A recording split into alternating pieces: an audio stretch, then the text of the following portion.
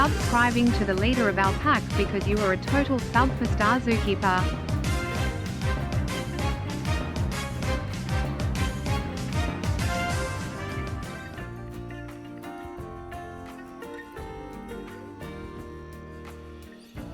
Drakis, hello mate. Thank you so much for the 41 months. Hello everyone. Hello Nadia, hello Hippo. You don't get to win the... Drakis technically posted at 9:14. Nadia was the first to speak after hitting live, I suppose. Hello Cheese, hello Bloodwing. How we all doing? Hello, Loki. Yeah, again, thank you so much, Drakis. I appreciate that. You called me at a bad time. Or a good time.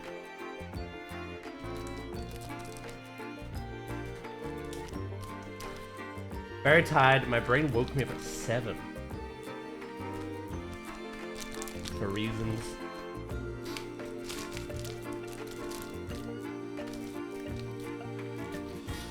Besides that, how was everyone's weekend? Yeah.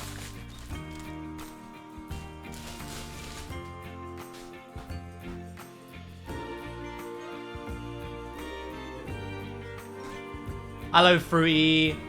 How you doing, mate?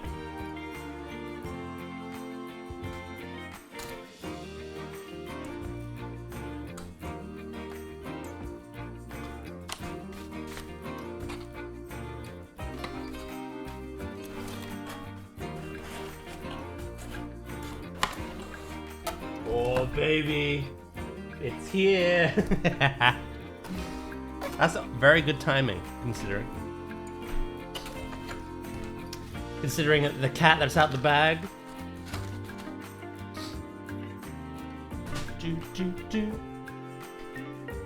I love the tiger. I can make you love it more if you want. I had a lovely chill weekend, but it went too fast. Yeah, they usually do. How? Give me 5 minutes. I had a bottle of lube. No, give me 5 minutes. All good. Weekend was dull. Was there anything they showed during the Summer Games Fest? Why are you blue, right? Huh? Was there anything they showed during the Summer Games Fest yesterday?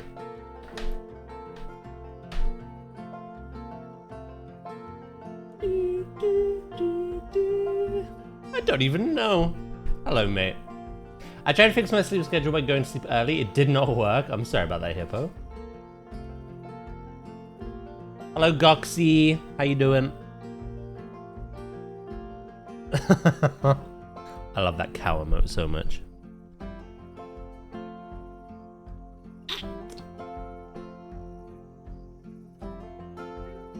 And that's the end of our scheduled stream. Alright. Welcome back, right? Man went alliance for a second there. He's paladin. I'm doing okay. We're doing better when planetzoo starts making sense to me. Well, I'm here to help you if you need it.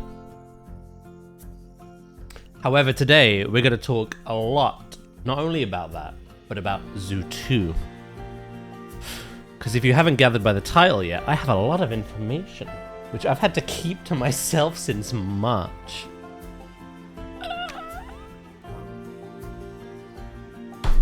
Yeah, it's all out now. And scene. Credits roll. Man's got a fancy skull and cross. Oh, you do?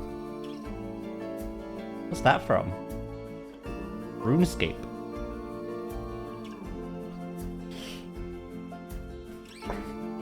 So he was lying to us all after all, chat. Hey, it wasn't lying. It was gentle gaslighting, right? That's all it is.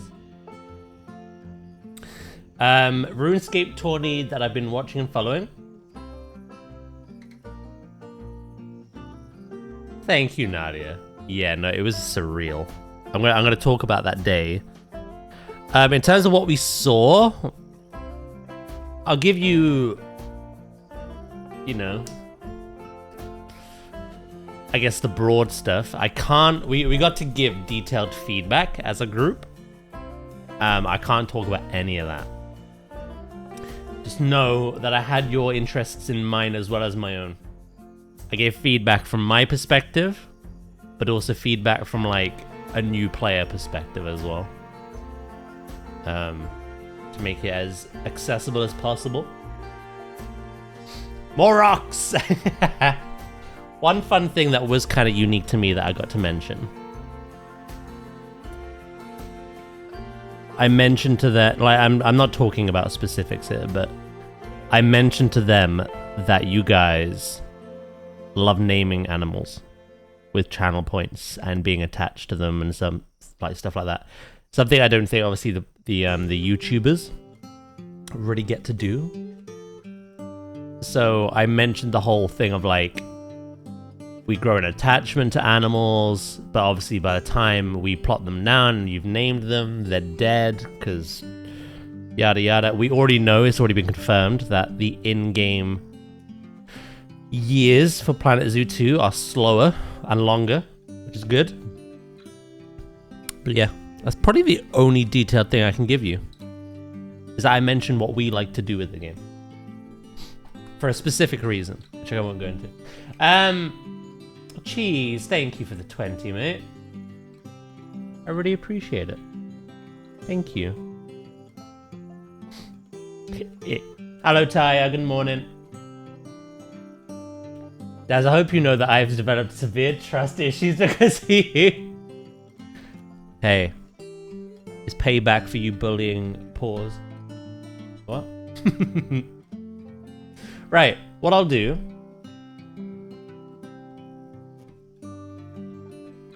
We got a lot to cover today, and also just build.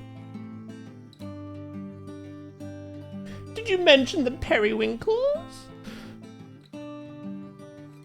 If you saw the trailer and the screenshots I posted yesterday, we're getting what looks to be well, from what I saw as well, an improvement on the foliage brush. Planet Zoo doesn't have one. Jurassic is pretty much like a fixed plant species. In Zoo 2, we kind of get to pick what plants, whether it's grass, whether it's flowers, periwinkles, bushes, trees. We get to select the plants that we want in our brush and just go blah, blah, blah. So we can make a periwinkle brush for you, absolutely sure. Look. Damn, you got me.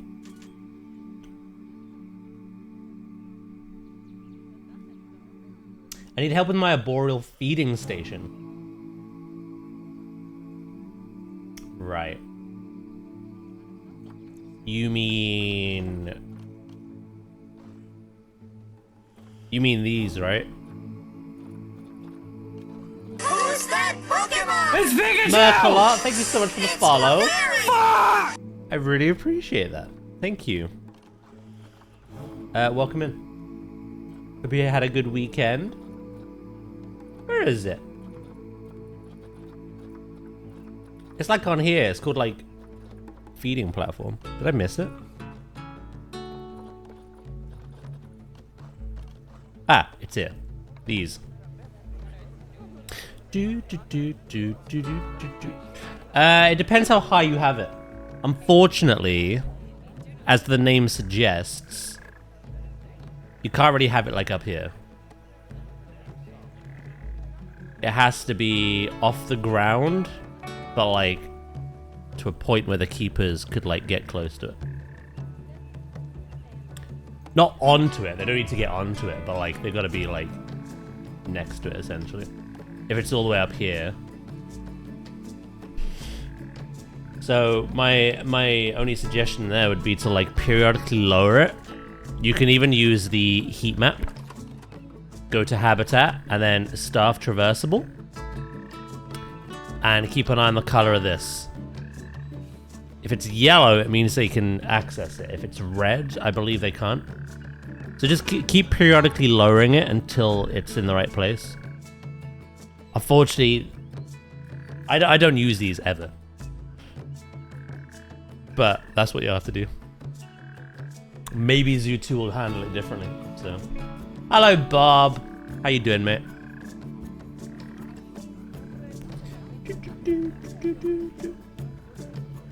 Hello, chemist.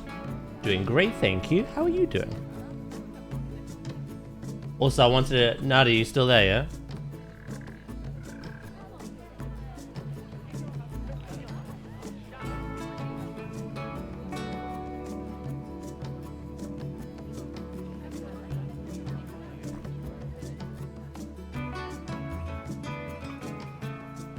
Chemist with the 170 stream streak. Thank you so much.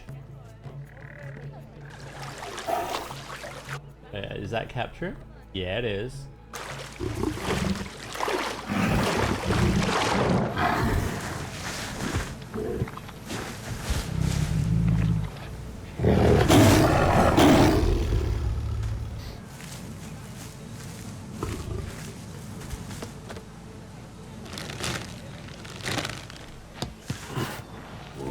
So that's something they showed with the wolf announcement. That's something we got to see when we were at the studio, but I'm glad they showed it during the Wholesome Direct on Saturday. When enrichment, like the ball, interacts with the animal, no longer does it just hit them and stay there. It actually wakes them up or like bothers them, makes them angry. Like, what the frick? Hello, Paws. How you doing? Looks like an actual tiger. It does indeed, doesn't it?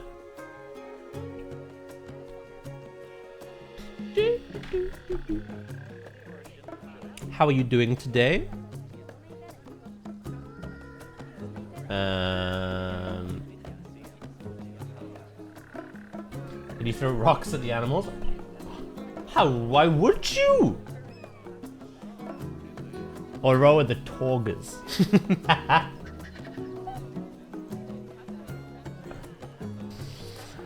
I'm good. Well, better than good. Very excited for Zoo 2. And the little sneaky devil, how you kept that quiet. I'll never know. NDAs for you. How about have a chimpanzee look?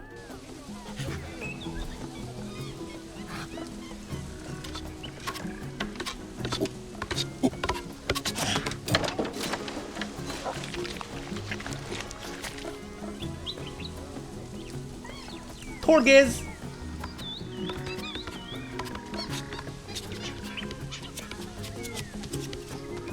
Ah yes, me afraid of monkeys.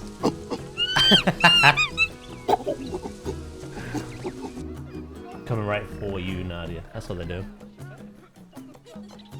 So yeah, no, what we'll do today is we're gonna do... I may have to do it multiple times, because obviously this is the start of the stream. I'll probably have to do it later in the afternoon, and then right before we end, depending on who's here. But I actually want to go through the trailer with you. I've obviously shown a bit of B-roll that I have available to me. And we're going to talk about my trip to the studio. Because that was one hell of an experience, I'll be honest. From my understanding, they interact with everything, like eat from trees, etc. It's not specific items.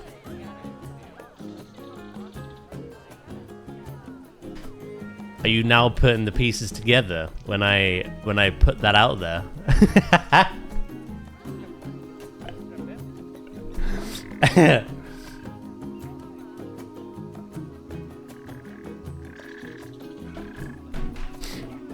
Glad your audio is working. Yes. The old delete scene and re-edit. Source rather. I thought it was gonna be a catfish coming from Nadia. From Nadia. She's pregante. I can give you a fish though. There you go. within the turtles.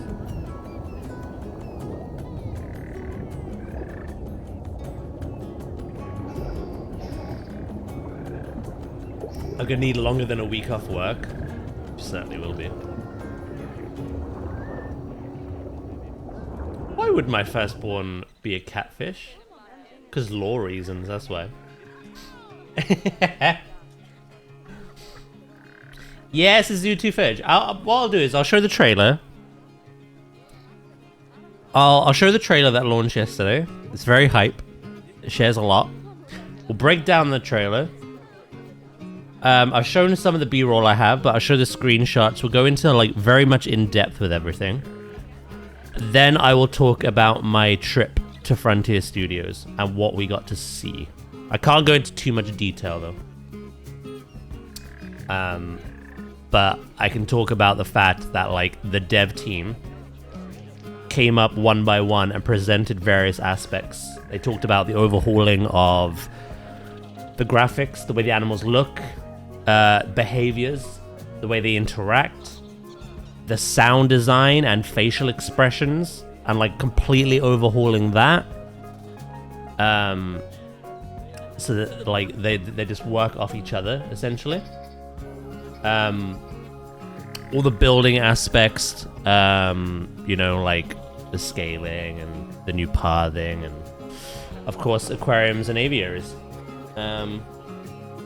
Like I say, we did have a bit of a feedback section toward the end. I can't actually discuss that, but like I say, one thing I did bring up, which was kind of cool, is the fact that my community love to name the animals. We get attached to the animals. It doesn't feel good when they die in 10 seconds. And they seem to take that on board, so... We better add more rodents. Gerbils in a zoo game. That'd be interesting.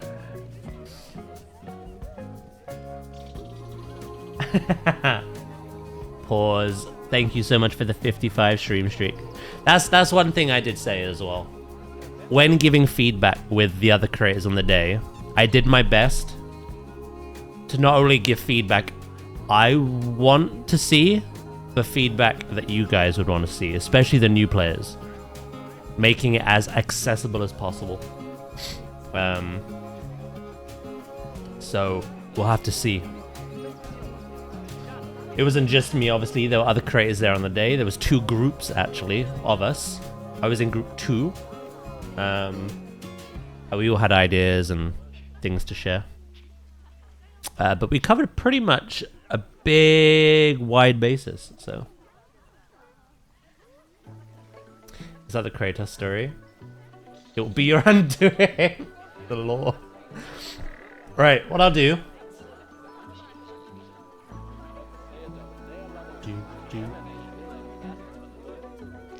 I'll play yesterday's trailer for anyone who didn't see it, and then we'll break it down, okay?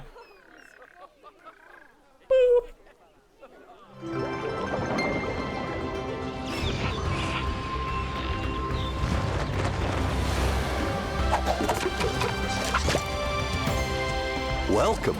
I'm Eric, the chairman of FEN. I'm Alice, the Zoo Operations Manager at FEN. We're here to help you on your journey in building and managing zoos, as well as restoring wildlife reserves across the globe. You'll be creating habitats for all kinds of species and making sure they're well cared for. Not to mention managing your staff and keeping your guests happy too. With that in mind, let's begin. Meet Lamarty, the Maasai giraffe. He shares his space with a pretty big family, so we need to make sure there's plenty of vegetation for everyone. And with the warm weather, we need to keep the fresh water flowing. Speaking of water, we'll need an aquarium large enough to house several of our aquatic species, including our endangered hawksbill turtles, Mia and her family. You'd be surprised how quickly these tanks get dirty. There goes one of our keepers now. We have one more stop to make. we're building a brand new kind of habitat. An aviary. It'll be the perfect home for our white-tailed sea eagles, Hamish and Freya. We've made sure there's plenty of space for them to spread their wings and to have some fun. Conservation is Fenn's most important goal. Like in the Scottish Highlands, where we're releasing our eagles into our wildlife reserve. We've done a lot to prepare this environment for them, something you'll be sure to do more of on your journey. Together, we can create a better world for all living creatures. So, are you ready?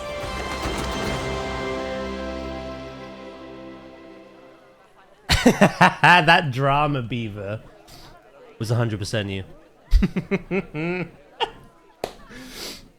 Yeah, we're getting pufferfish. So that's pretty cool. There were also some other little surprises in there. We'll do. We'll break it down. We'll break it down. As Lucio once said.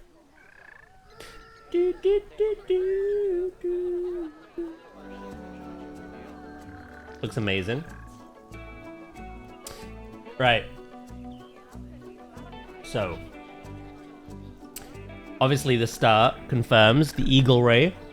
We are getting rays in this game. There's loads of types of fish in here, though. You got your dories. I wonder if Nemo's in this. Probably is, right? Keep an eye out. Got loads of different kinds of fish. Here we have a new animal. This is one of the hornbills. This is not the toucan. This is much bigger. This is a hornbill. And here you get a good look at the kind of habitat space you can make. You've got the perch points over here that we get to add.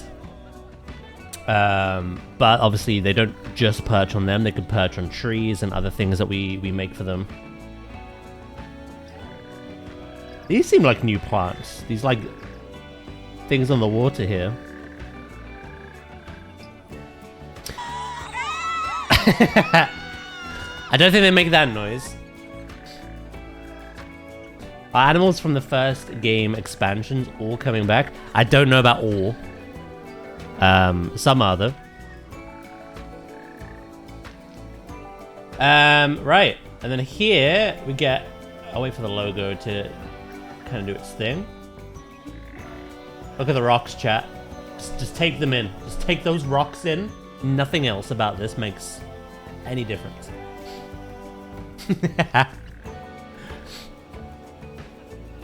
Right, so here's our entrance. These are actually the statues that planetzoo just got as part of a free update.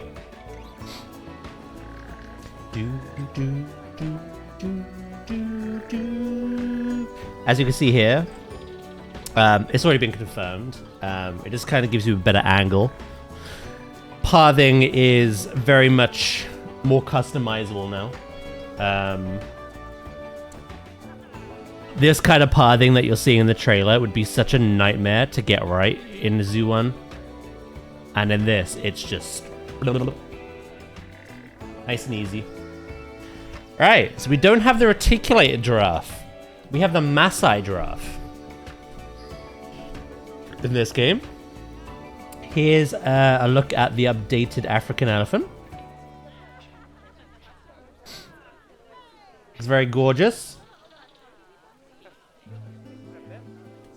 What I'm noticing here actually is that wall there has like roots and stuff coming down it. I wonder if that's like a default like biome brush thing. Also, there's a waterfall. I wonder if we'll get the Jurassic style of waterfalls or if they're placeable objects again. But waterfalls are in this. Deep thoughts with the deep. Wildebeest, this is the reserve that we've already seen. Chimp enclosure, you can see all that long grass has been updated. This is all done with the new foliage brush. Again, the rock details look much better in this. Climbing still looks the same, these posts. I don't know if you saw, though, from that B-roll. They do navigate them a lot better now, a bit more fluidly. That probably isn't to say it won't have its glitches, but it won't be anywhere near as much as it is in this. Hopefully they're not moonwalking backwards. Chimpanzini. So, this is something interesting coming up. Look at that. You know how we make moats? I wonder if that is a terrain tool. Or if they've built that manually. That to me kind of looks like a terrain stamp.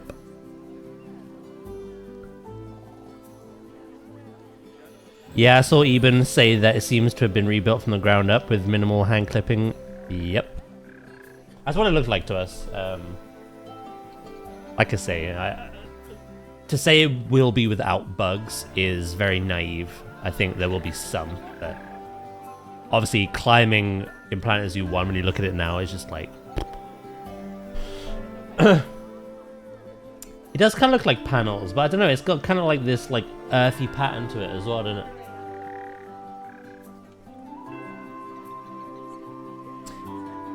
And here we have a look at grazing.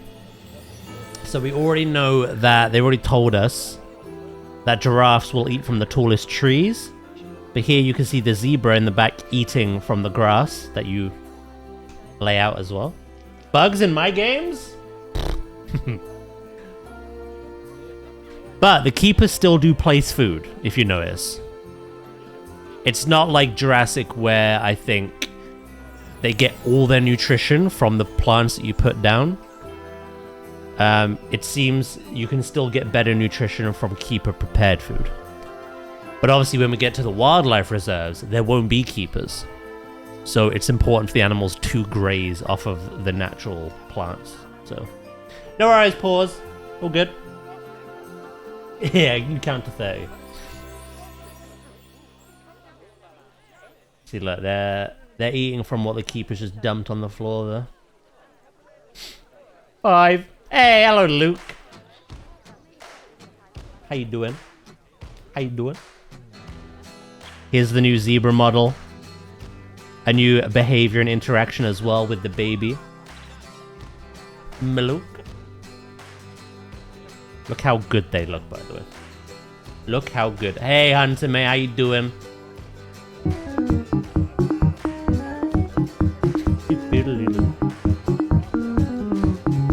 You're actually counting. Alright, we'll stop at 10. I'm doing great, thank you, Hunter, mate.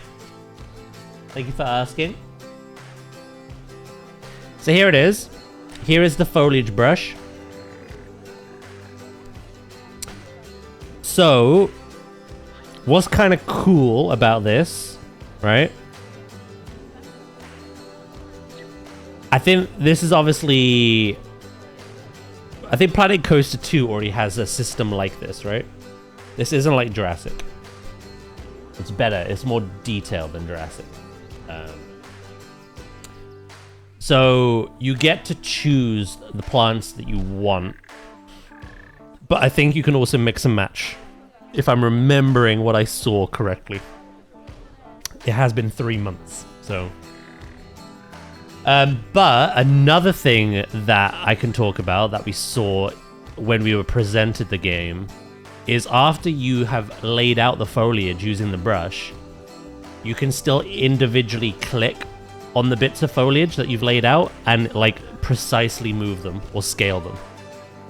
So if you do the brush and a plant ends up being where you don't want it to be, you can click it and move it and scale it, etc. Also, we got an ad break, so I'm going to pause this breakdown until after, okay?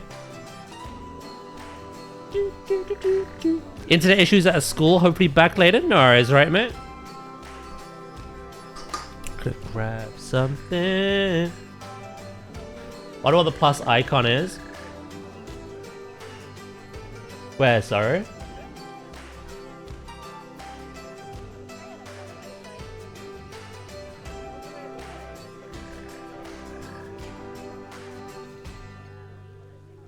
Oh! Yeah. That is you selecting. It's custom. Sorry, that's what I meant. All that plant you see there in that selection, that is a custom brush. And you can add plants to it. So you could just have a brush that's purely grass, or you could have a brush that incorporates everything you see on screen. A brush that's purely just like flowers, flower beds, bushes. One that's purely just trees. Or one that's everything. Trees, bushes, flowers, and grasses. Ugh.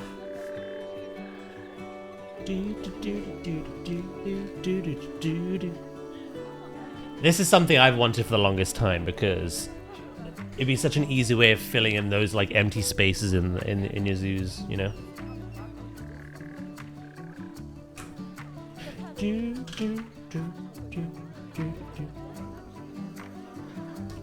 How long have we got left on the ad break? 2 minutes. My head feels a little heavy. I'm gonna take some preventative painkillers, I think.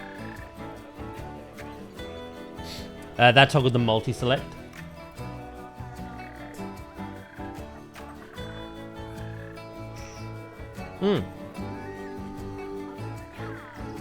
Like I say though, with this tool, you can still place foliage like we do in this game. You can still do piece by piece. But with the brush, you could quickly go over an area and then after the fact, individually select what you've placed with the brush and manually like adjust. Move them, delete things you don't want anymore, scale them.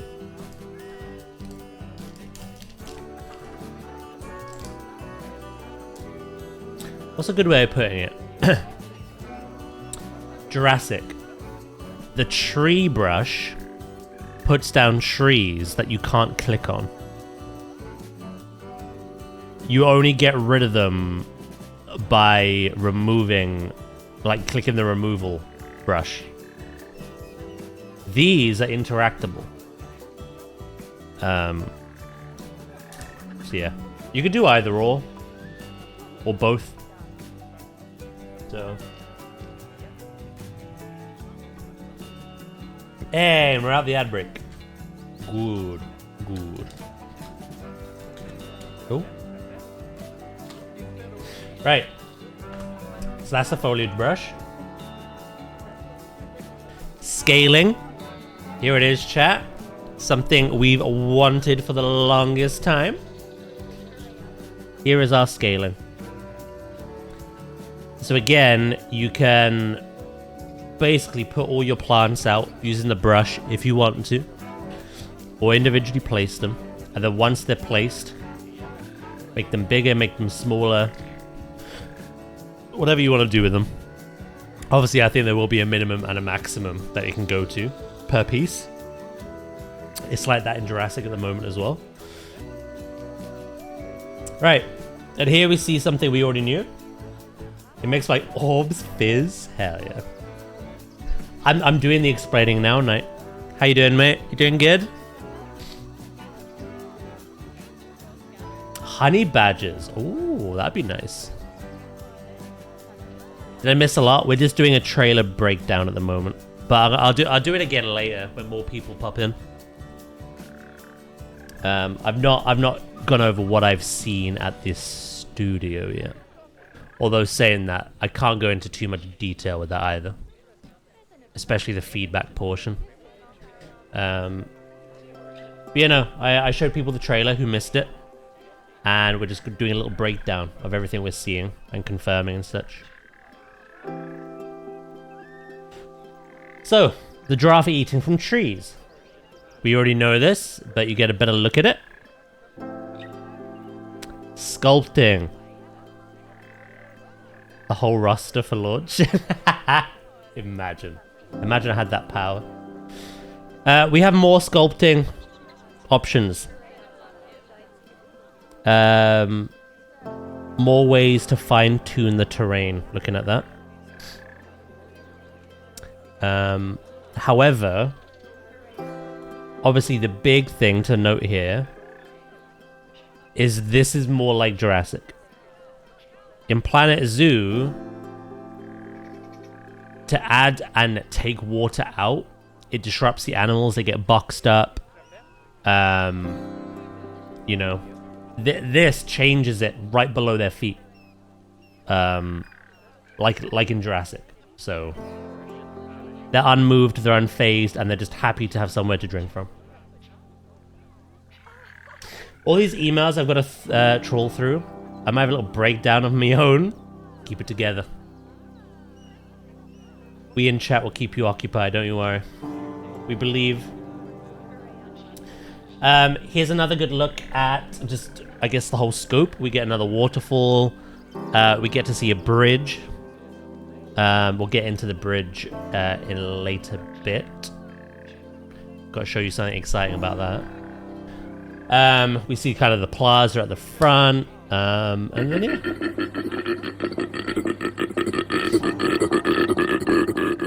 We get some other little things in here. You get to see the crocodile. Now, this is very interesting to me. This is the aquarium tool. What do you notice about this? Off the bat.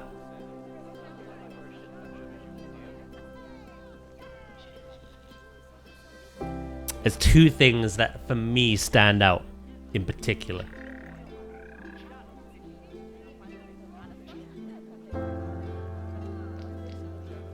Welcome back, Pause. Ziv's got one. Ziv's got one of them. There is what appears to be a tunnel icon. What else do you notice?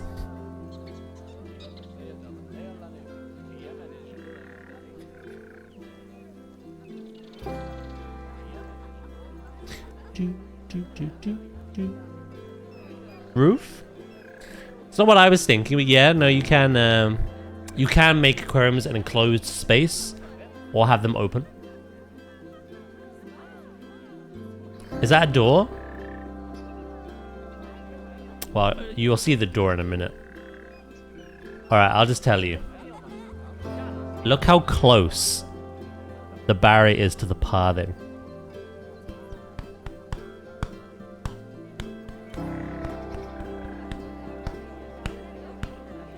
Currently in Zoo 1, we have this very awkward scenario that happens where we cannot build barriers right up against the pathing.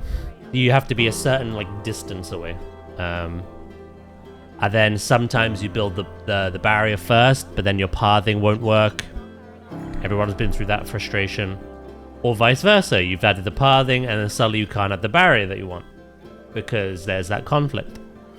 Look how close that is. That is pretty much on the border. I don't use mods, so. I'm guessing maybe they got it from that, though. Maybe that was the influence. That is the airlock door. We have seen this. Welcome back, Nadia. Hello, Varathi, as well. How you doing, mate? It's 5 a.m. Yeah, this is the airlock door that we're seeing. So that is like door, tunnel, roof, etc. Right, yeah.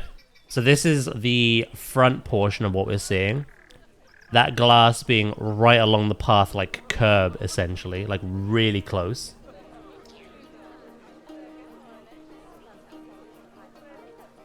We get some cool decorative pieces that we could put underwater in here. Again, we got all the schooling fish types, the corals, which I imagine will be a brush as well.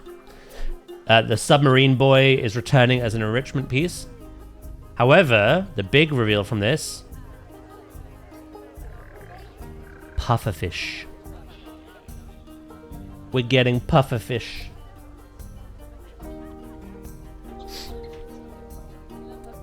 Are sharks gonna eat the people who swim inside to clean the glass? Probably not, because my polar bears don't eat the guests. The guests.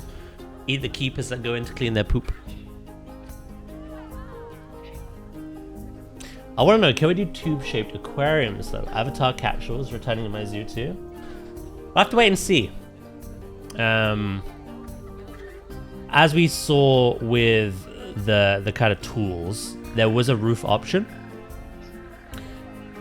So maybe you can enclose them, but you just have to still make the capsule yourself. We'll have to wait and see.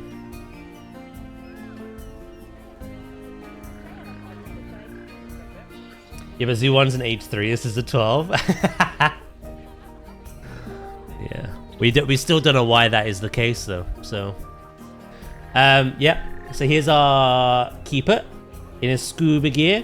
We've got to keep the tanks clean, as well as the water. And then they swim around with their flippers and their big poopy suck. It's the official name of that vacuum. And yeah, here we get another good look at the puffer fish.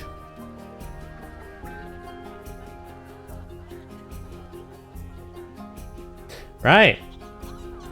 So, I'm guessing this is taken from probably one of the campaign scenarios. We have the beaver. The beaver has returned. It looks like what they've done is they've got this natural river and they've just put the barrier along the top of it, which makes me think the bottom half. Yeah, no, that is also included. That is a way to do it. We get the Eagle Ray aquarium over there. The white-tailed fish eagle up there. And again, a bridge, which we'll discuss in a bit more detail in a minute.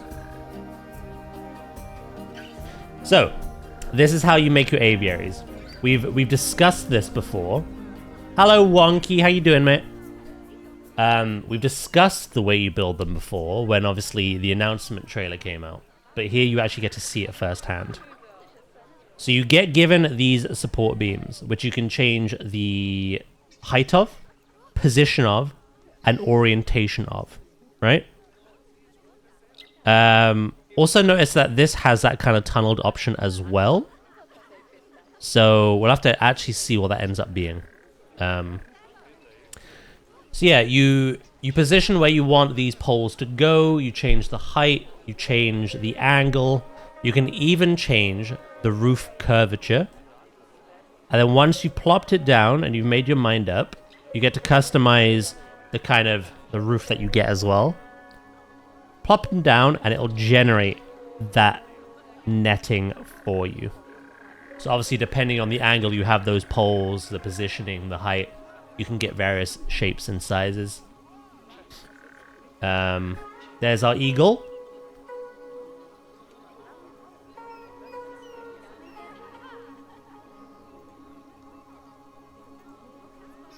The mirror mobile is returning.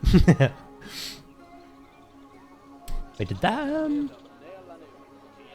Okay, no. Yeah. You're doing good. Hell yeah. Right, on to another new nature reserve now. We've seen the African one. This one is in the Scottish Highlands. So this is where our eagles will go. Our fish eagles. We get some very dramatic beavers. That beaver's having a bad day. A very bad day, I'll be honest. Yeah, these are the beavers in the wild. I don't know whether the sticks are a scenery thing, or if building dams will be like a natural behavior they can do. In Zoo 1, it's kind of an enrichment item. They can fell a tree and then just like move where the log goes. They don't actually make a dam. But I wonder what we can actually create for them in that sense. But yeah, this is a very dramatic beaver. look pretty good. It's not an animal that needed like a massive overhaul. Yeah,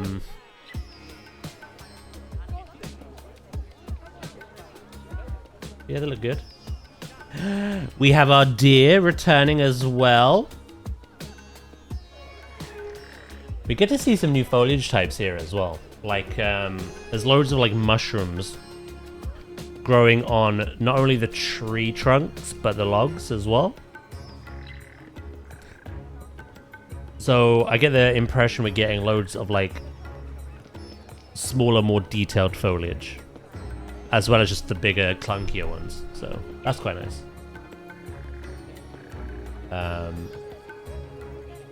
Yeah. Not much else to take away from that.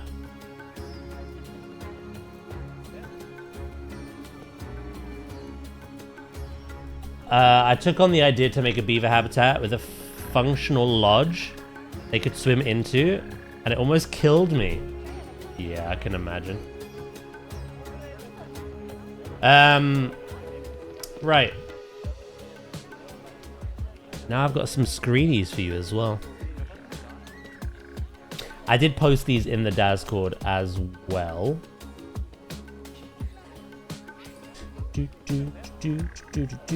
Hold on.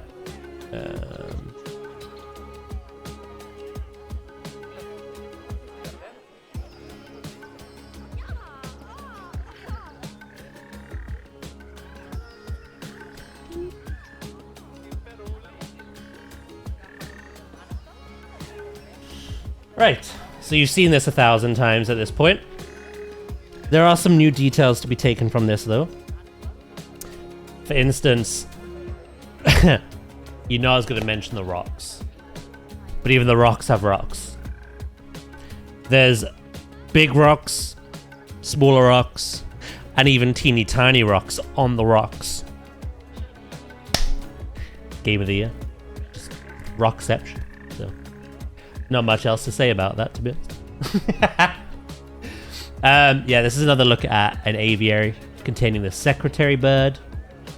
The fact that it chooses to kind of perch on that log that you get to place down. It's quite nice. Here we have another look at the foliage brush. Again, this is a selection tool. Kind of pick what you want to add and then just plop it down. As we discussed, something I got to see during my studio visit. It's not permanent, kind of like Jurassic is. This is more like Planet Coaster 2. So once you've laid out the foliage, you can individually select pieces of said foliage, scale them, move them, delete them, have that precise detail that you want to have. You're not like just... You don't have to put up with where the game tells you it should go using the brush. But again, you could just place all this stuff manually anyway if you want to, like we have been doing. You got options. This is a big one. Say hello to the bridge builder. Paws really liked this one.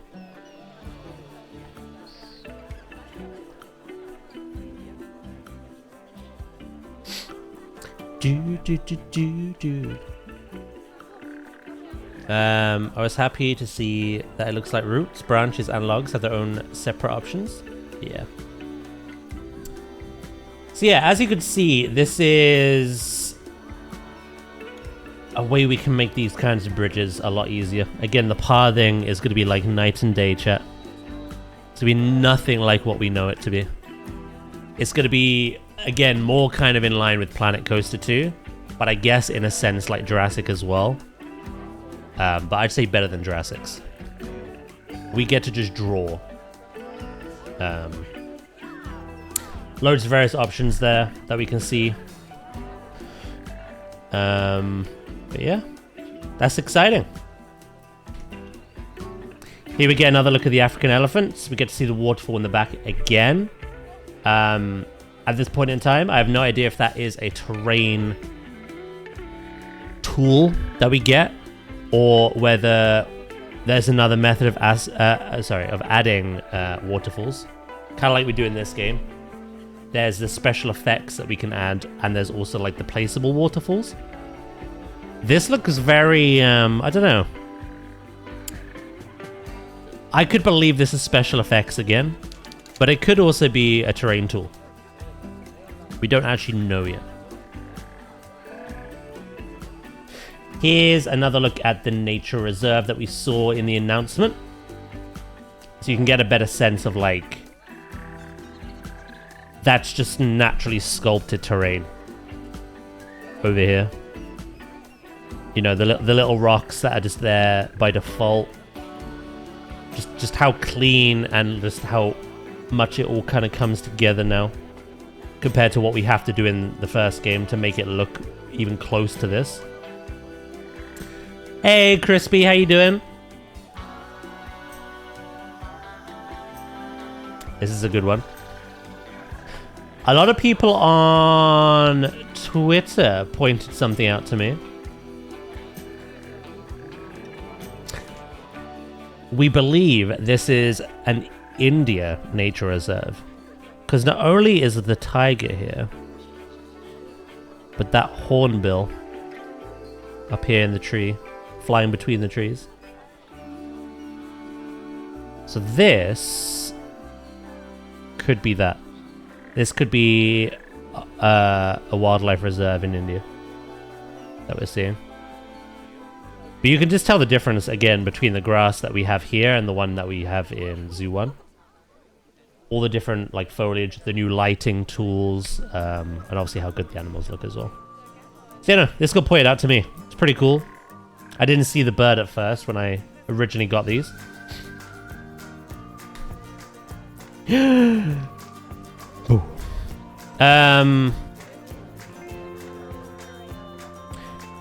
Sorry if this has been confirmed or answered, but does it add little rocks when using the terrain sculpting like Jurassic World Evolution does? It looks that way.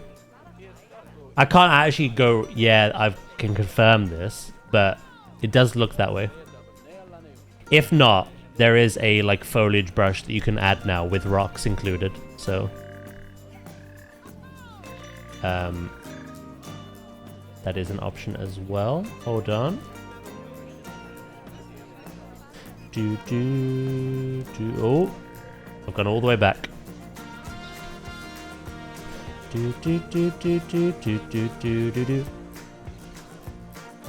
Right.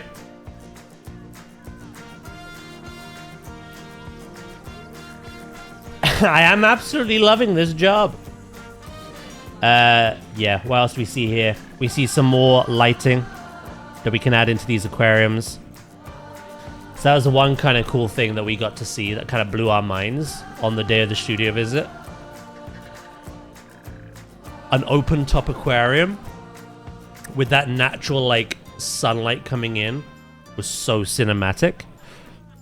But this one seems a bit more closed off with specific individually placed lighting. Kind of illuminate the space the way you want to, rather than let the day-night cycle do it for you. But yeah, we've got our sunfish in there. Again, I'm not sure about the rocks and the corals. I imagine that's a brush as well. Hold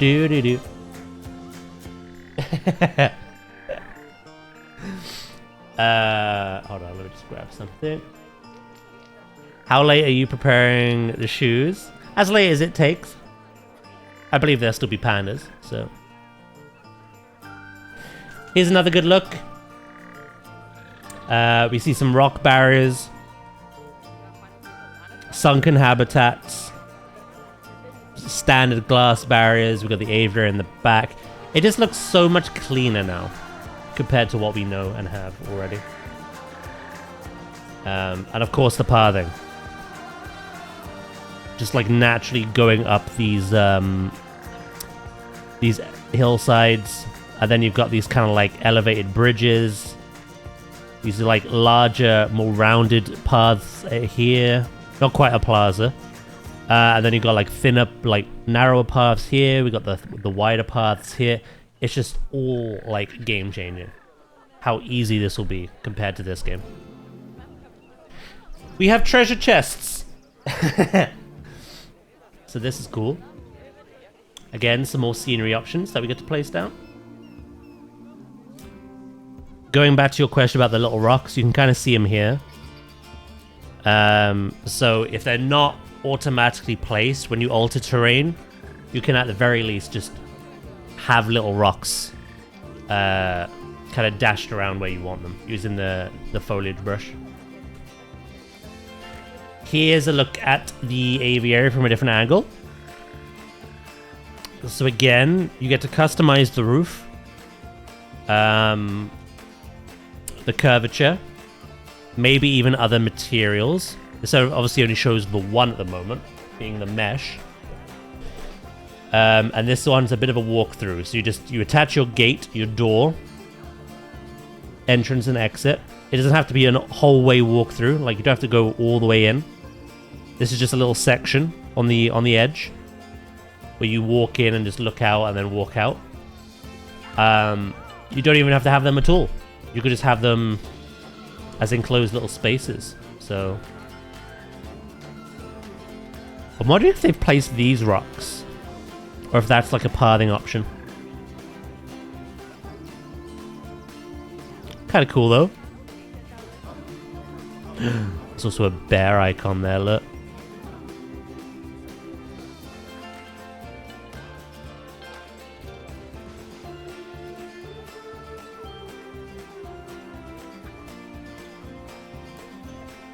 Just seeing if I spotted anything else. Here is a look at the blueprints tab that we have in the game now. It just looks better than the one we currently have, to be honest.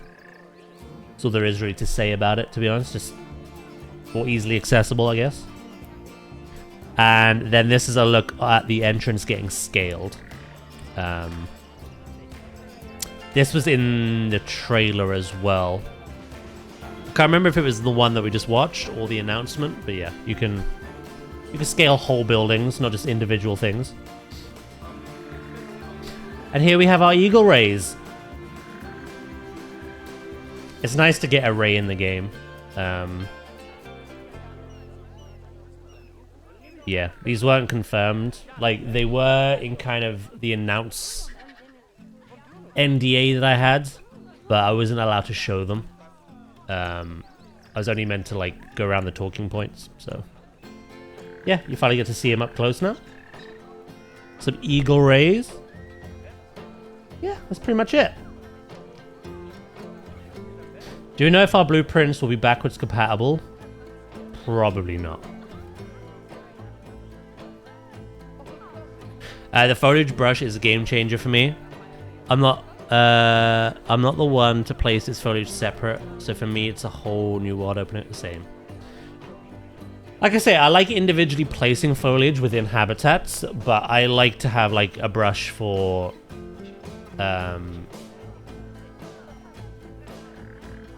these like empty areas, you know? Or tree line or something.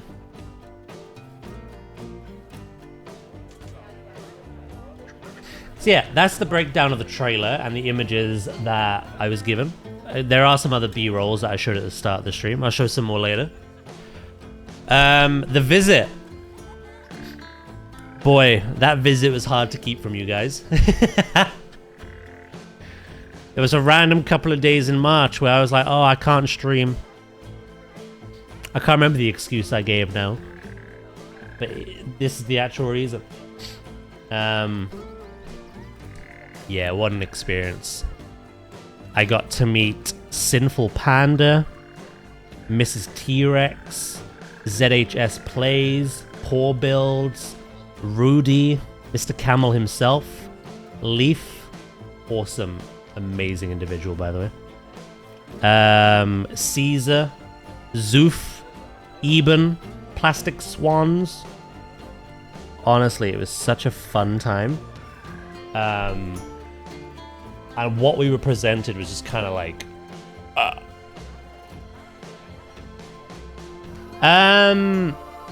no, I don't think so, Blob. There was 2 groups of 5. Do, do, do, do, do, do.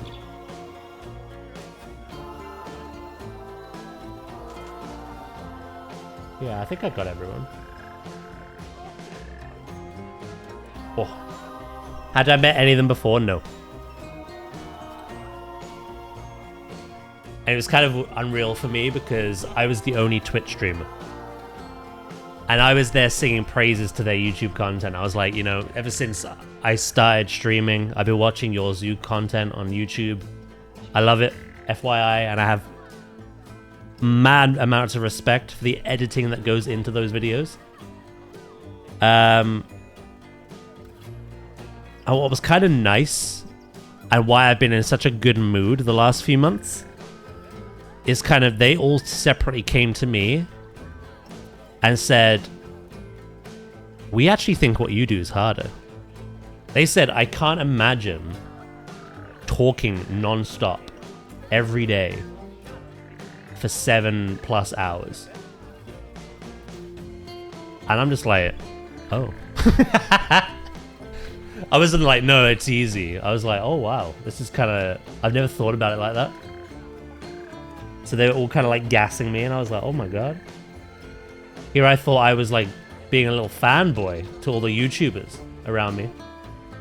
And they were like, no, I have mad respect for Twitch streaming as well. So that was nice. But yeah, no, we were in 2 groups. Caesar, Leaf, Plastic Swans, Eben, and Zoof. They were group 1. They were like the AM. They had a kind of like day out themselves, but they got to see everything before we did. We didn't get to meet them beforehand. And then my group was, like I say, it was Sinful Panda, it was Poor Builds, it was Mrs. T-Rex, ZHS, and Rudy. Yeah, really nice. The wonderful Chris, the senior influencer manager, he's amazing. He kind of guided us around with the help of Zach, who's also amazing. And then we went to this big presentation room. I kind of audibly pogged as well, because as we walked in and we saw the offices where their team work, there was someone who had a giant Chikorita plush on their desk. The temptation to just go, you're like me. Yeah, no, we got taken to a presentation room, which was awesome. We had loads of disciplines, loads of different developers. So we went over like the artwork, the audio, just like all the little different things that go into developing the game. We had we had a separate kind of like quick run through where literally like me, Rudy, and Paul were just like just constantly going back and forth to each other like, hello Flame Queen, how you doing? Because they showed us one thing you haven't seen yet, the lion model. I cannot wait for you to see the lion model. Hello Shanos, how you doing as well? I'm not at all jealous. ZHS is my favorite planetzoo YouTuber. He's lovely. Honestly, he is. No one wasn't. They're all lovely. They couldn't have picked a better group of people for me to kind of meet for the first time, you know? Yeah, so we got to see the lion. That's already confirmed on the website. On the website it says the African lion is returning. It's gorgeous. I cannot wait for you to see that. We got to see the new volumetric lighting, especially with the aquariums. Like I told you, they kind of like moved the day slider up and down, showing how that lighting like leaks into the aquariums and just lights them up, and it's amazing. It's more in line with like Jurassic's lighting compared to what we have here. We got to see the aviaries. That was kind of our first look at the eagle. I think it was the deluxe edition eagle though, not the white-tailed fish eagle. What else? Yeah, it's pretty much loads of like different aspects, like the pathing, scaling, terrain brushes, all that jazz. And then after that, individually, all these different disciplines of the development cycle all came up and just gave so much insight. And it's kind of mind-blowing how much work they've put into this game. It's so easy to see it from like an outside perspective, looking at a trailer and be like, oh my god, this is finally in the game now. But when they actually stand up as individual people and basically tell you that they built Zoo 2 from the ground up. They didn't just take Zoo 1 and put a new lick of paint on it. They built everything from the ground up. All the animal movement, including the climbing, the behaviors, the interactivity that the animals have with everything. Sheep. Hellos. The interactivity that they have with the environment around them. You've seen it in the B-roll that I've showed you for the tiger. You've seen it in the trailer as well for the grey wolf. Like, you could put down a tennis ball enrichment. The animal could be sleeping. The tennis ball rolls down the hill, bumps into the animal, and the animal gets rudely awoken. It's like, what the hell? Animals are more expressive. They show their moods. So if you're not meeting the requirements of an animal and they're angry, you can visually see that more angry because they're more agitated. And they may have different vocalizations depending on their mood. We got to see the example of the lion. And the kind of noises and expressions that the lion was making in a habitat that had all its needs met compared to one that hadn't was like night and day. Very like expressive in that sense. They showed us how the audio worked. Again, they kind of broke that down and built that up from scratch. And in a sense, to put it, audio is more kind of linked now to the animals' animations. So you'll see natural vocalizations that kind of sync precisely with like the expressions the animals are doing now as well. Something I showed in the B-roll for the chimpanzee is they've just updated the audio across the board. You heard it climbing on the logs. You heard the pitter-patter on the log itself, which obviously is not a thing here. Yeah, they just showed loads and loads of different disciplines, and it was really eye-opening. Again, I think we were just speechless for the most part. And then the coolest thing was at the end of the whole presentation. So after the gameplay kind of like tour that we got given, after the individual breakdown of all the disciplines that have gone into the game to kind of build it from scratch, we had like a bit of a feedback section. I can't talk about that in detail. However, there were so many topics, both present in the game and things to consider in the future, that we got to kind of provide our feedback for. All I can tell you is that not only myself, but the other creators within my group and the other group, because we discussed it with the other group after, I think we did a really good job of like being your representatives. Like, I obviously suggested things that I would like in the game, but a lot of it was like, what about a new person? How can this be better for someone just jumping into Zoo 2 who hasn't had much experience with Zoo 1, if any? So there was loads of things that we got to provide feedback on. And while I can't talk about details, one cool thing that I specifically got to mention, again, it was kind of weird being the only Twitch streamer. I got to mention the fact that my community love to name the animals. We get attached to them, chat name them silly things. And yeah, I suggested some things around that, basically. So that we're not just naming them, and then they die. I honestly, a part of me feels like the longer in-game years, which they've confirmed, and the nature reserves are kind of an answer to that feedback that I gave. But I don't know. So, are we going to need a NASA computer to run planetzoo? The specs for the game are pinned in my Discord, in the Zoo channel.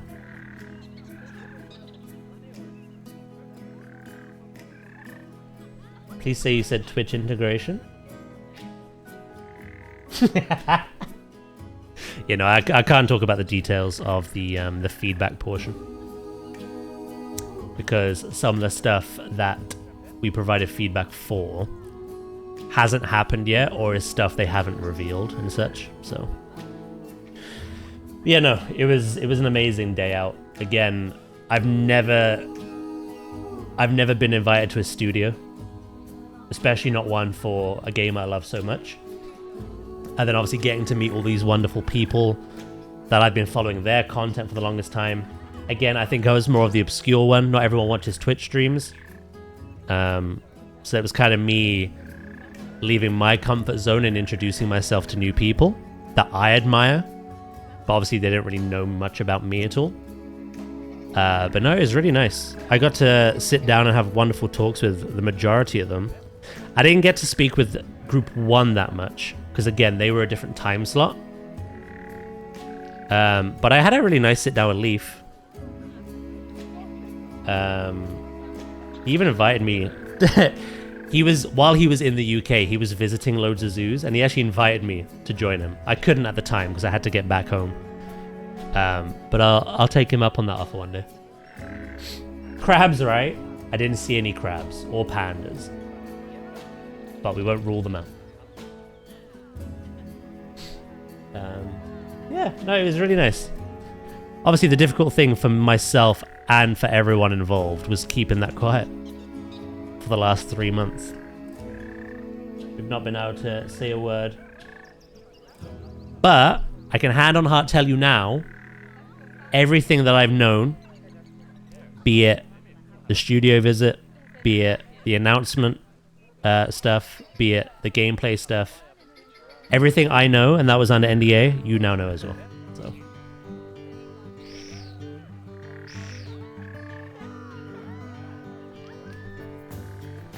Do you know where Leaf visited? Not off the top of my head, but I think he mentioned it in his video that Paws mentioned.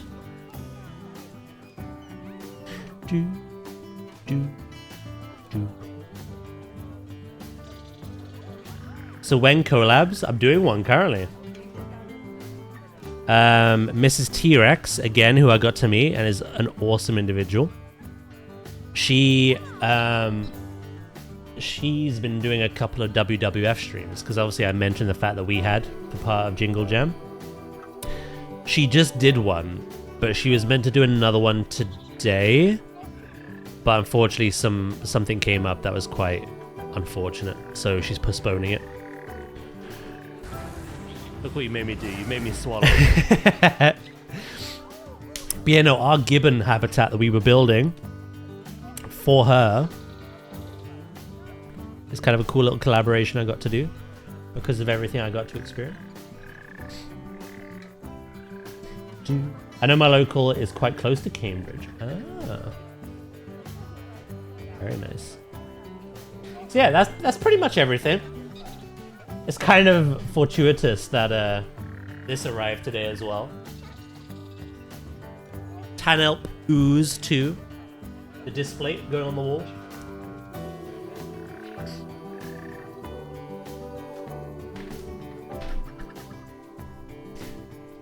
So am I, Luke. Yeah, she had some very bad news, unfortunately. I won't discuss it, but she had to cancel today.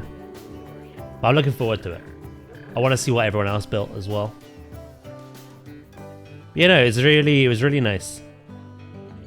Again, the first time I've ever been able to do something like that, where a studio, one I love in particular, just invites you out and wants you to not only look at the game, but also provide feedback on it. And the one thing I can stress to you guys, I'm pretty sure I'm allowed to say this. They wanted negatives. At the time, we were kind of like awe-struck by what we saw, by just how radical of a difference Zoo 2 is to Zoo 1. That we just couldn't think, like, all we could think of was good things. But they kept telling us, think us a bad, think us a bad. Think of as many bad as you can think. Or if there isn't inherently anything bad that you saw, think on, like, mention things that you haven't yet seen, or ideas of ways to improve what you saw, even if it's not inherently bad. They wanted so much constructive criticism. It was unreal. I struggled to give any, but I forced myself to, pretty much. They were really, really encouraging some negative feedback and some positive, constructive criticism from that. So yeah, it was really nice. And as Lucas mentioned, I'm hoping to go visit the WWF HQ as well as part of a Creator Day. So having both under my belt will be pretty exciting. I'm going to take that knowledge in me when we play planetzoo 2. And kind of start building these projects. Positivity bias is hard to dampen, and encouraging the negative feedback. Yeah. Yeah, it was kind of eye-opening to me. It was nice to just see Frontier as individual people that work really hard, and to see the work that they've put in. It was crazy. It's one thing to like just easily shill the game because I love the game, but to actually like see these people come up, present the work that they've done over the last God knows how many years. Yeah, it was really good.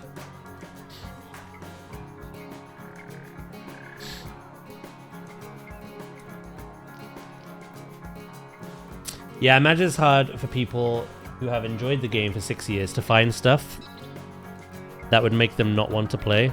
Pretty much. It's difficult when you're seeing all these things for the first time as well. Like, you're seeing all these updated animal graphics. Not only animal graphics, the graphics for the whole game, the new volumetric lighting. So you're seeing an overhaul in that. You're seeing an overhaul in individual aspects, like the building, placing, pathing. You're seeing the introduction to aviaries and aquariums for the first time. You're seeing being presented the overhaul of behaviors. They on the day they confirmed herding to us. It's confirmed on the website now, like proper herding. Yeah, the update to behaviors and animations and vocalizations and just climbing and all that stuff. It's hard to see all of that and then sit there and just easily like give negatives. So we really had to like dig deep. But you know, all I can say is I think we did a good job. I don't know what is precisely the other team talked about compared to our team. But I think after a brief discussion, we found out we were pretty much aligned. They thought of some stuff we didn't. We thought of some stuff they didn't. So I'll be demanding photos from now on of the locations he says he visits on days. Hello, Josh, mate. How you doing? Yeah, it pretty much was like a shiny new toy. It's all the social factor of knowing the work that's gone in and not wanting to damage a professional relationship. It was kind of difficult for me as well because I've suffered from really bad social anxiety for years. In the last, I'd say 6 to 8 months, it's gotten a lot better. But that was like my first big like social thing in years. So it was kind of scary for me, to be honest.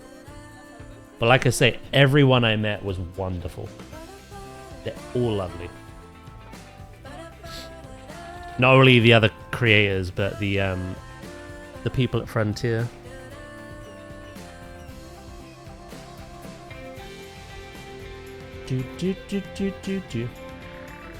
Proud of you. I will admit there was a... Thank you, by the way, Nadia. There was a little part of my brain that was like, I can't do this. But I'm so glad I kind of quieted that and just went for it. Because an opportunity like that may never come around again. So, yeah, it was nice. And it helped me a lot. First time meeting humans for a while, yeah. Once I didn't know at least. I love you and I miss you. So, yeah, no, it was really good. Like I say now, though, you know everything I know. Besides the feedback, I can't talk about that, but everything I've known, you now know. So I'll show you a bit more B-roll as well. Hold on.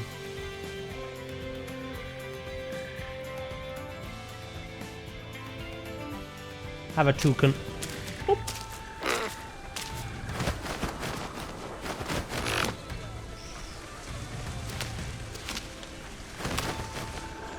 Is Josh doing well? I'm mashing some food down at the moment. I'll hold your hand in a raid, don't worry. That's not how that works.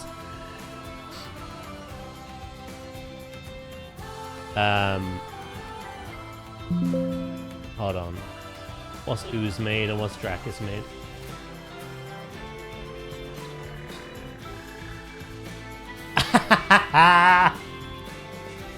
Oh my god, Ooze. What's Dracus made? She already compared herself to that beaver as well, so that's spot on.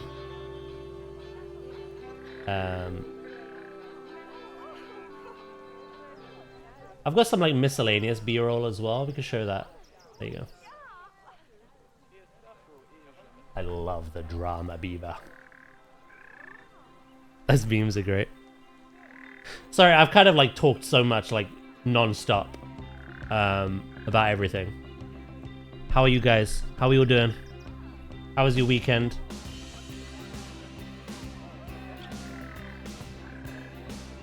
I'm off to work for my 24-hour shift. Ooh. Good luck, Jabba. Can we get a new emote? Drama Beaver.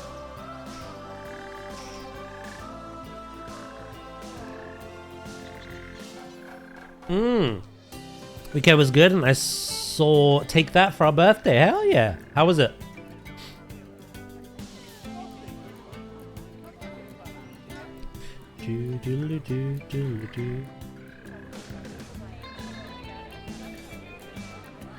What I'll do as well is later on, because obviously we've been talking quite a lot, almost an hour and a half.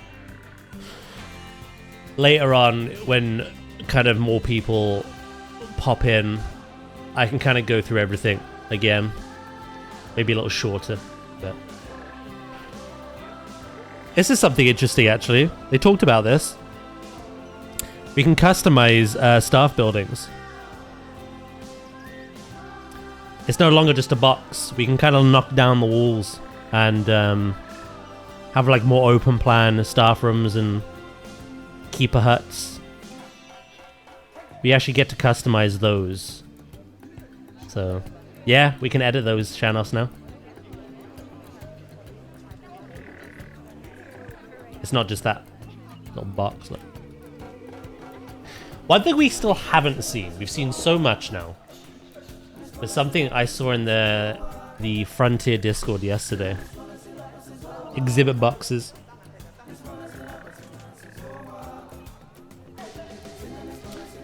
We have not seen exhibit boxes.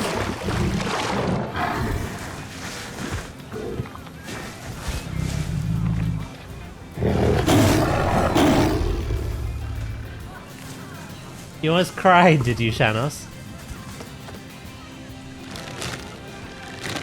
So that's a good point, actually. There's the ball. Rudely awakening that tiger.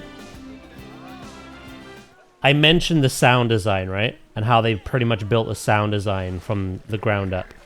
Listen closely to this chimp just being a chimp. Hold on. Listen to the logs.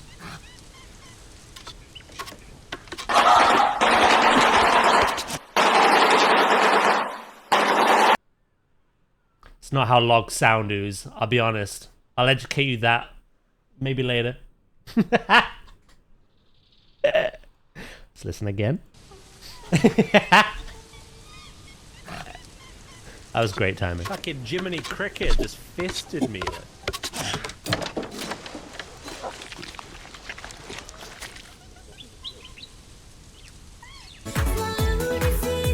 You're meant to be listening! What are we doing?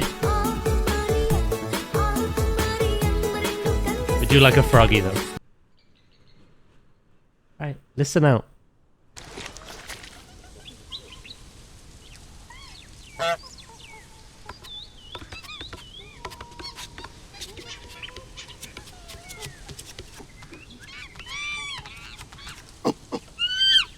Those movement sounds were not there in the first game. Like they've literally overhauled everything.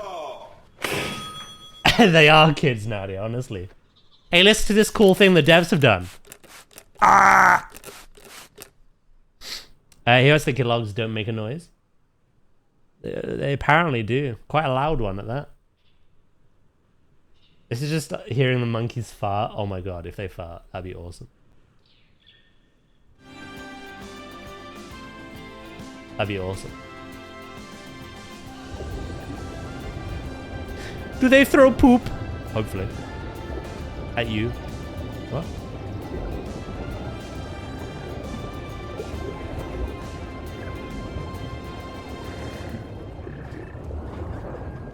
Of course, of course.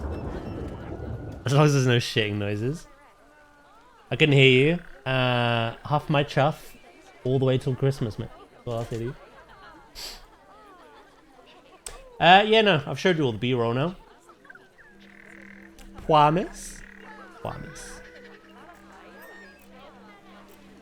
You lot can't complain about fart and poo noises when you toss in random sounds. So Daz always used to listen. Naughty, honestly. Naughty. I am innocent of said crimes.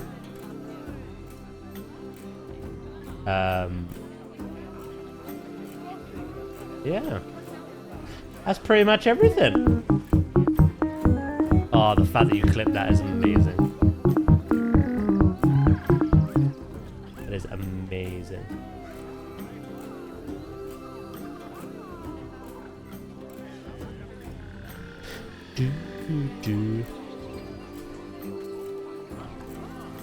Right, we should probably get some work in on our actual park now. We're working on the gift shop. Wow, you had to bring up Elder Scrolls, didn't you? It was kind of a nice showcase, besides the zoo stuff, which was obviously very exciting. It was kind of a nice showcase. No Elder Scrolls 6 still, so that's something. But we're getting a new Spyro game. Hell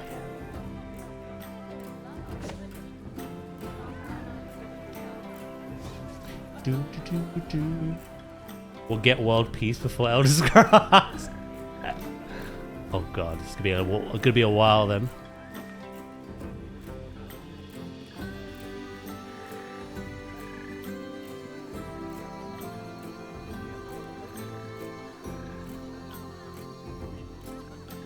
Chat, you're also mean today. How could you? Dragon, how could you?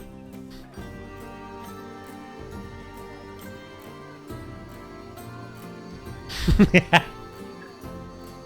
I love it, Dragon.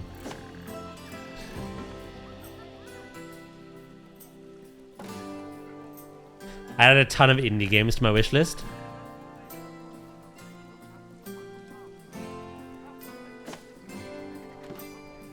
Yeah, there are some good ones in there.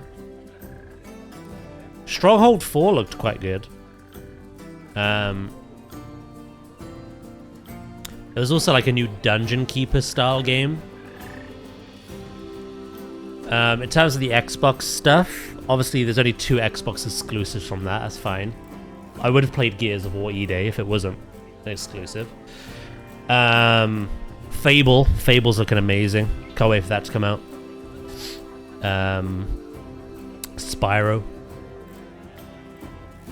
I've been wanting a new Spyro game for the longest time.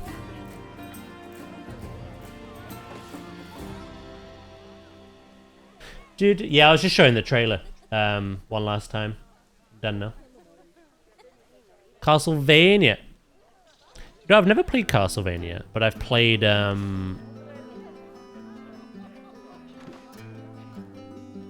quite a few Metroidvanias. So they look pretty good. Hello, Astrid. If I've missed anyone, by the way, hello. Sorry, we've been non-stop talking for like an hour and a half, so I may have missed some messages.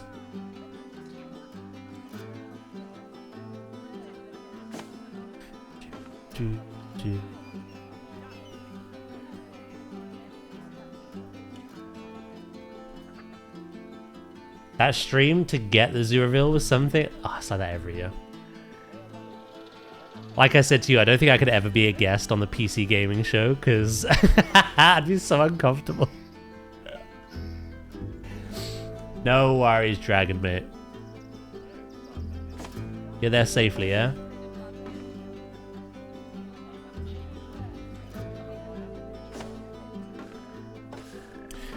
Stuff like this, I won't need to do as much soon. I was sit on the hill. They need to stop with the COD reveals. Like, there's some big surprise reveal at the end. Yeah, it got announced ahead of time. I saw it on like social media. And I know there are people that love COD, but I think a lot of people zoned out when that happened. Like, ugh.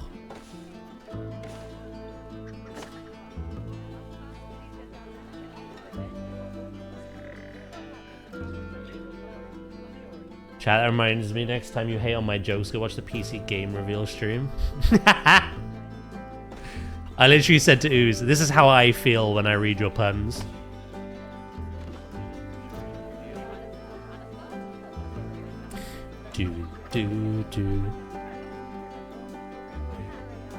Never having to group 134 patches of grass again will be a dream. Yeah, I can't wait. I cannot wait. Again, what is exciting though is once you have laid out all the foliage with the brush, you can individually click on the things that you've laid out and move them to where you want them, scale them, delete them.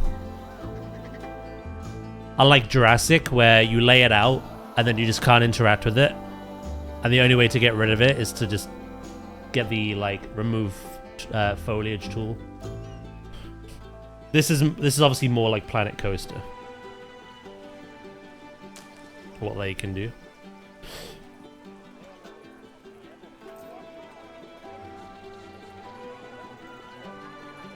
That'd be funny if you could put up a cover for chance of poop or spit.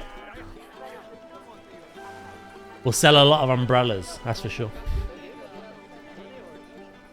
I missed the stream yesterday. I wasn't live yesterday. Oh, do you mean the gaming stream? I thought you meant mine then. I was like, I wasn't even live.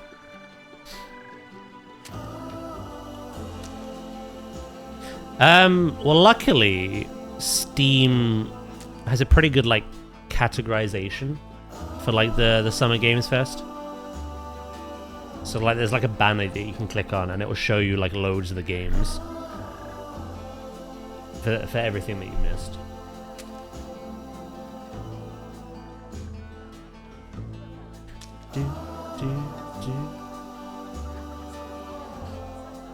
The game with the cop singing made a buddy remove it from his wish list.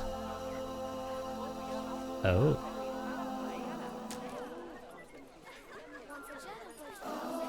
I was just in ads and the timer that counts down said 41:32. Jesus.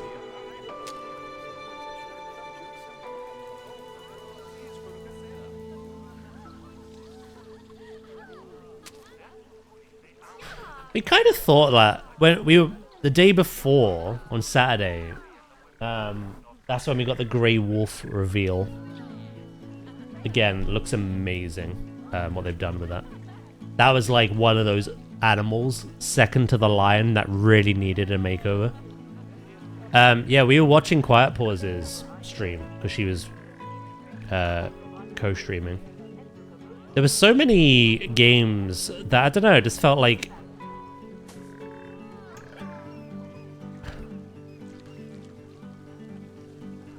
It's hard to say because obviously I've now been in a position where I've gone to a studio and I've seen the effort they've put in. But some of them seem really lazy. So anyway, I could put it. Hey Nev, how you doing?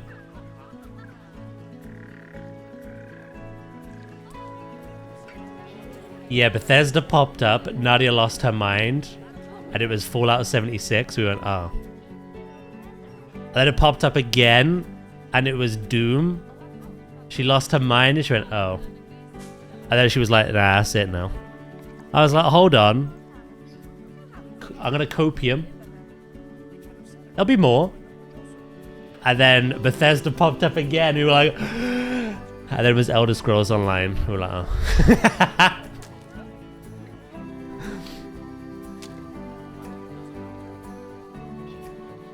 What added salt to the wound is at the end of the Elder Scrolls Online new kind of like expansion reveal, Mr. Sheogorath popped up, and I was like, that was just to spite you. The cheese fondler himself.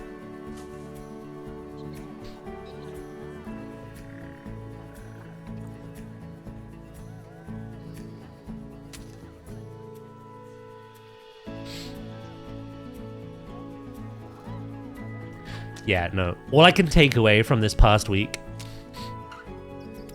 is that September is an absolute free-for-all brawl for like 99% of games.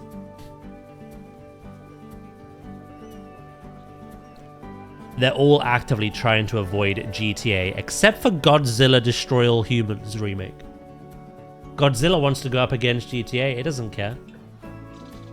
But yeah, most are trying to avoid November. So everything's either a September or October release. More September than October. I loved Godzilla Destroy All Humans as a kid, so I might actually pick that up. That was such a fun game. Destroy All Monsters, sorry, not Destroy All Humans. That's a different game.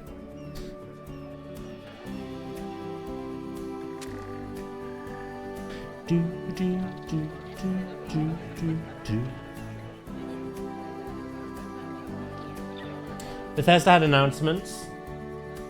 Fallout 76 DLC, new Elder Scrolls expansion, Elder Scrolls Online, and Doom, the Dark Ages got a DLC. So it was all additional content. There was no new game reveals from Bethesda.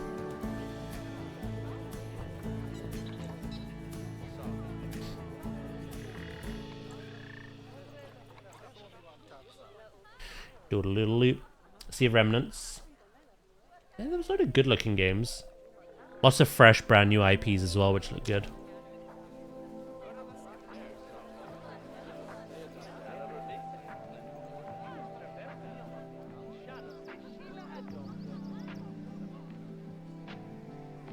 I still say GTA is being pushed back again.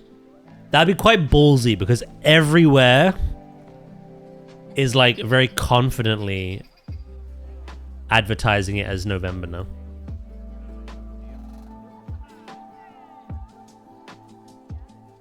All the big publishers are saying November. To push it back again, I think even Rockstar know that's going to be a bad play.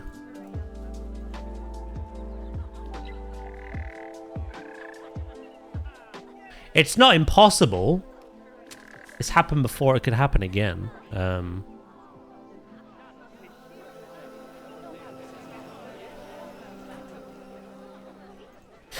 Right, let's do some interior. This is the gift shop. I did a little bit of adding to it from last stream. I settled on the name Treasure Trove.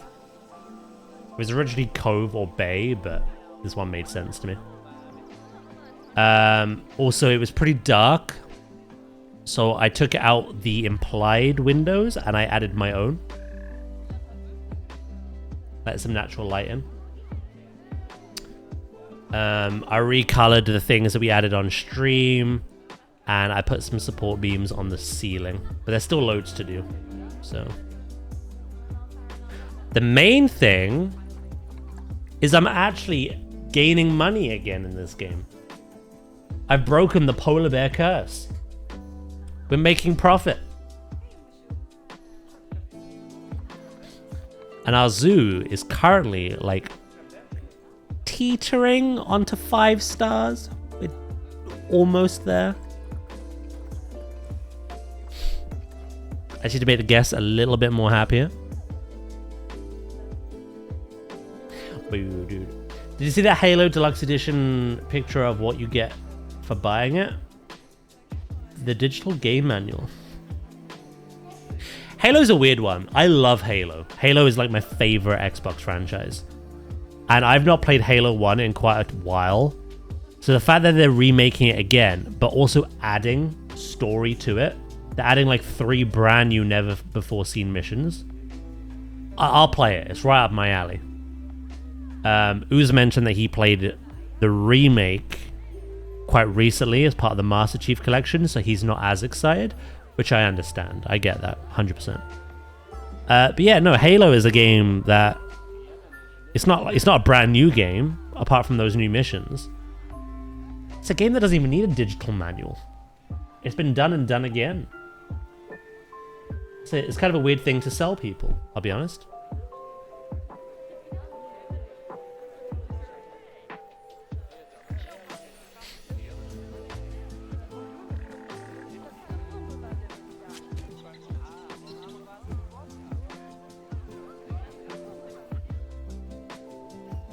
Hello, Viv. People call Battlefield franchise boomer shooters, but I'd say it's Halo.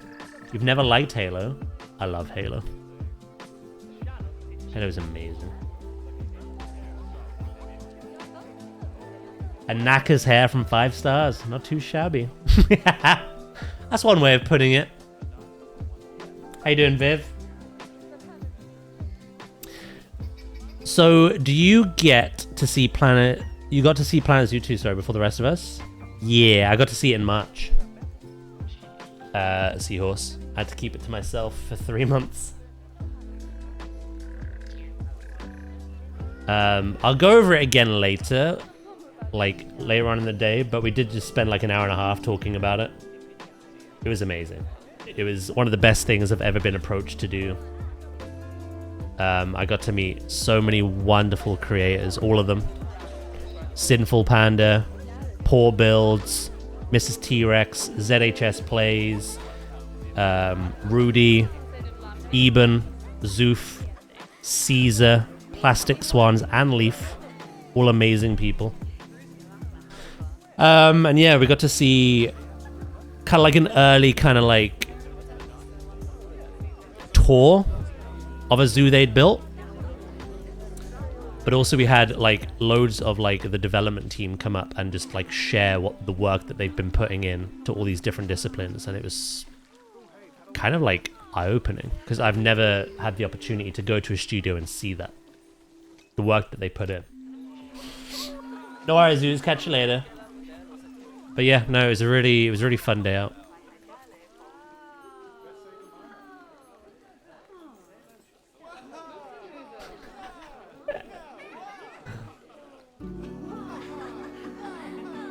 Oh no, it's Viv. I've been here for a bit, I just didn't want to talk. That's fine, luck ahead. Right. Once we're done with the gift shop, I've got these little areas to make. I want to make a little food court area over here. And also, I've deemed this Polar Pavilion. I've got to build this out as well. That will then be a triangle of, like, food opportunities. The entrance, the restaurant, and the pavilion. I think it'll still be hard to get the hunger and thirst in the green. But it certainly helps. So. Aw, thank you, Nin. I really appreciate it, thank you. I have to go back and rewatch the VOD. That's awesome. Yeah. Like I say, I will talk about it all again. We did a bit of a deep dive into the trailer. The additional B-roll and the screenshots that Frontier gave me as well. Like I say, you're more welcome to go watch the VOD. Go watch back the last hour and 45 minutes. Or, like I say, I'll talk about it again later on. Just maybe not as long. Try condense it a bit.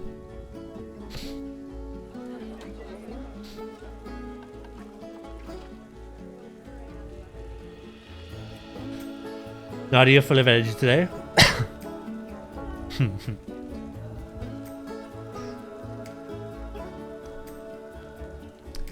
Yeah, Nadia's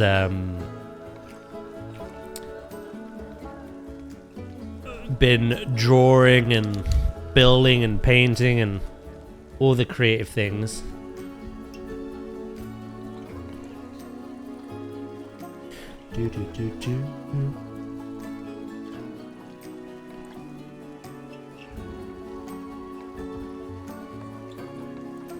Panda!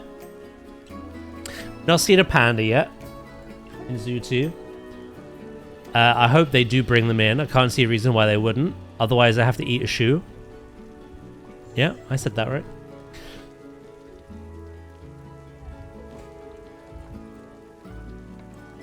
Capybara. Sad Jaff to the wall. Nadia's finally making her coffee with energy drinks instead of water. That sounds like a dangerous mix.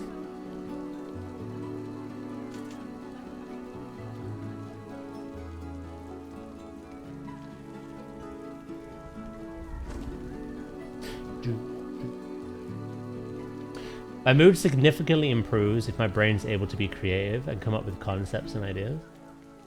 Yeah, I understand that. I'm like that when I get to play this game. So...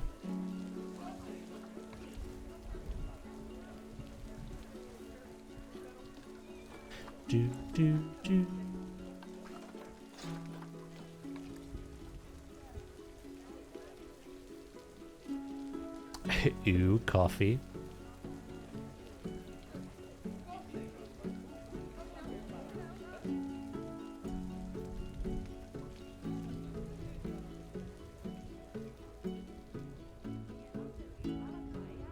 I love coffee.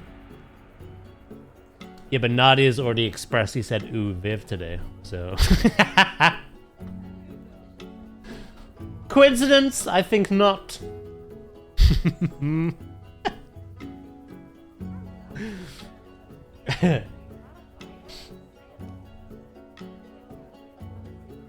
It's okay, I'm used to it. Aw, Viv. Just dish it back, mate. I'm all for it.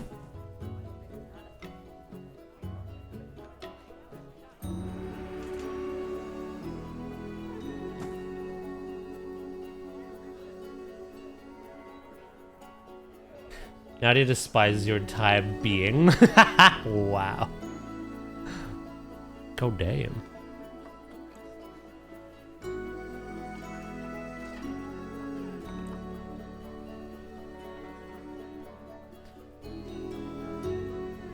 I've already told Viv that I love him today. Loki's like, no.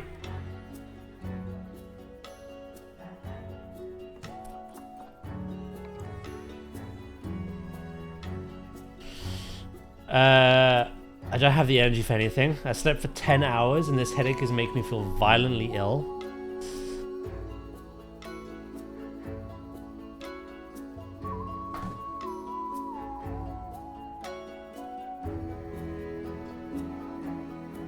I'll be right back, chat. I'm gonna nip to the loo, okay? I won't be long.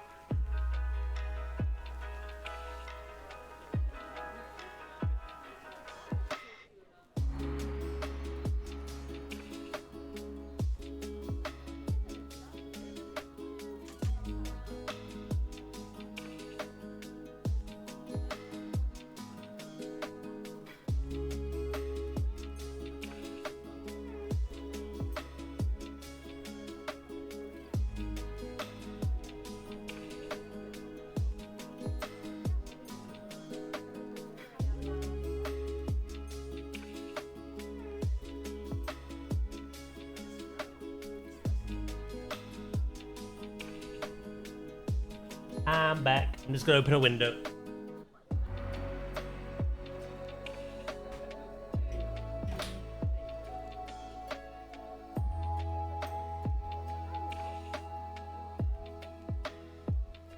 Oh.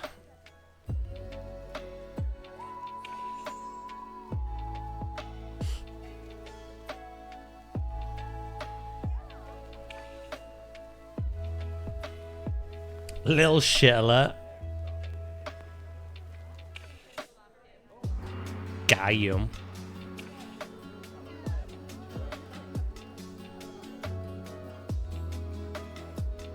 Right. What else could we put in here?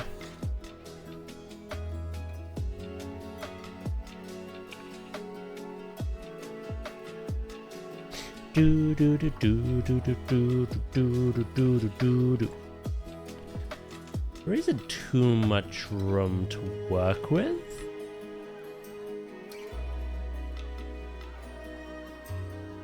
We need planters in here. I think that'll help.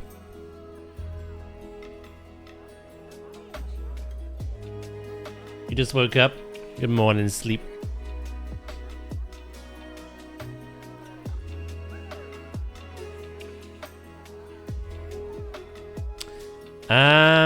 I wouldn't mind a bit of a textured wall as well.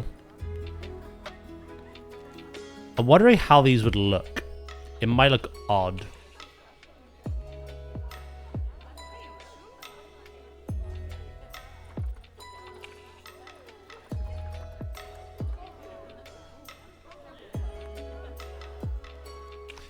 Yeah, you can't really see too much of it, can you? Oh, hold on. I know something cool.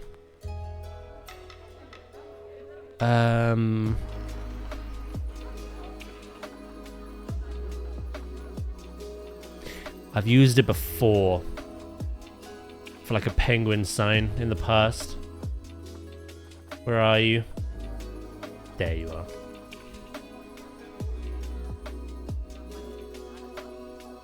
Maybe something like this going around.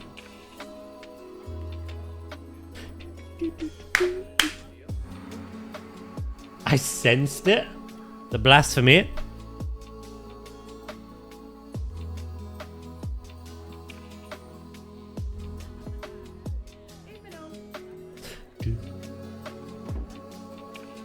How are you, mate, anyway? How was your weekend?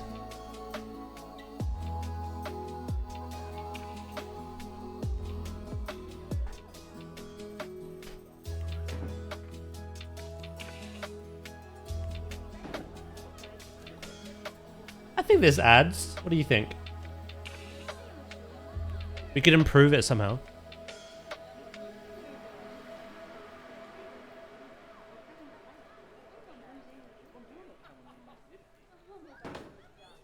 I'm exhausted. Doctors today, so we'll see how that goes. I hope it goes well.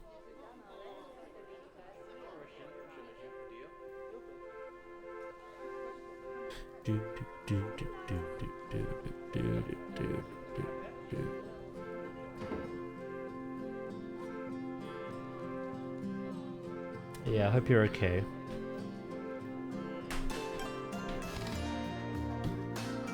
I had to put this on the wall as well.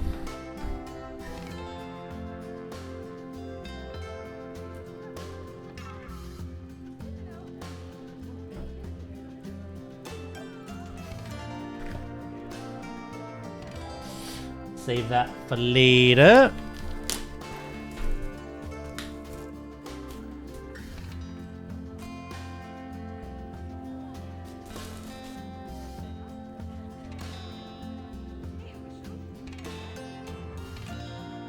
It came out really well, actually.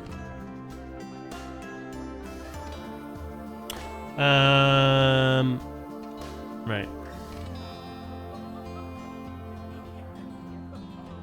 I'll be right back again real quick. I need to go help with something. I won't be long, okay? I won't be long.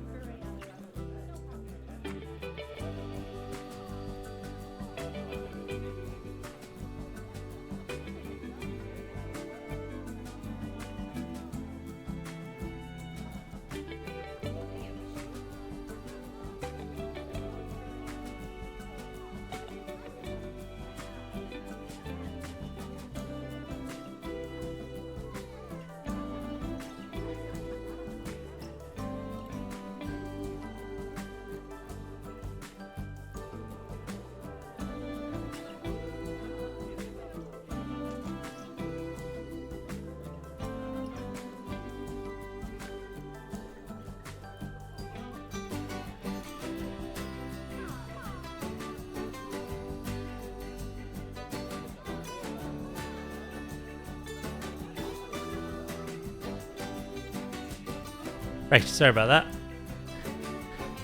Sorry.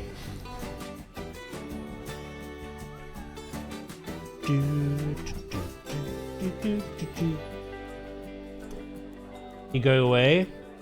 More NDA talk? No.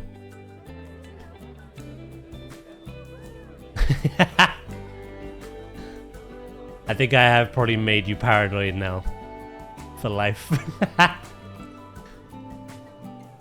Chat, I'm not feeling well today. I got a really bad headache. I'm just gonna cool it. Sounds like NDA to me. That's basically what I'm gonna get from now on, isn't it?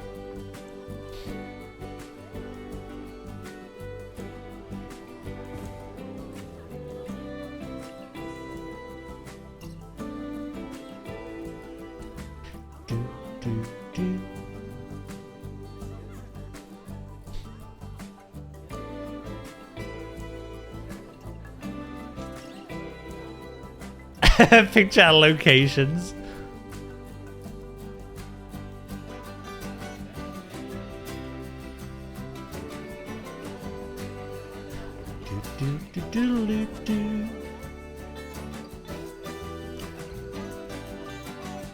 I'm glad I noticed that.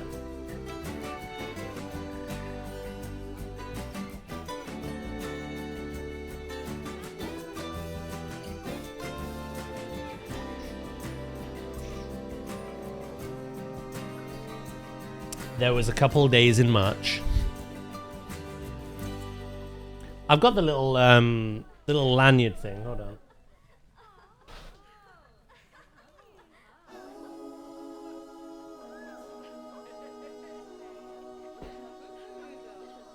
It will be back to front because of my mirrored camera. There you go. Deck Tolnozad.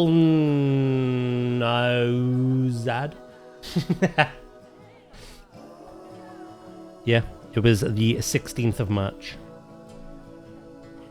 When I wasn't live that day.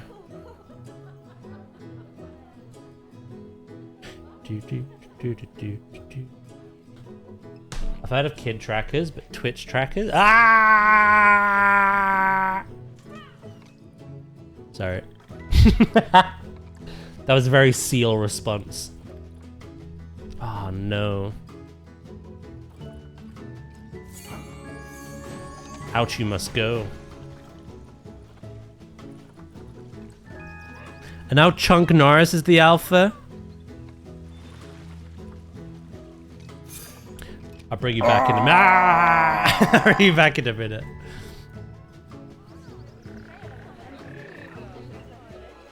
He lied as easily as he breathes. Can I tell you? I'm under oath.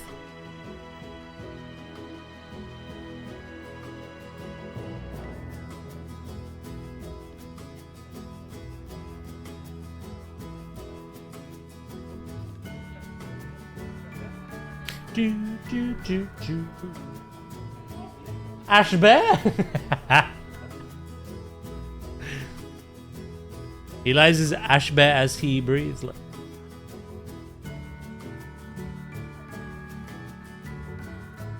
16th of March. Games and Cookies with the 69 viewers. Thank you so much. Sorry, I had to point that out because funny number. Thank you, thank you. I really appreciate the raid. Welcome in, everyone. Giggity, giggity, giggity. Weird funny number. I won't get into that. I'll wait till you're older, Vulcan. How we doing? Crime scene cleaner?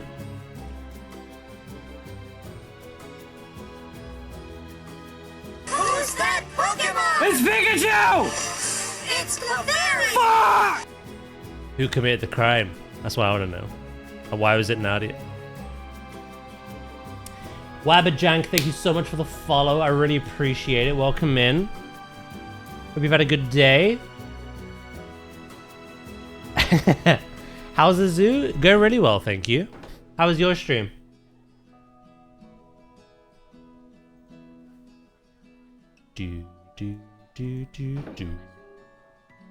We will never say. God damn it. Yeah, no, doing really well. Did a bit of a trailer breakdown. The trailer that launched yesterday. Showed some extras that I got sent as well, and also had a big lengthy talk about some exciting stuff. And then now I'm just kind of building out a little bit of a gift shop.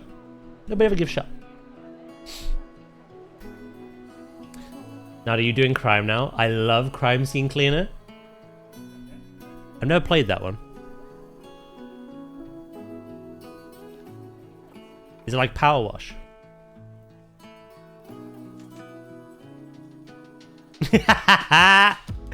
Yeah, Dracus.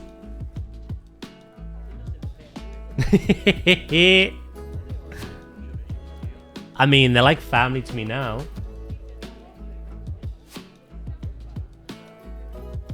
I must have been the 17th then. I don't know, the card says the 16th.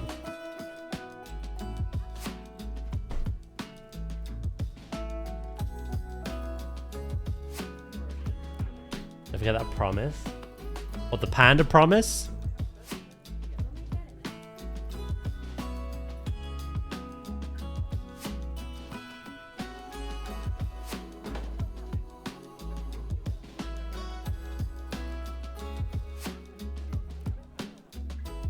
I know nothing.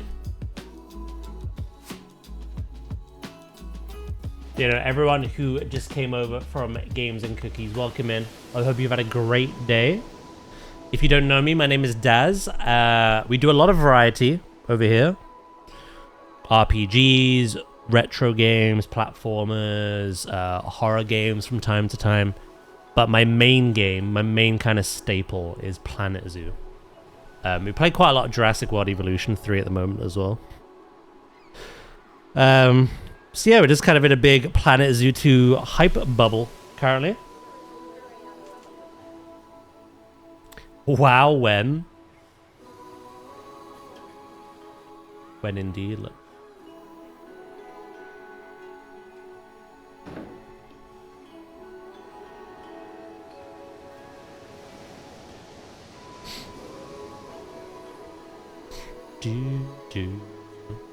Yeah, it's like Power Simulator, but it's got a storyline.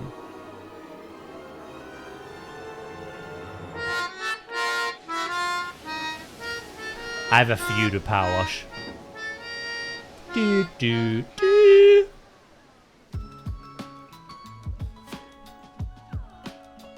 Yeah, we get a new raid next week. See how that is. I like to stream WoW when there's a lot to do. The start of a new season, start of a new expansion. When I have goals that I want to push.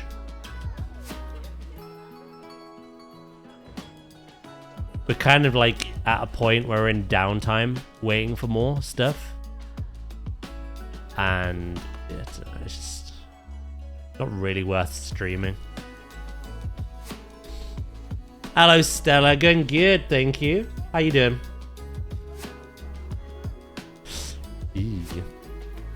I'll ignore that one for now.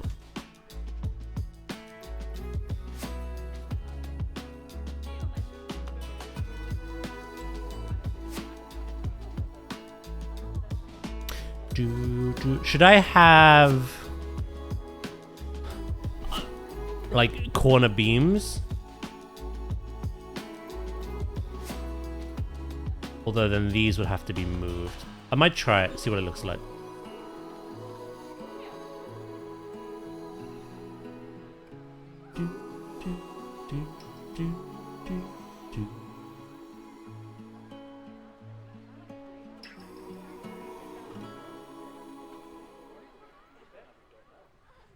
Check Discord at the date.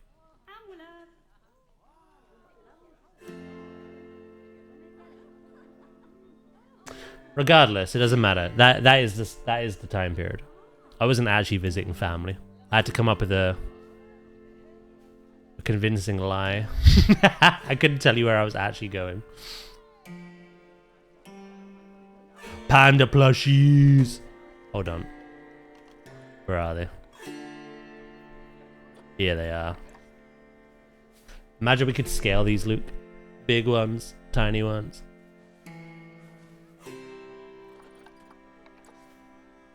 I think I used this, didn't I, as part of my little WWF info zone.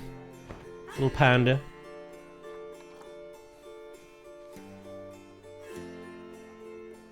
Has lied to us. Broke my heart, chat. But I had no choice.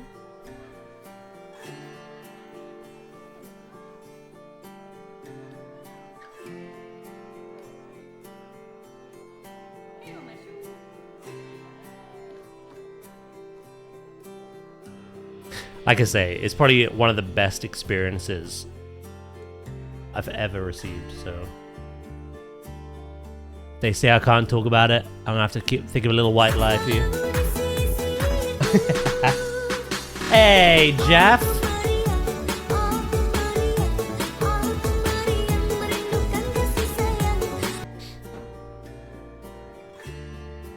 You do that every time you end stream? I'll just lie to you. I mean, give me an idea, no? At least we can scale things in planetzoo 2 exactly. Look. More white lies, please. Are you fueled by them, are you?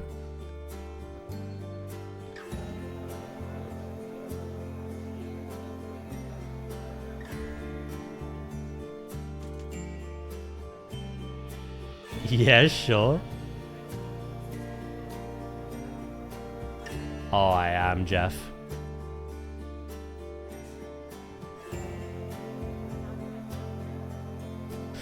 No Elder Scrolls 6, but that Spyro is enough for me. And he's finally learnt to frickin' fly as well. So that's cool. Gears of War. If it wasn't like a console exclusive, I absolutely would be playing that as well. I loved Gears of War growing up.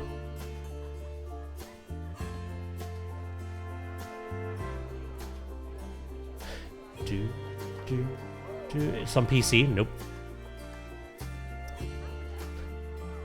Gears of War E-Day and Clockwork Revolution are Xbox exclusives.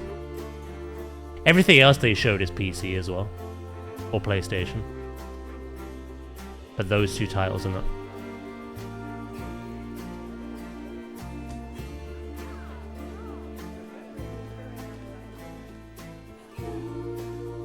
I feel like I just broke your heart with that knowledge.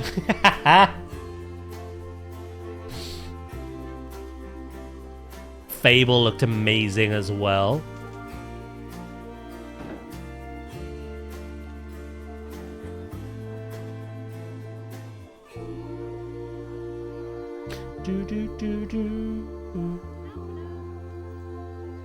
You know, look it up. Gears of War is an Xbox exclusive. Why could I purchase it on Steam for £60 then?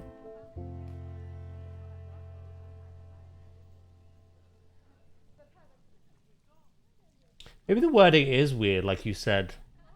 It basically meant the only console it could be on. Oh. That's the case. I'm happy to be wrong. Well, absolutely play Gears of War E-Day. I kind of convinced myself that I wouldn't be playing it. You know, that wording is strange. They literally all presentation kept saying Gears of War, console, Xbox exclusive, nowhere else.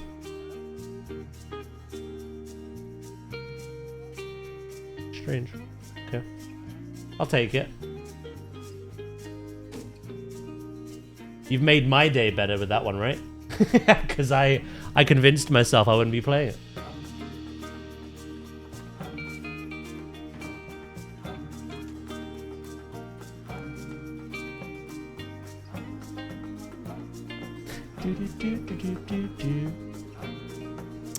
With Planet Zoo 2 features, I'm gonna make so many indoor aquariums.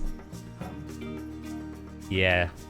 I was saying, one thing that I pointed out to people that excited me, I think, the most was how close the aquarium was to the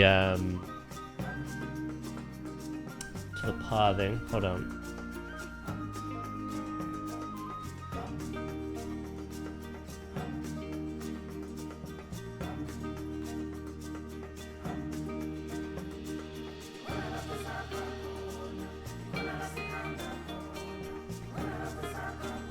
Look how close the barrier to the pathing that is.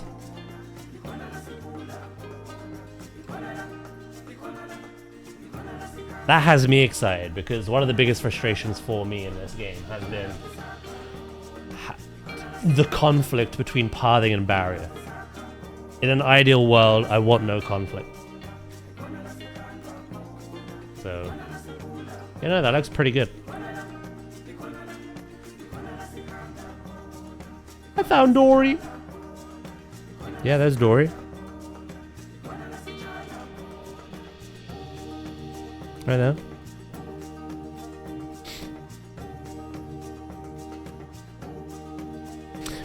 On an important note. Yeah, we did. And it's competing with GTA, which I love. It's like one of the only games to do so. Everyone else is too afraid of GTA, but not Godzilla. Godzilla don't care.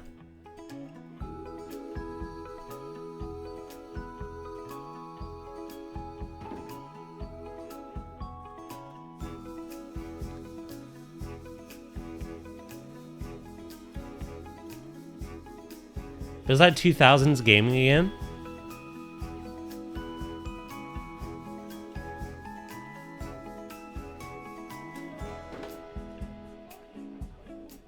You know, it is exciting. Apart from Planet Zoo and a couple of things, like I really like the look of Stronghold 4 and some other little indie games. There wasn't really too much in the PC gaming show that really kind of wowed me. Unfortunately.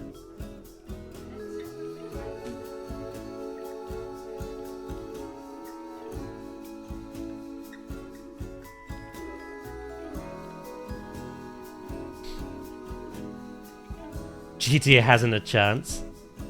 Back to the grindstone.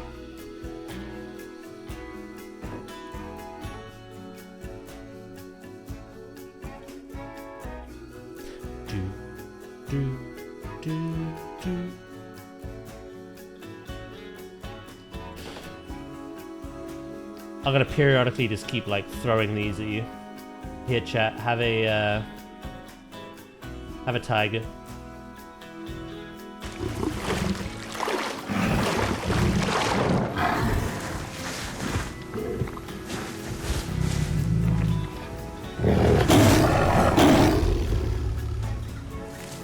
Yum.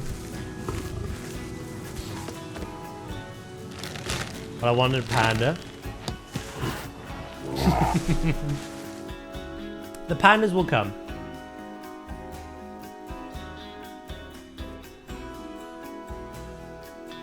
Promises pandas? I didn't promise pandas. I said if there wasn't pandas, I'd eat my shoe.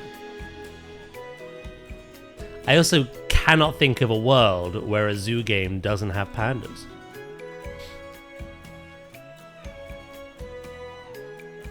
I'm confident they'll be in the game. We just haven't seen them yet. I didn't even get to see them in my studio visit. Because I absolutely would be singing that from the rooftops if I had.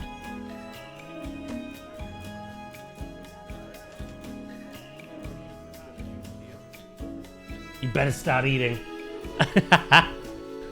The pandas will come. Exactly, we gotta populate the world.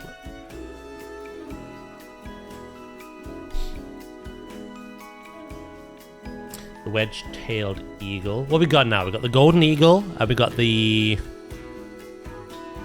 white-tailed fish eagle.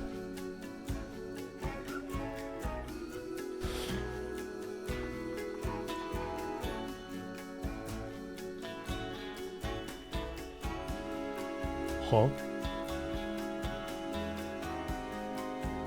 You heard me, Jeff. You heard me.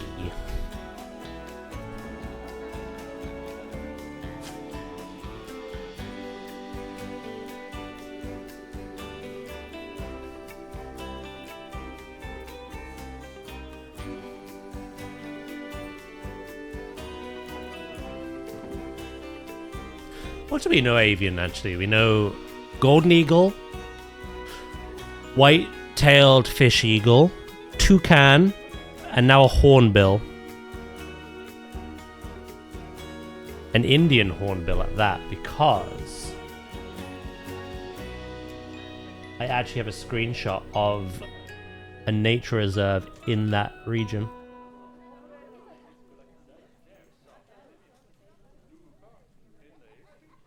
And that hornbill is up here.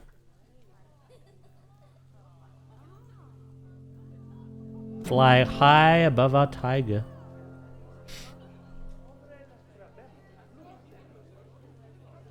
That's it for avian species at the moment, isn't it? Those 4. Is there anything else? Oh, secretary bird, of course. The main one. 5. We've seen more fish, I think, at this point than birds. You know, the fact that we've got like things like we got a new tiger subspecies, we got a new giraffe subspecies. The elephant's back and looking better. So is the zebra, the plains zebra. The grey wolf. The saltwater crocodile. The western chimpanzee. The blue wildebeest. We also now know that the North American beaver and the red deer are returning. Yeah, no, I think... Obviously, I don't know this. This is information I don't know. I think there'll be, like, a crazy amount of animals on launch. A crazy amount of variety. I don't know if every single animal from planetzoo 1 will be in Zoo 2. That's kind of... I feel unrealistic. But they might do what Jurassic do at the moment, where they release them every month for free, periodically. That could be quite cool. But yeah. We'll have to see what else. One thing I'm hoping they do now is they actually start updating the Zoopedia on the website.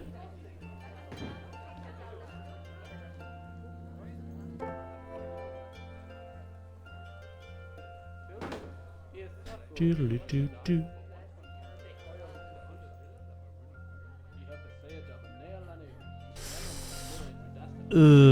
Brother. How do I get around this?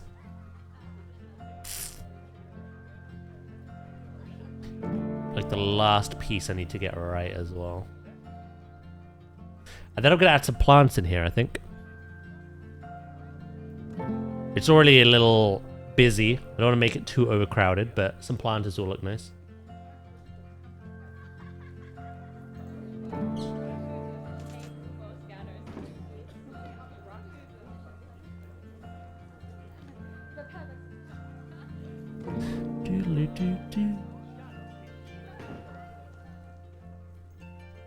Oh, and now you're like right on the edge. You don't wanna work with me here, do you? There you go. Right, I just need to fix this one. And honestly, I might just bring the beams in a bit. Do we think that all the animals in the trailer and screenshots are coming with the base game, or should we expect more animals in DLCs? Everything we've seen so far will absolutely be base game.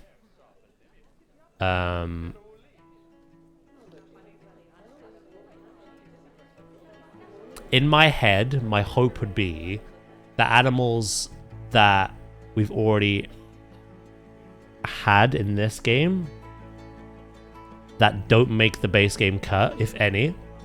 Again, there's like 210 animals. I feel like they should return as free update species and shouldn't be DLC animals.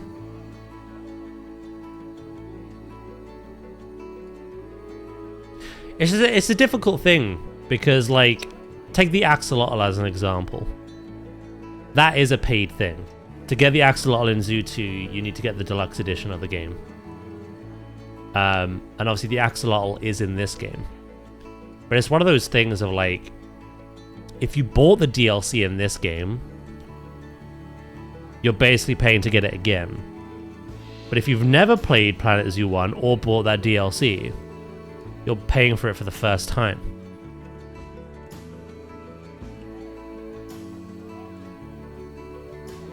I don't expect many animals will follow that theme. Hopefully not.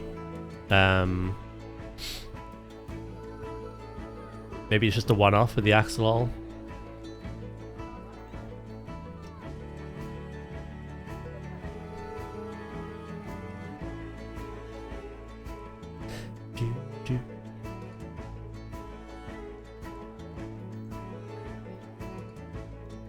It's hard to tell. Nobody knows. It's all speculative.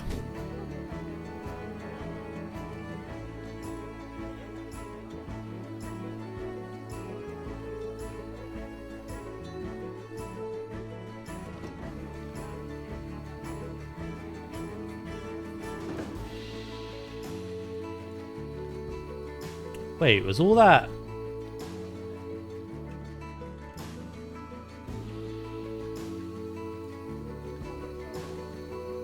Oh, I think I clicked on that.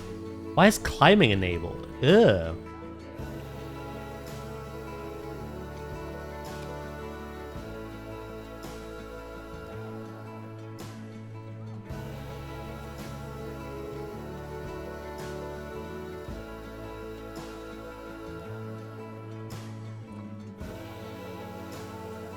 Have I got to individually select all these? What's going on?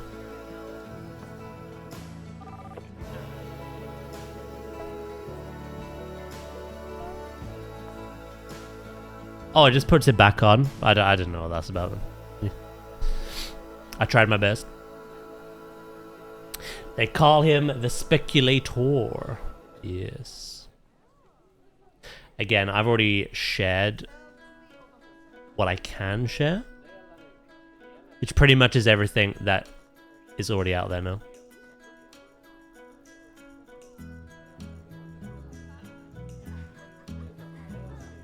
I'm now, like you guys, in the realm of speculation.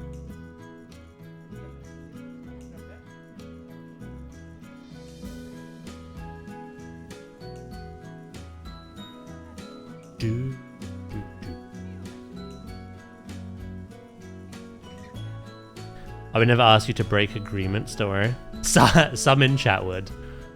They want photos and updates on where I actually am. At all times.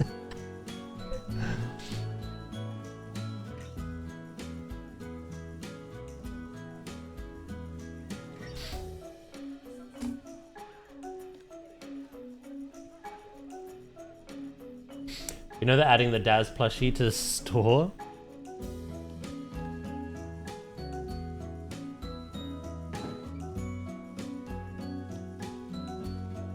What would that be in your head?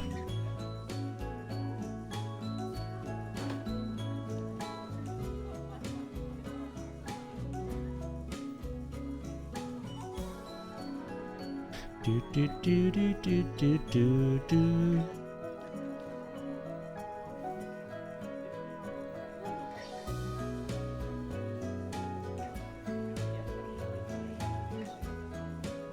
Alright. I think that's a nice little detail.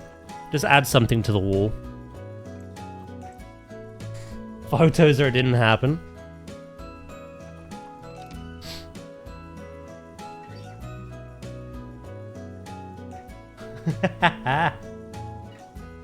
Whatever your sub badge is, wearing a white t-shirt with a channel icon on it. Every 30 minutes we need a new check-in. That's too much. That's too much.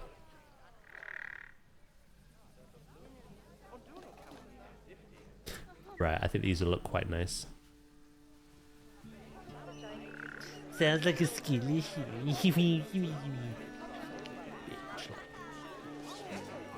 Yeah.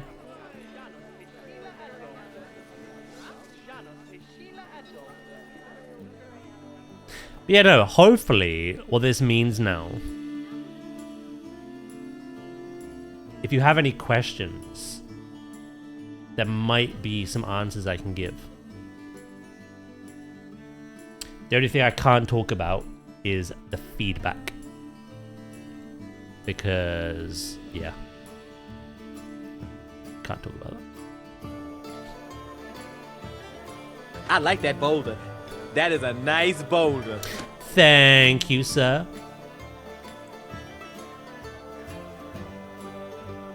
Where can I get a Daz plushie? Not the kind of question I was expecting, but now that you mention it.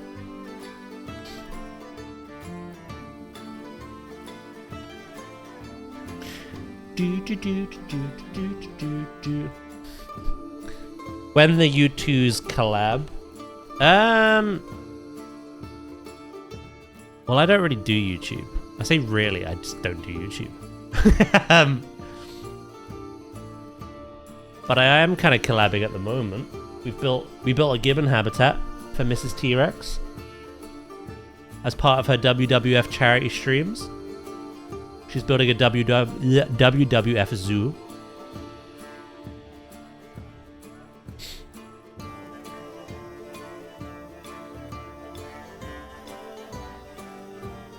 Quite a nice experience to have.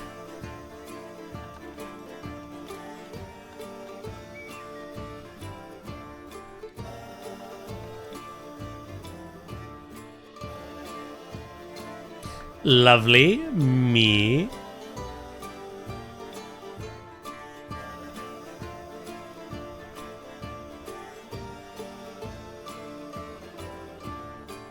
I think the only time where you're not lovely in her eyes was when you were joining me in mocking her internet.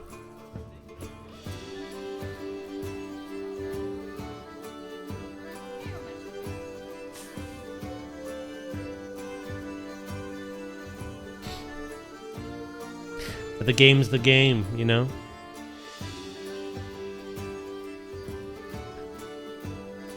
Even though you threw me right under the bus.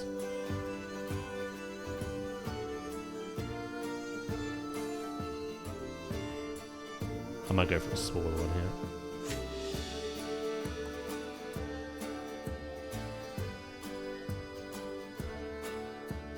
You both are horrible. Get a grip.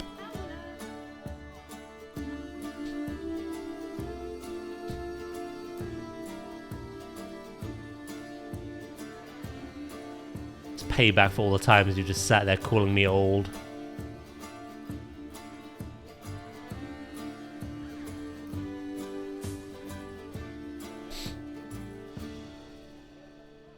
Backed up and then made a turn to do it all over again. They did, yeah.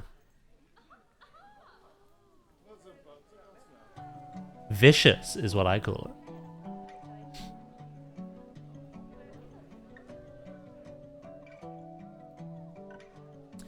No. It was actually Warlock that started that, but I started getting the blame, despite having never said it. So after you blamed me for it, then I started saying it.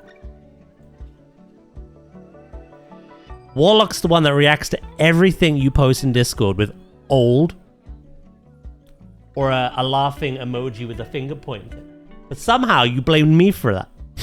So yeah, now I've joined in.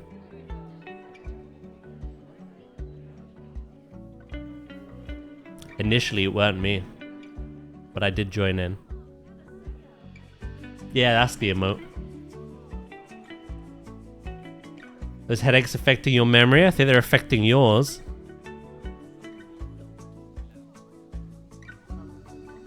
Again, I do it, but I didn't start it. I only started it when you were blaming me for it. Like the vile cretin you are. I'll forgive you. Lovely cretin you are.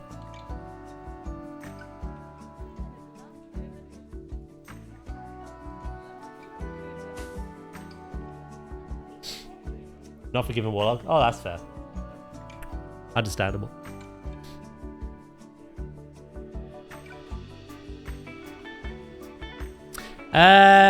Shall we do one more planter?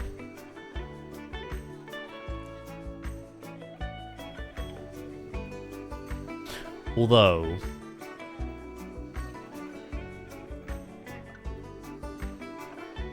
maybe I'll put it here. I don't really want to obstruct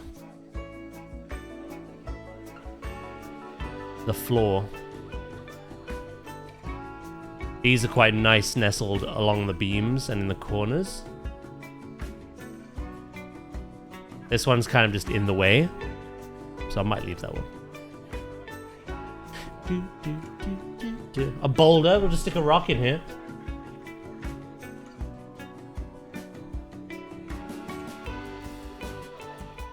I think the major thing we're missing now is lighting. Even though we never get to see it because I don't play the game at night.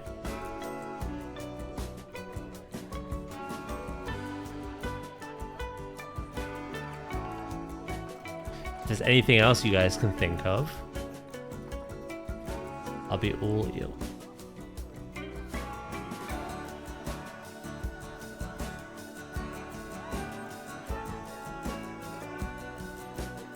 Where's the rock merch?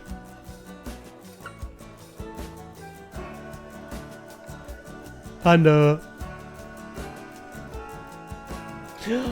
Wait, there is something missing. I don't know why that reminded me.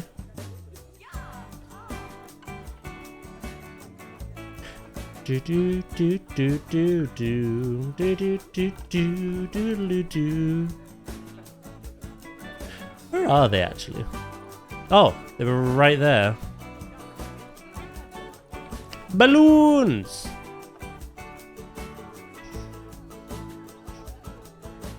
Your painkillers are finally kicking in.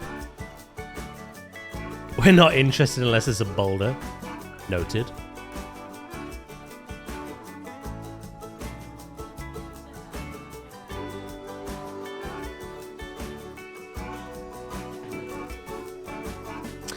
That's good to hear, Viv.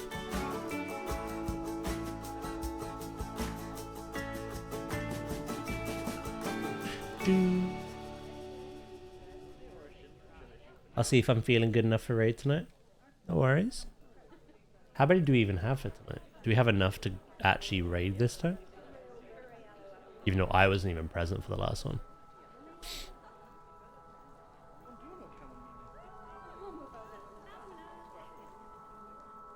What about a webcam screen looking at rocks? Like a poster? I should just have it here. 12 people signed up. Okay, that's enough.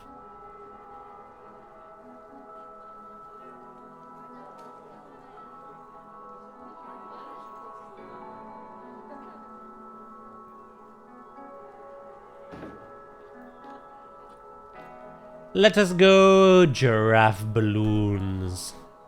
Oh, we have to pop some balloons now, chat. That's why I was reminded, because there's a red panda one.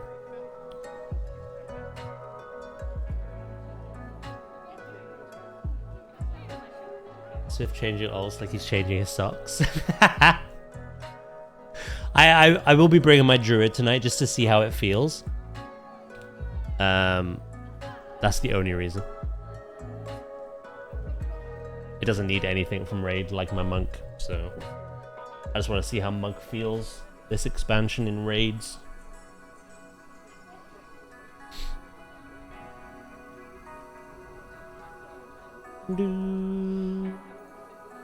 Yeah, especially with the numbers we have, it'd be quite easy to keep out those hots, I reckon.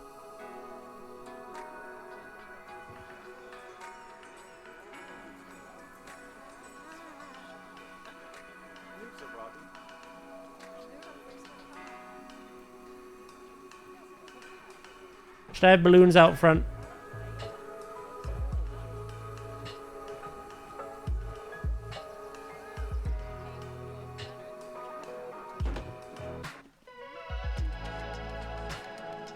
Yeah, tranquility is an actual spell again. And Flourish is baked into it, which is lovely.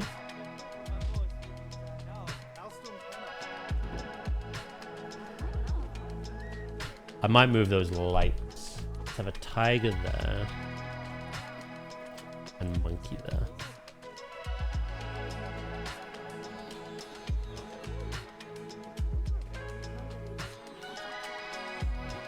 Monkey.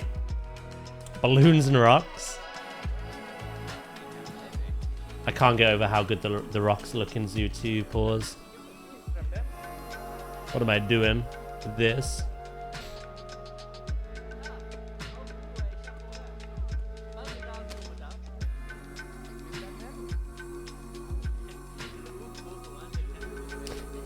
Why does this sign? These are like in-game post-it notes that I've given myself. So I know what I need to work on. Once this is done, that sign will be deleted.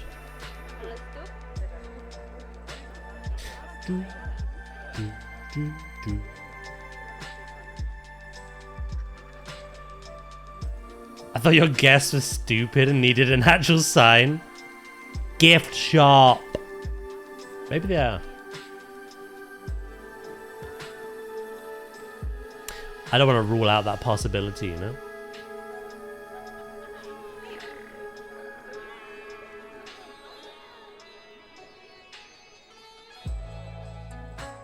Right, let's add some lights. Lights, camera, action. They are Daz's guests. If they're my guests, there'll be a sign telling them what it is, and they still won't bother reading it. So.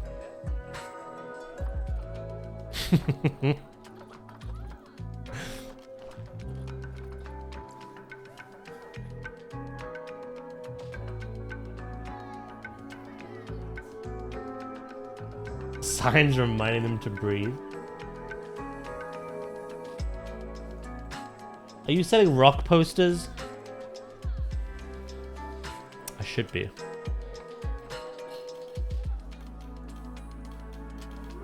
Right. How is this gonna work?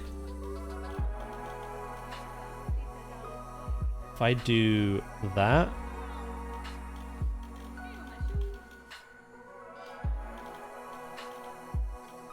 Although I've done that wrong though. Hold on.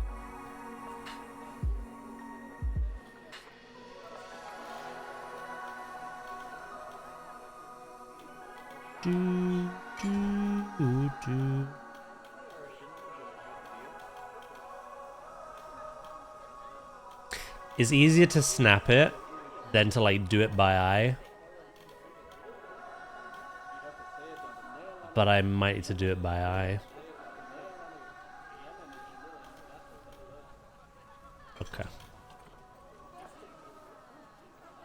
Okay. Okay. We'll figure out a method.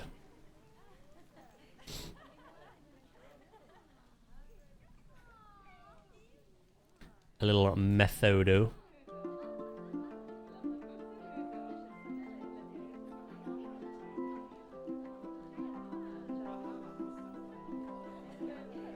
What if...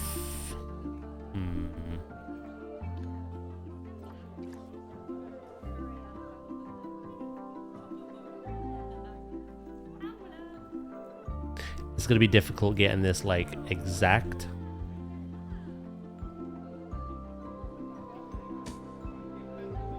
My thought process here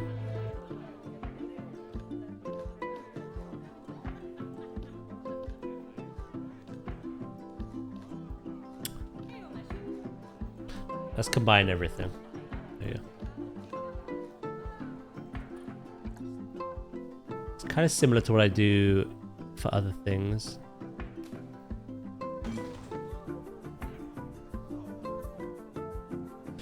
Right, as you can see, it's not equally spaced.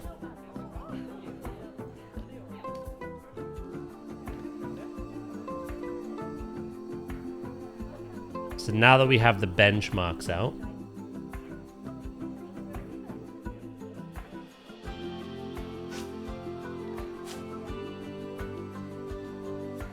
Do do do do.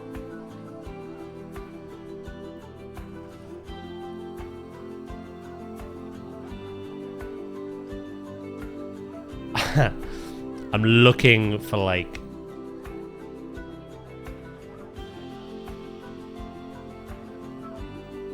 too much perfection, I think. What are we all up to anyway, chat? That might be right, actually. Hold on.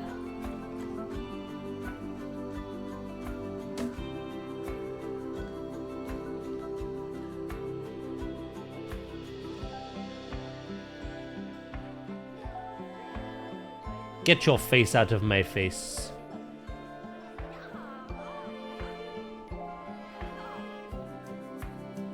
That might be that might be pretty spot on, actually.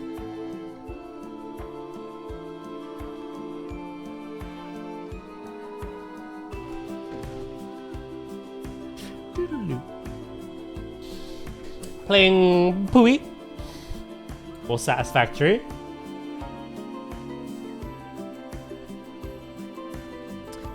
I'm shaking my Among Us ass. Ew. How you doing, Kuma?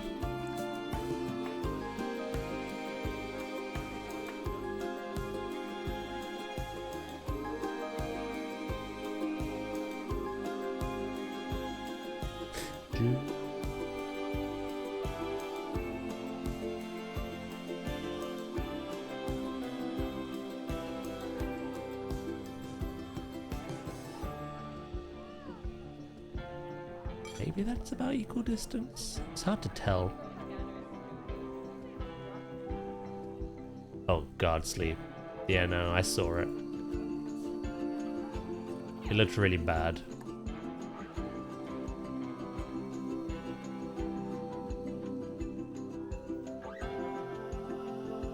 One, two, three, four. I just woke up, drinking coffee.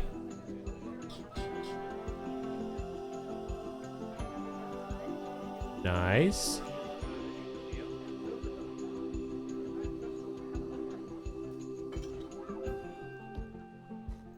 Hey, there we go. Is that too many lights?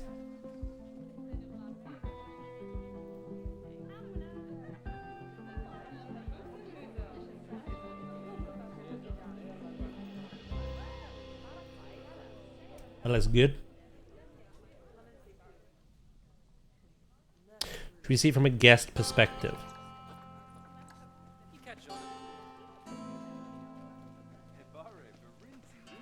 We could probably do some more stuff here. The actual sign to the place is here, though. Maybe we could do a little bit more here. I think of foliage.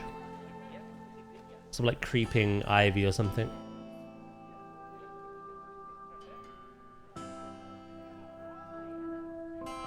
Yeah, it's quite nice in here. It's a gift shop at the end of the day. I mean, there's really too much else you can do with this space.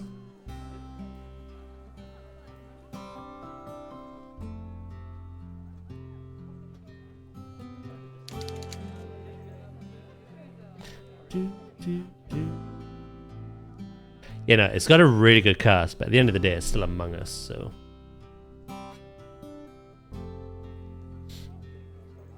It's on my watch list. Ew.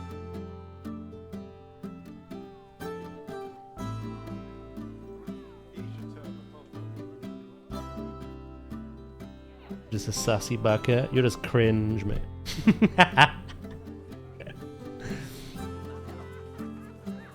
Yeah, I think we need maybe some stuff on the exterior now. Does a hater confirmed? I hated Among Us. I felt forced to play that game.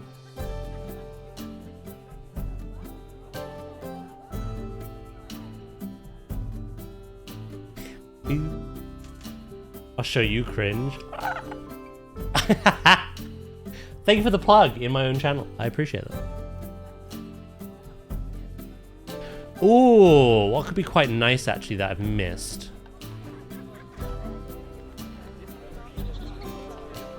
Got him.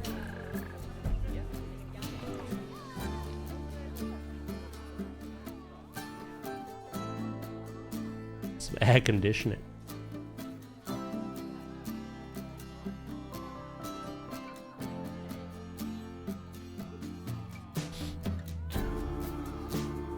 He really did. Despicable.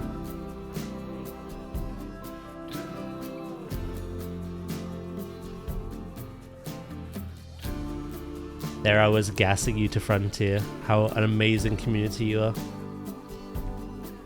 Should have said the truth, little bitches.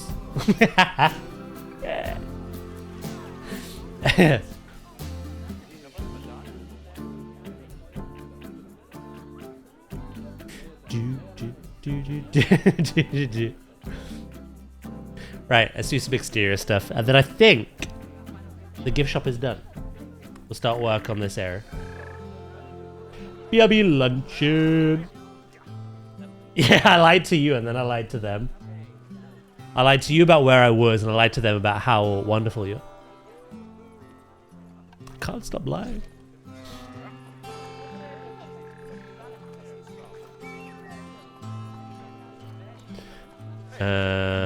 Right. I forget the name of the plant I'm looking for.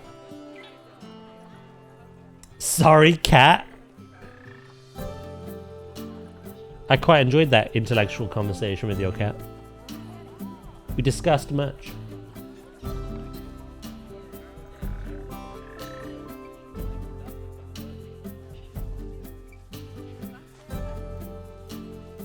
Lamaup. Someone's got a growing nose. Pinoca Dazzler.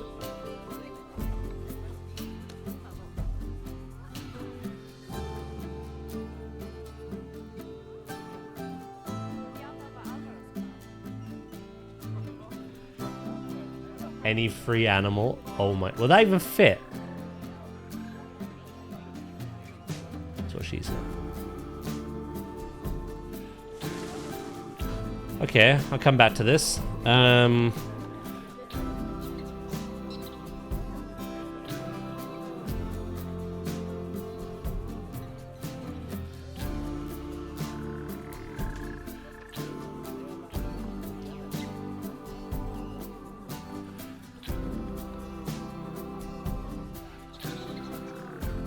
my god, it does.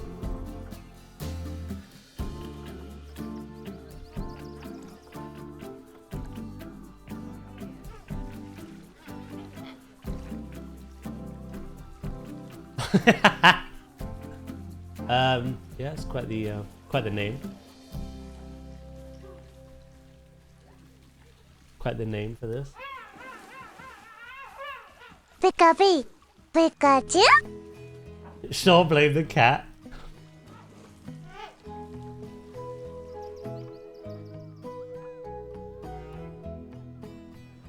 Doo-doo.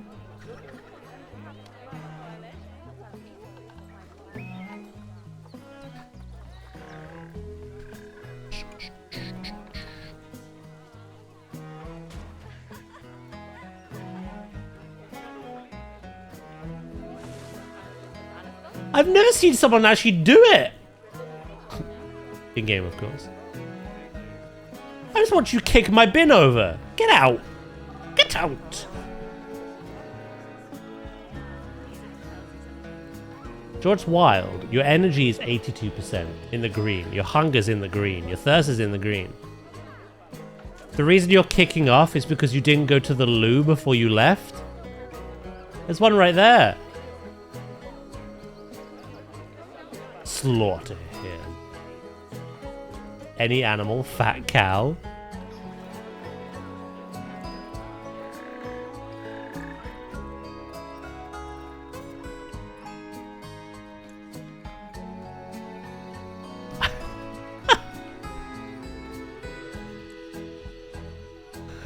Oh, it's singing shit as well. Why would Zay do this?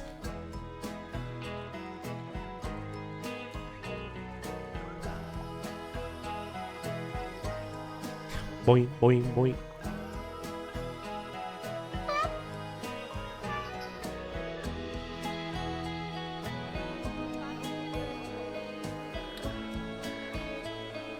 Yeah, unfortunately. It's not behavior I allow.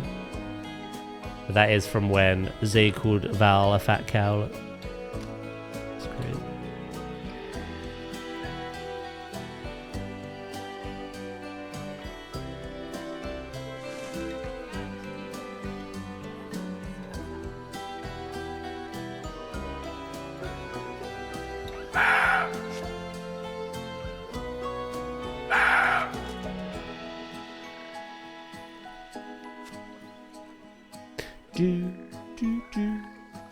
Welcome back, Nadia.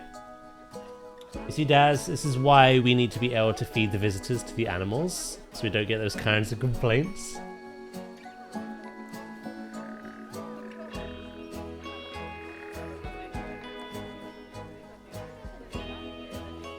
It does get me thinky thonky though, you know what I mean?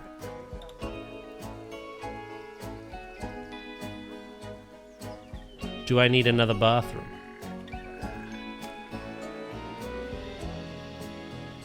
I had a thought for the DK64 streams. I don't want nicknames to be like the monkey science names. Fat cow? Nah. That's thick as beefus. It's kind of a cool naming style, I guess.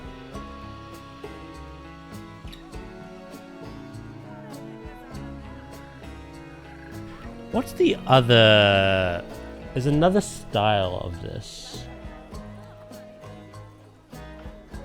I've used them before.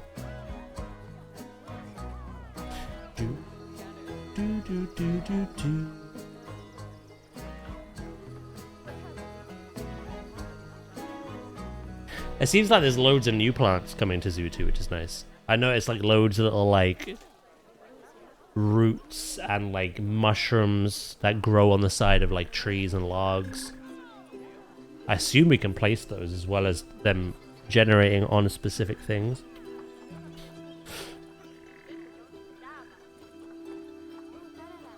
Stickers. Every time I see Nadia, I think of Narnia for some reason. That's because you can't read. Sorry, I had to. Like.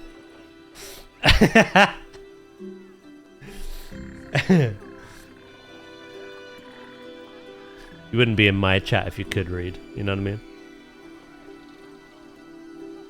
Sorry for anyone that offended, but it's true.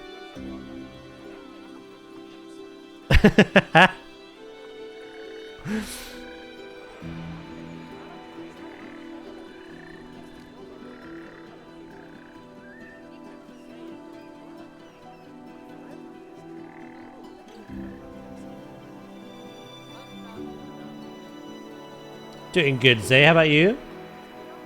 My back door leads into a whole new world. Don't worry about it. That whole new world is One Piece. Wait, which back door did you mean? Actually, don't answer that. For the sake of my viewers.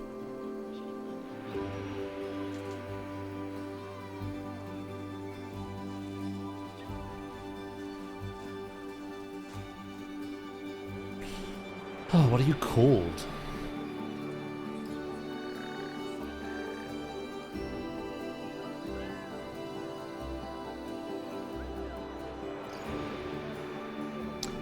Wisteria. Ah. Ooh. It's quite nice, actually.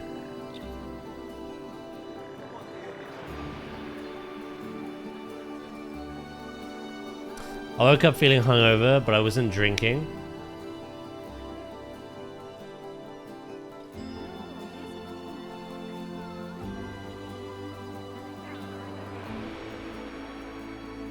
Do you feel like you're coming down with something? Feeling ill?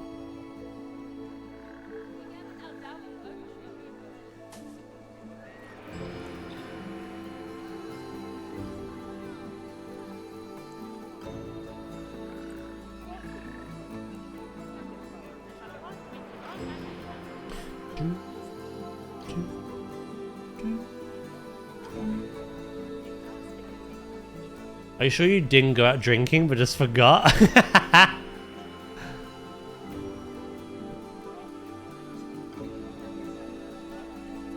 I'm so hungover, I have no idea why. It's because you forgot why I meant.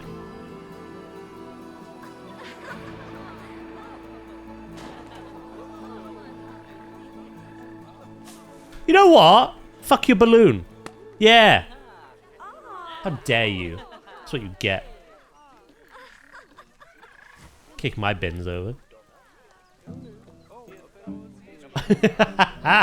Go buy another one.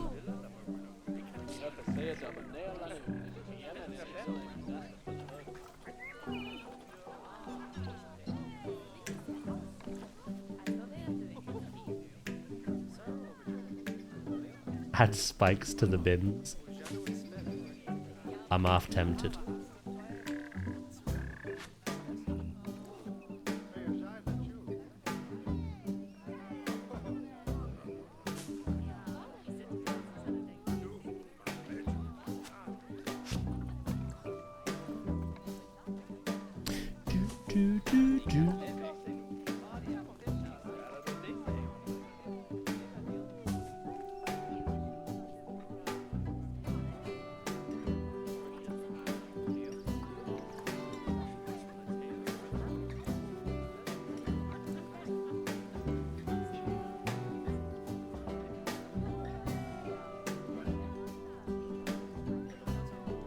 Happened to me. I drank too much at a party, woke up in bed, well at least I made it home.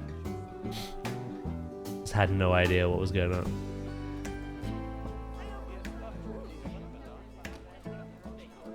How it happened or why it happened.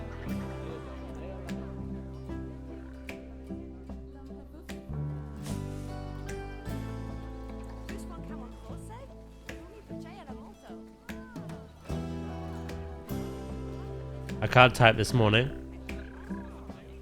Or any morning.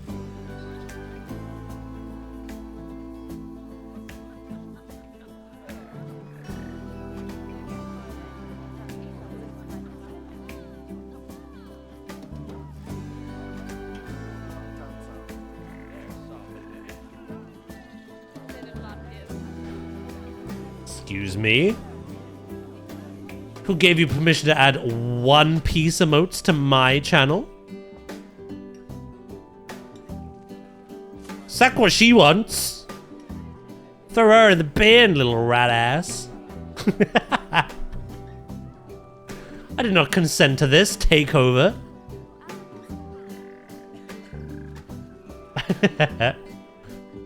I'll allow it for now.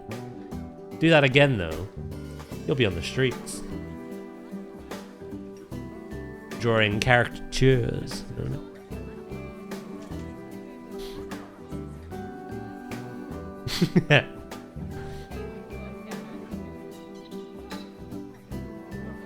For the coven.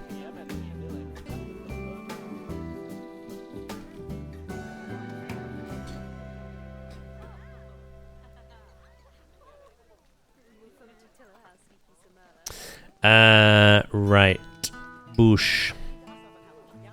Gary Bushy.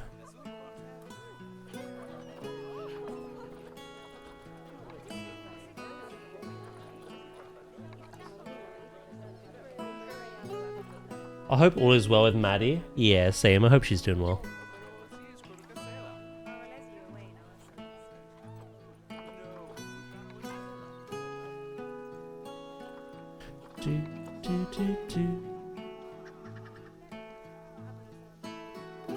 Trasker as well. Hope he's okay.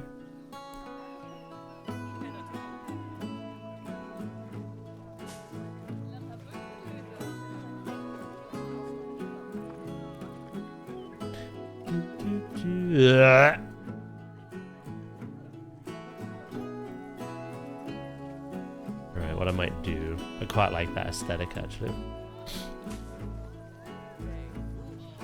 And then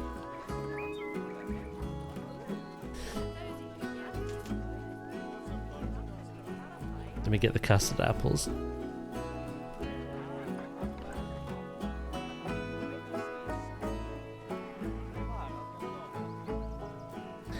My hot take of the day is I don't like One Piece. Just be like Rin and go, One Piece is shit.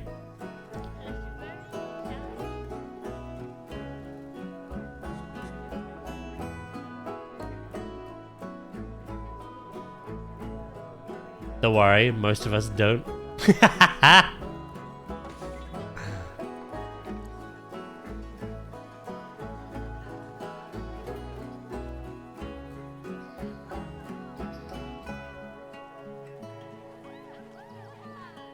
We simply tolerate it.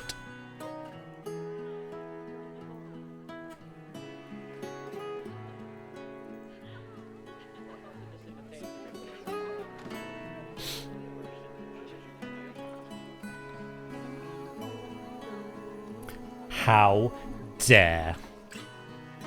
They dared.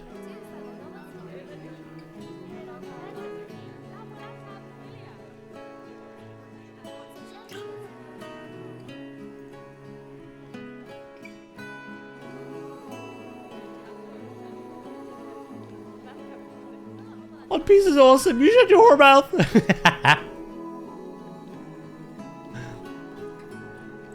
One Piece of garbage, you know what I mean?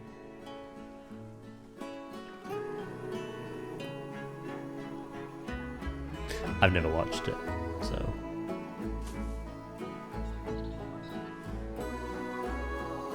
I'm leaving it, never coming back. I'm leaving it.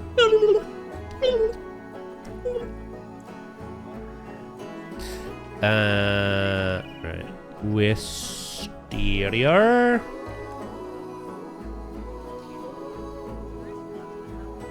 I would like to connect trunks. That's allowed. There we go.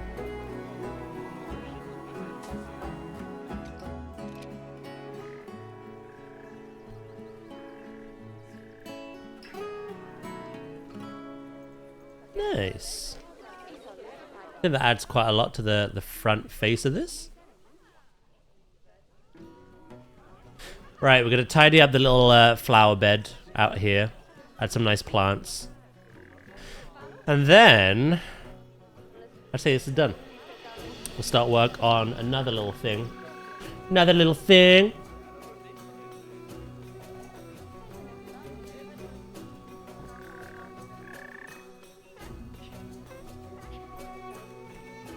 Find a sign. I've got a sign. Hello, Crystal. How you doing?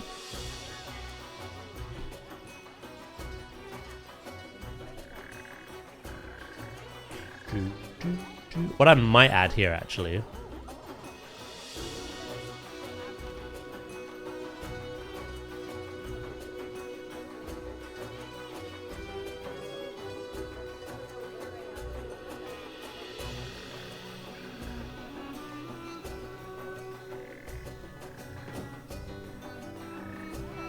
There we go.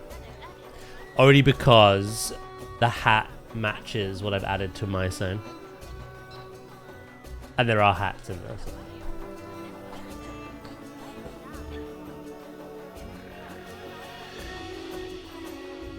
The discussion of which anime is better, Naruto or One Piece, is ancient. Is that boomer territory, is it? Good. Exam day has been postponed because I didn't read one small little blurry line. So now it's going to be on the 29th. I'm sort of bummed. What was that one small blurry line?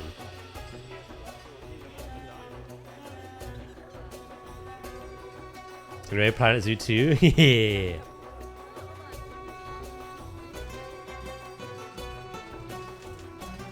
I went into great detail earlier about like my visit to the studio and like what I got sent and stuff. But I will do it again later for people who weren't here. Or if people just have questions about the game, maybe I can answer them. I don't know everything there is to know, though.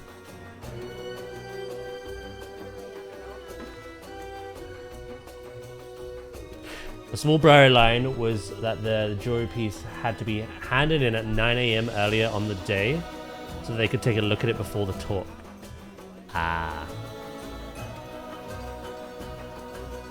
I'm surprised that was a small blurry line. That seems like it should be a very important big line.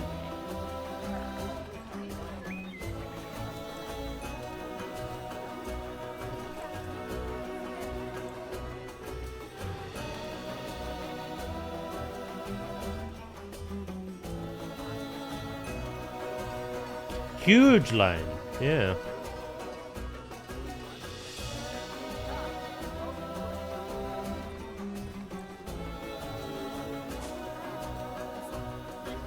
Hold on.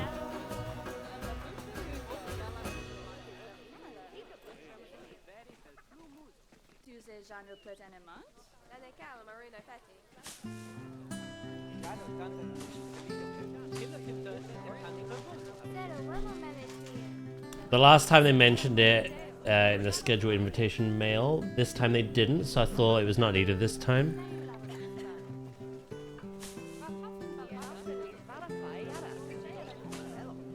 The silver lining from this, even though it's stupid that you have to now wait, the silver lining is that it'll go ahead as normal just later on in the month, right? Rather than you failed, now you fail.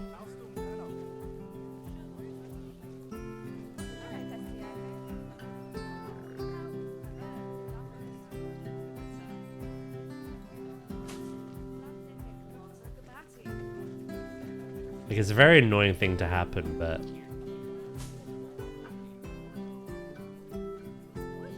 I'm quite confident in my piece, so that's not it. It's just the exhaustion of mental prep and wasting one exam redo chance. Yeah.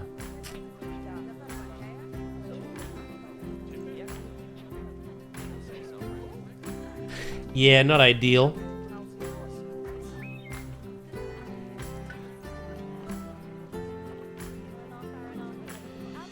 What kind of plant can we add around here? Looks nice. I'm thinking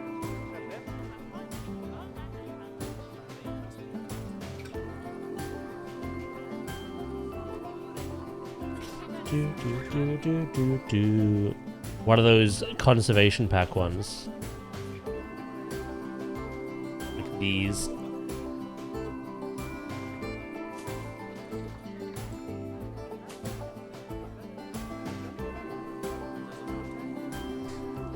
Personally, I'd be fuming. I don't care if that if there's precedent. If it wasn't told you needed to do that for the exam, you shouldn't be penalized for it. Yeah, I'm just shocked that it's a small, tiny line. That should be in freaking red writing. In bold letters.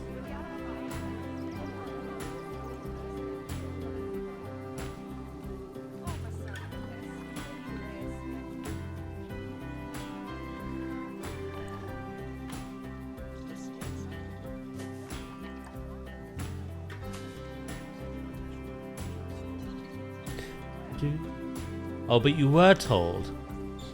It was in that tiny blurry line here, see?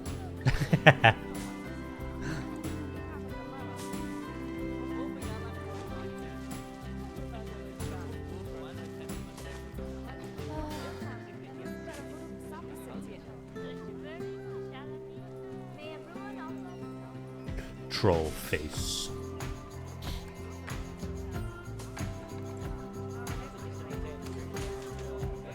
Yeah, man, that's quite devious. I'll be honest. It is what it is now, though, I suppose. I don't know if you can argue it.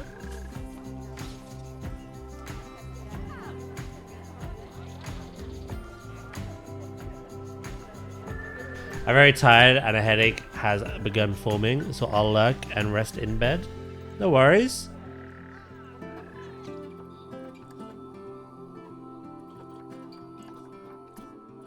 It's so hot here in Sweden at the moment.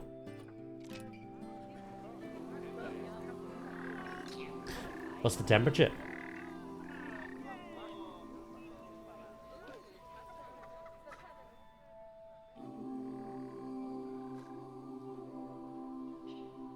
Let's grab all of that.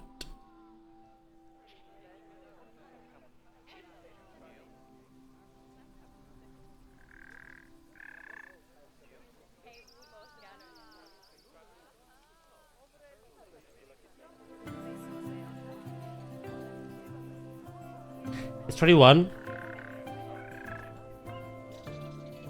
What's the rain?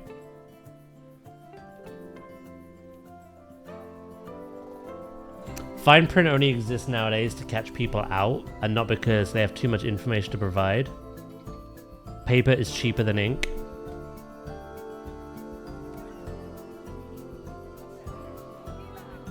It was very scummy.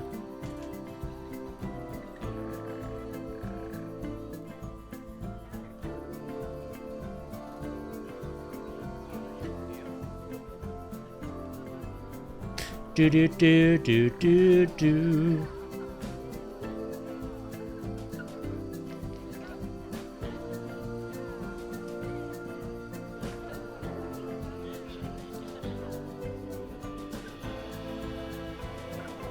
Boop.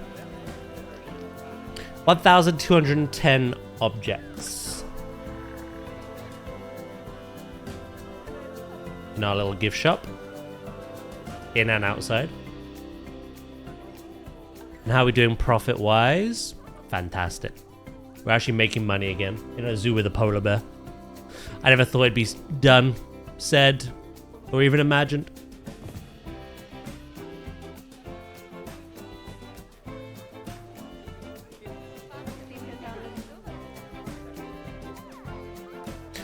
Cool. Right.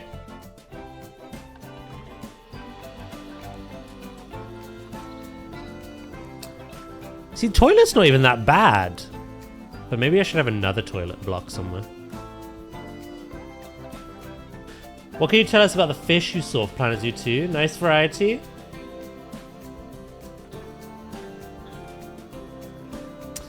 The fish we saw was pretty much what you've seen.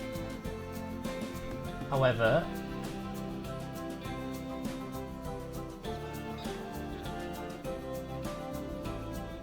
can have a little breakdown. So here we have here we have the wait, can you even I can't even see that, hold on. Lol. Can you see that? Yeah.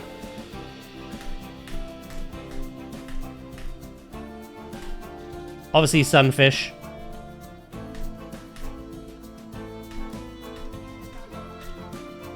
Right. So this was a species that was kind of in the announcement talking points, but I couldn't actually show you this until yesterday's trailer. So we have the eagle ray.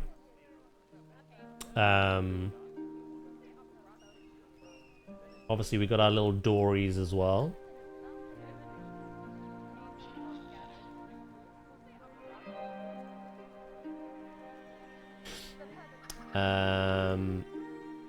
And then if I pull up the trailer again,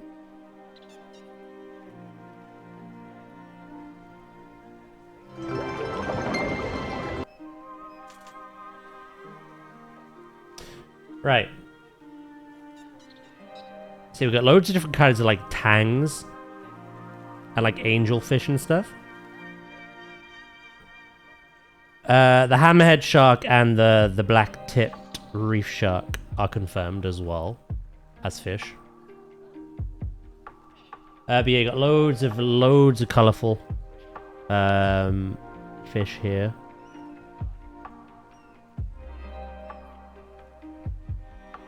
I think there's a later point. Oh, yeah. Here's another new animal.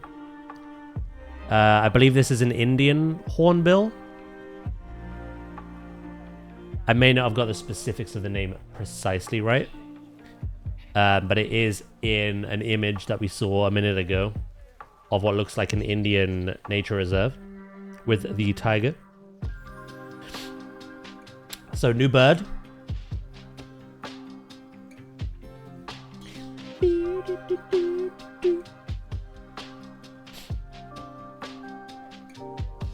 We broke all this down before, like ogling the pathing and everything. There's our African elephant. Looking much better, a little glow up. Right there, you got a nice little look with the baby. You could just see the lighting and work here as well. It's incredible. We have the blue wildebeest making a return. These were a DLC animal that is now in the base game.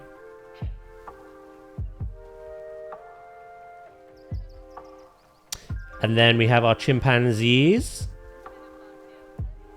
You can see the kind of level of facial detail there as well.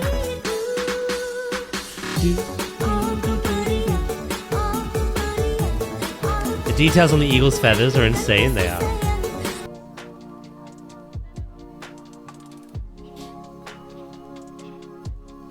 This is the Maasai giraffe, not the reticulated that we have in this game. This is the Maasai giraffe. They look really good though. There's a better look. Mother with her baby. Obviously, they are still fed better quality food from keepers, food that's prepared, but they can graze on trees. And the zebra can graze on the grass. Obviously, that has to be implemented because of the nature reserves, but it looks like you still do research their food and provide them better food quality for when they're in the zoos themselves. Then we got our zebra, our plains zebra, looking much better. You can see them grazing in the back as well.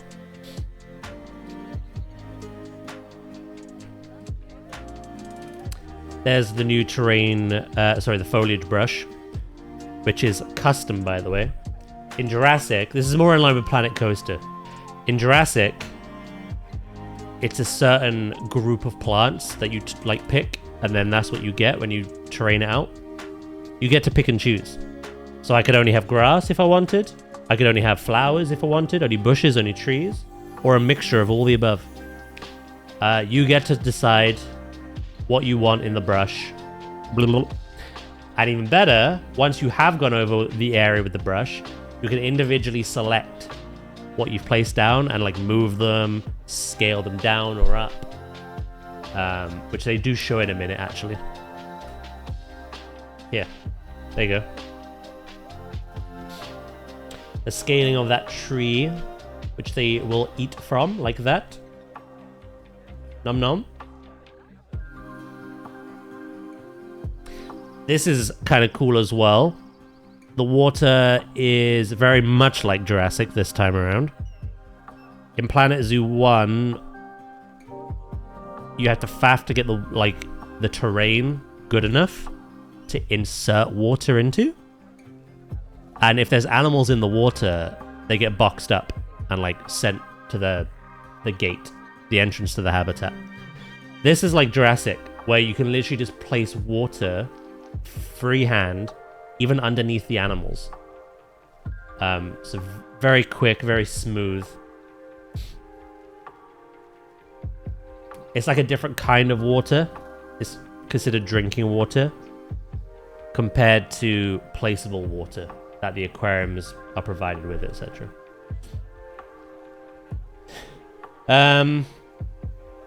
Speaking of which, there's an aquarium. I'm absolutely in awe by how close the barrier is to the pathing. Something we cannot do in Zoo 1. There's too much conflict between pathing and barrier that you have to always have them at a certain distance. And if you build the path first, sometimes the barrier can be very infuriating to put in. If you do the barrier first, then the pathing could be infuriating to put in. That seems like it's right on the border, right on the curb, which is very nice. There are some barrier tools in there as well. One is a door, one looks like a tunnel, but you'll see later the aviaries get the exact same stuff. And also the roof, because you can have open top aquariums and you can have enclosed aquariums as well. Let them light up from natural sunlight or put your own lights in there to illuminate the space. Boop. There's the airlock door for the keepers. And then here we go. We see those fish again.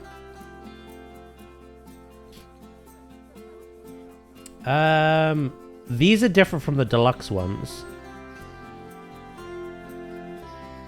These wouldn't be sardines, would they?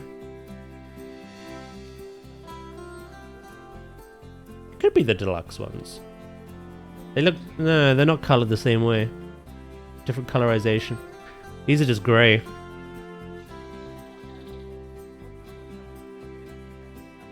I love the underwater door thing that you place. Yeah, it's really good.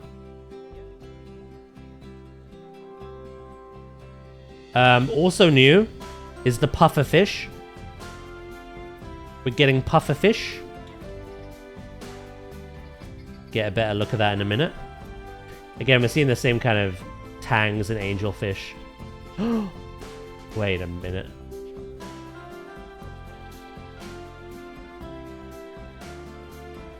It's a rubber ring. I thought that was a clownfish.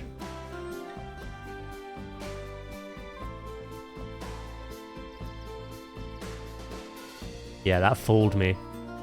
Maybe there are clownfish. It's a very popular fish. You can't have Dory and not have Nemo, you know? There's the puffer fish. Whoop.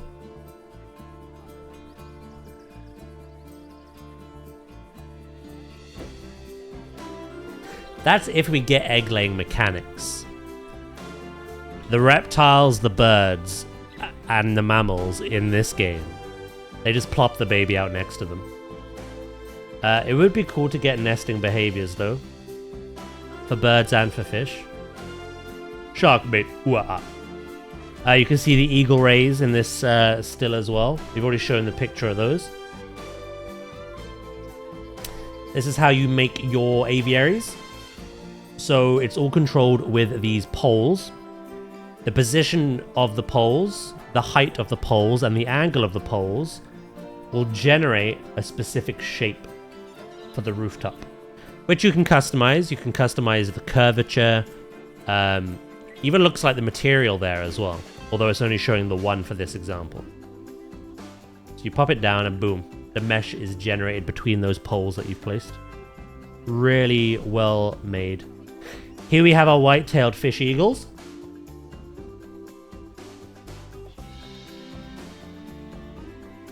Gorgeous. Absolutely gorgeous. As mentioned before, the details on the feathers, amazing.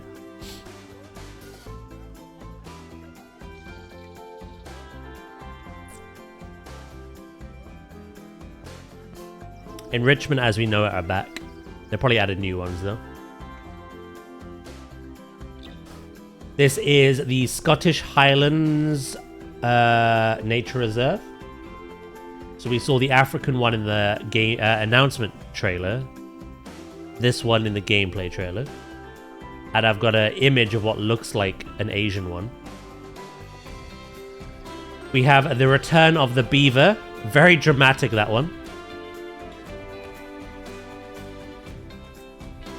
They're looking good.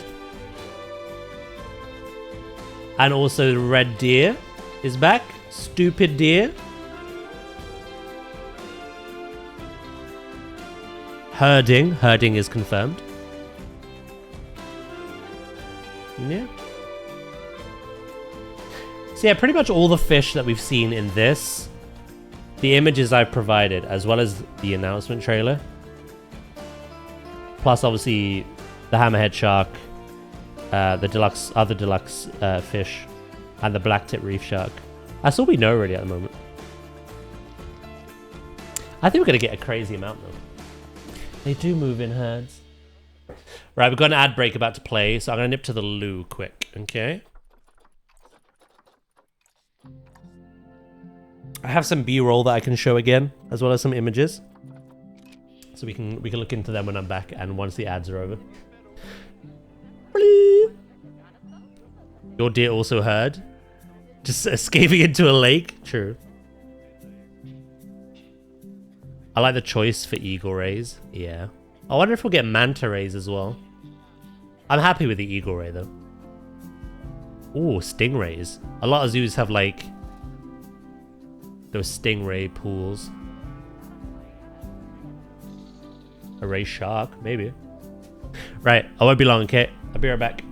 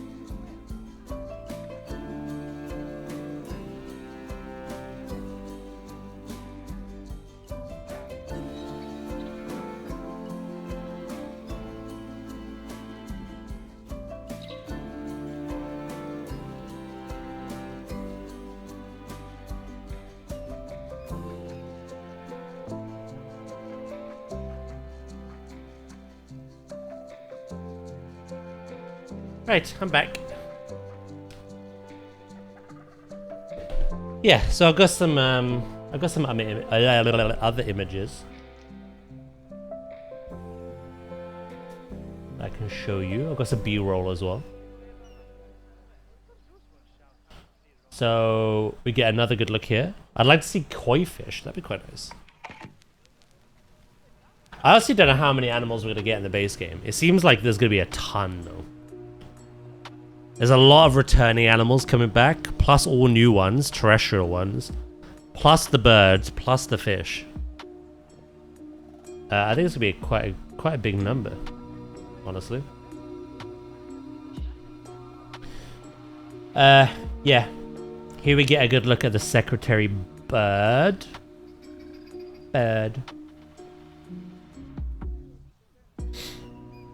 We've seen this animal loads, but you get a good look at the lighting, all the various plants, the fact that it's perching on a log that you can put down, the updated rock work, both big rocks, medium-sized and small. We have one flying up here. And then, yeah, we've got the gorgeous model. It's notably difficult for zoos to have koi, since guests often make ponds extremely dirty. Yeah, I can imagine. Here's another look at the nature brush. So as you can see, it's kind of like a customizable thing. There's even a plus icon here to indicate that.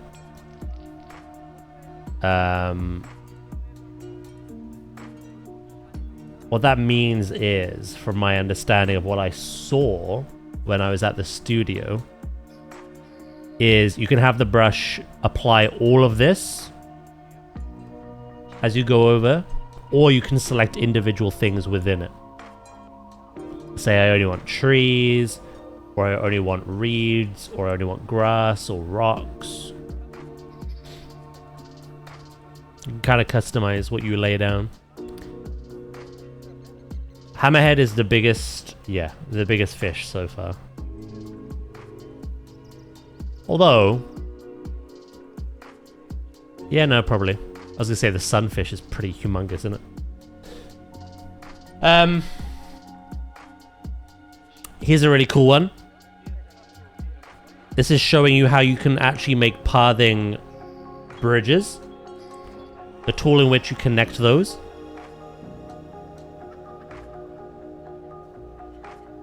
Very easy now, very intuitive compared to what we're used to. So you basically, you're just connecting the path right on the top. You're not getting any of that awful kind of like clipping happening or anything. And you got all your customization tools here. So this is the linear builder, as they call it. You can customize, like, I'm guessing the curb, the actual material, the color. And you got all those settings again. And yeah, it's just really easy to connect one thing to the other. Here we have another look at the elephants. We don't know yet if waterfalls are coming as a terrain tool, or if they'll be placeable effects like they are in this game. But here they are in the back. Waterfalls are back. We just don't know what capacity. Maybe both. Maybe it's a terrain tool and an effect that we can place.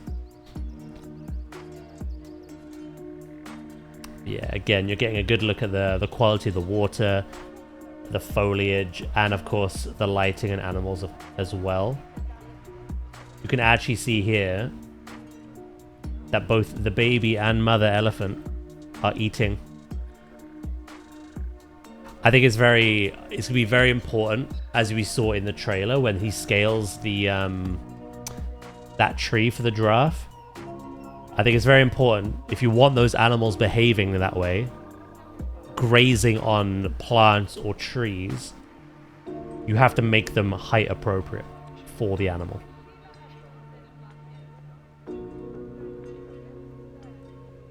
So that's cool. Here we get another look at the African Nature Reserve that we've seen before. You've got zebra herding. They do run and gallop together. I actually saw that while I was at the studio, actually. It was really cool. It was one of those things that was kind of promised for the first game, but never actually came about, unfortunately. So, to see it actually happen now is amazing. And then you're seeing again, like, all these little details of the little rocks on the side of these, like, terrain elements. The way the mud looks. The way the rocks look whilst kind of, like, wedged into that terrain. We've got some elephants at the back.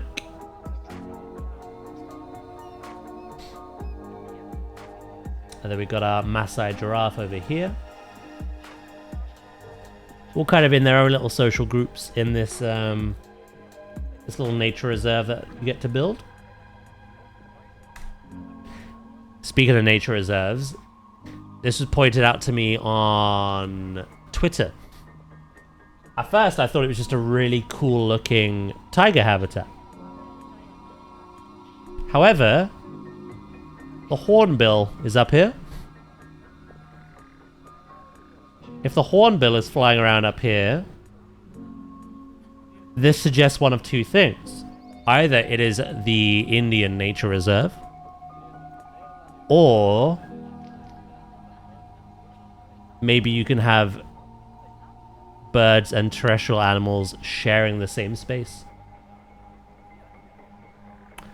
I do not know that. It's just a thought. Maybe it could happen.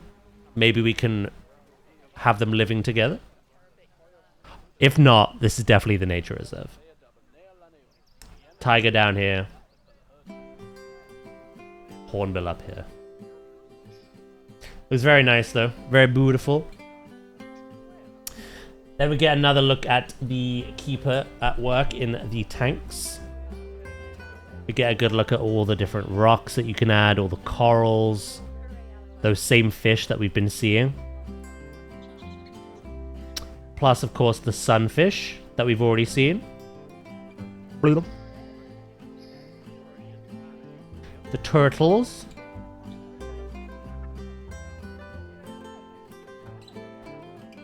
Wait, eel, bottom right?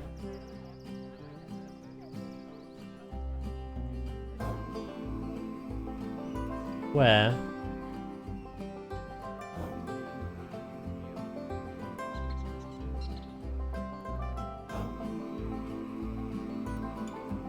It's the turtle shell. Oh my god. Just gave Crystal a heart attack. Maybe there's eels in this, that'd be cool.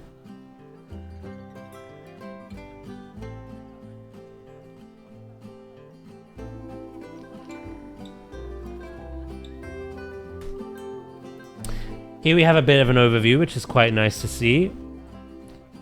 We can see a lot from this. Pathing, firstly. This is a rounded path that goes down elevated terrain into quite a narrow path. That narrow path then becomes a much wider path. And then that wider path not only becomes a bit of a like a little plaza again, but it also just naturally slopes up that terrain up here. Obviously, this is something that we've only dreamed about in Planet Zoo 1. That Planet Coaster and Jurassic can do.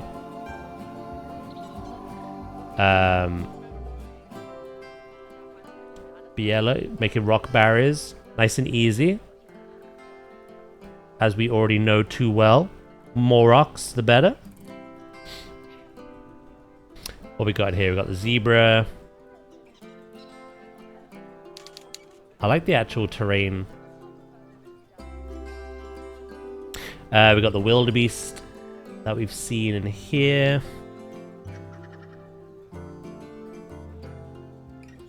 Again, it's quite a bit of a pain in the ass to make elevated pathways that don't obstruct what you build around them. This just looks really easily done. This like risen walkway. There's some stairs leading down into this little viewing area. And they've got different like material kind of lining that wall and also the curved wall. So stuff like that could be a lot easier. What else?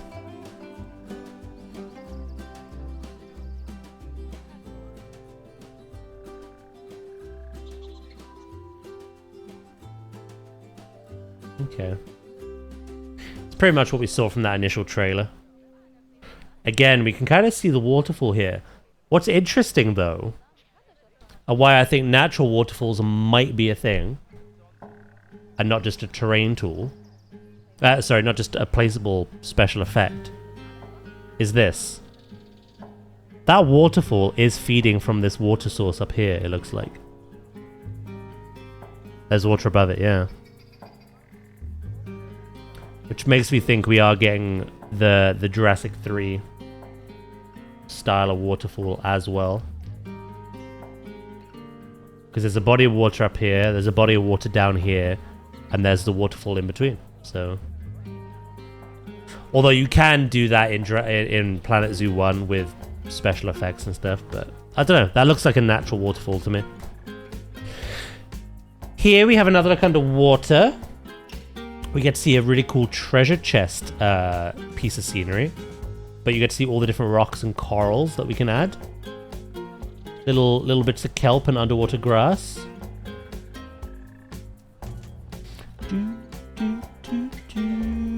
The hawksbill turtle again. Maybe a clever combo of both.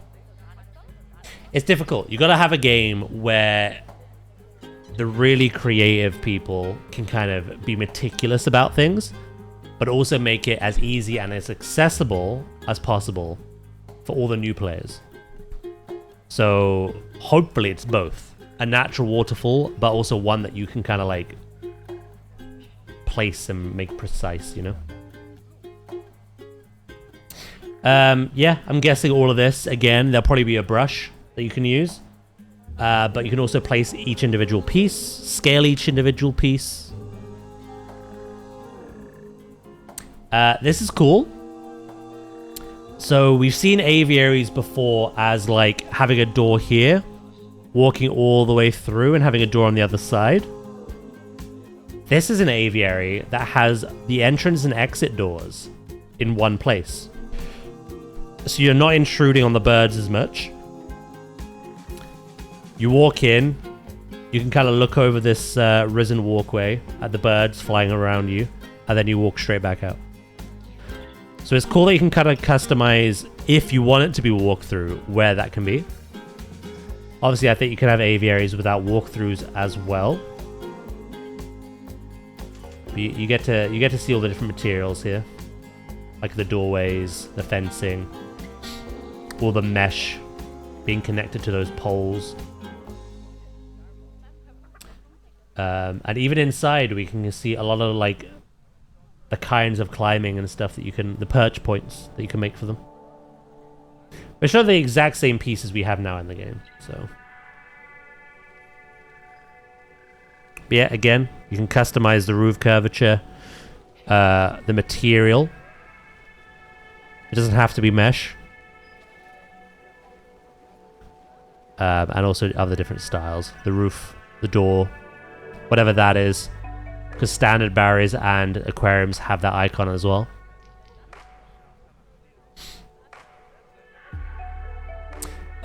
This is the new blueprints tab that we're getting.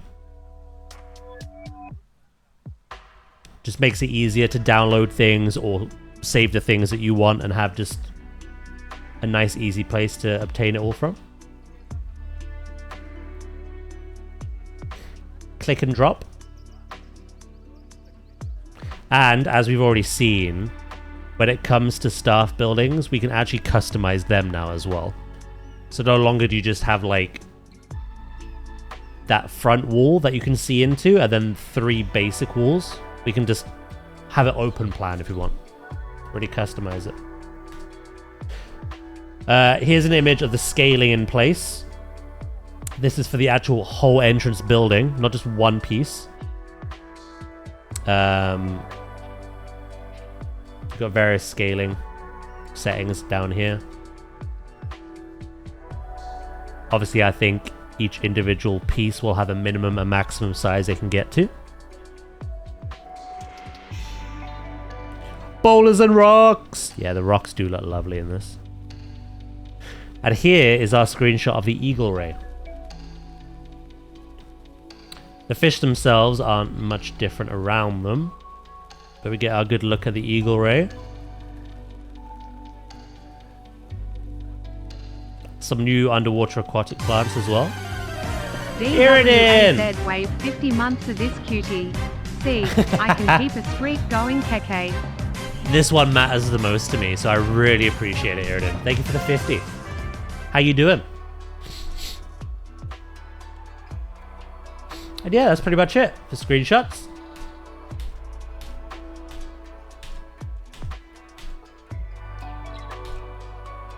Yeah, no, the rock work does look nice. I have to admire the rock work, obviously. They've just done a really good job. Even the little ones. The little scattered pebbles on the floors, etc.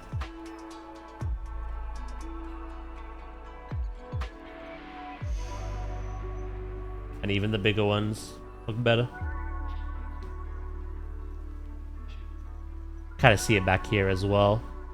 I'm just analyzing rocks. This is that section of the stream where we just look at rocks. But like even over here, like look at this. I imagine this is individually placed, but I don't know. You got this kind of rock barrier going around the viewing glass, both top and bottom, and then you got the roots kind of like seeping out.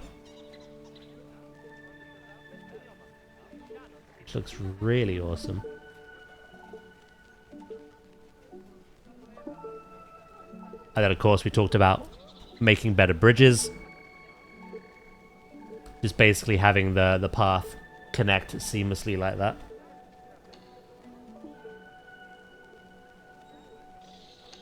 You do a rating of other parks and then you judge all of their usage of rocks without prior telling them. Oh my god, a rock judge.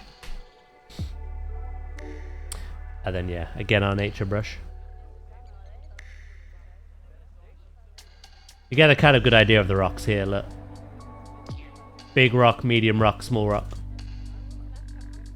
I am meh, and work has been a lot this morning already. Otherwise, I'm good. I'm sorry to hear your day's been meh. Have a bit of B-roll. I like that boulder. That is a nice boulder. Hold on. That is a nice boulder.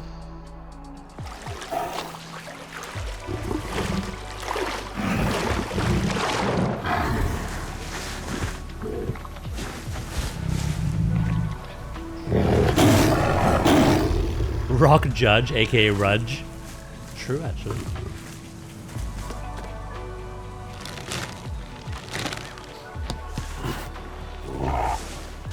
That is one of the cooler aspects for me.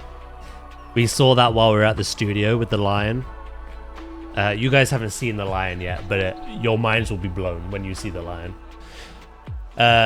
Seeing like enrichment like the ball just hit the animal and just like rudely awaken it and then just shift its mood entirely, like ugh. That is so cool.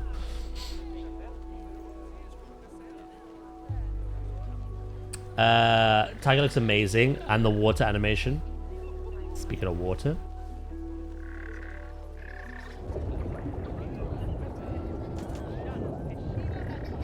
yeah, no, they've really updated the behaviors as a whole. More kind of social interaction, like a baby zebra will chase other baby zebra. Interaction with their parents, and one another. Interaction with their environment. So the giraffe and the elephants eating from the tall trees, the wildebeest and the zebra grazing on the grass, the tiger using a tree as a scratching post, the enrichment items like waking up the animals. Then there's the climbing. They presented this at the studio as well. They've completely built the climbing from the ground up again.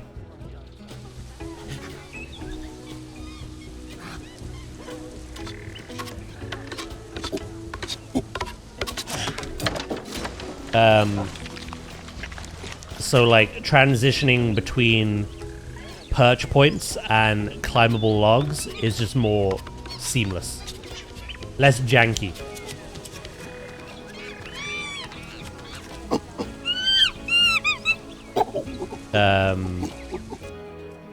And if there's a gap, they'll very neatly jump the gap as well, and not just like kind of glitch across it. Yeah, the sound department did an amazing job as well. I can't remember his name, unfortunately, but one of the lead sound designers. They've completely, I guess, revolutionized how sound in this game works compared to the first game. So much so that sound and facial expression of animals is far more synced up. But you heard it there. You could hear the actual, like, their feet hitting the log as they walked across it. Yeah.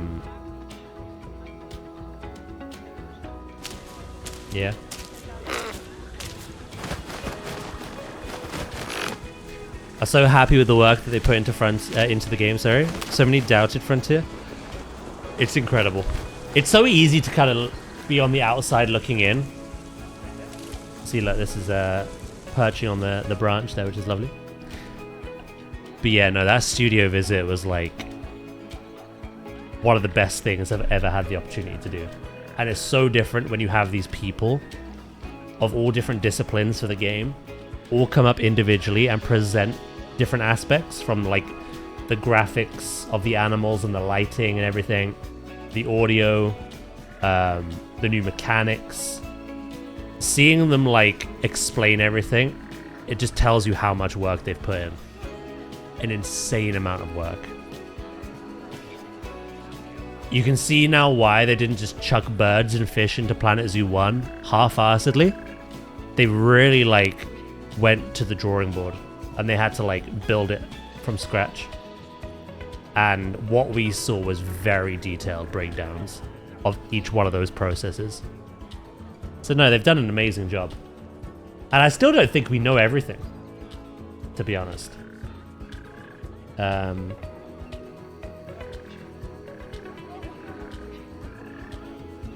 What I don't know is, how do they expect you to build anything when most of the time is spent watching the animals?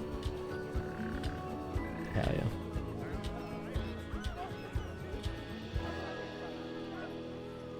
Hey, welcome back, Paws.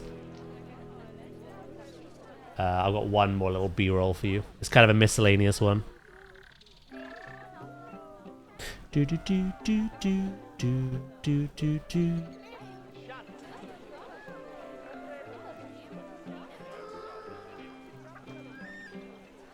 I can't wait actually, because so much of what we build now, we build these habitats. I try and make them as detailed as possible and as nice looking as possible. We have the animals, you name the animals, and then we just kind of move on. We never really just sit and ogle them, just stare at them. And I think a lot of that is because they don't have a lot of their natural behaviors. So with animals looking this good and with natural behaviors, I'm gonna be the same. I'm just gonna want to stare at them for ages after we've built for them.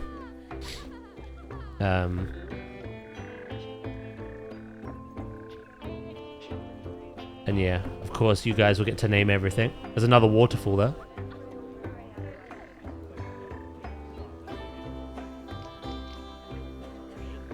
One thing they did confirm is that the zoo is gonna like, here's the customizable keeper facilities. One thing they did confirm was longer in-game years, which is nice. Animals will stick around for longer.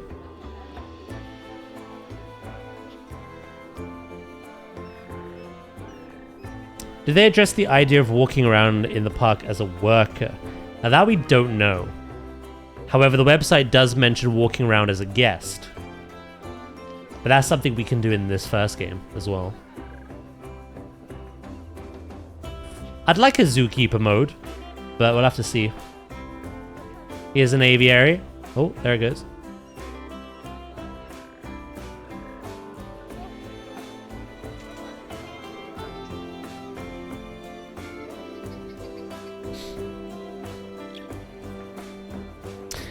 I have tried having the Tasmanian Devil. They would literally just die within seconds or minutes when I put them in. Yeah, I had that with the little penguin. We originally play on franchise, but the minute I added the little penguin,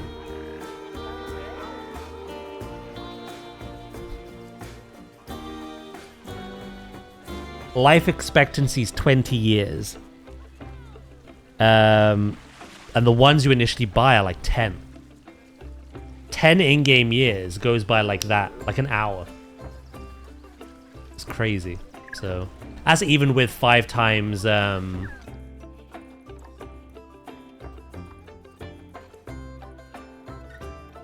is it?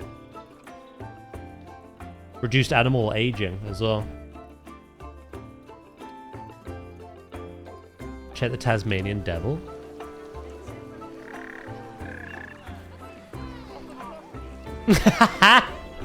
Six and a half years is crazy.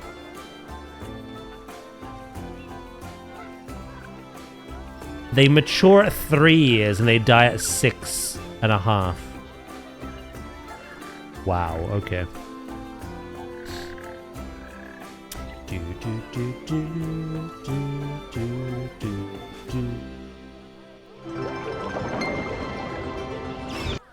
I'll play that for you again.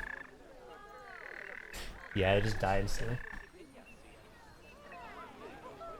Like I say, the coolest thing that we got to do with the other creators on the day was providing that feedback.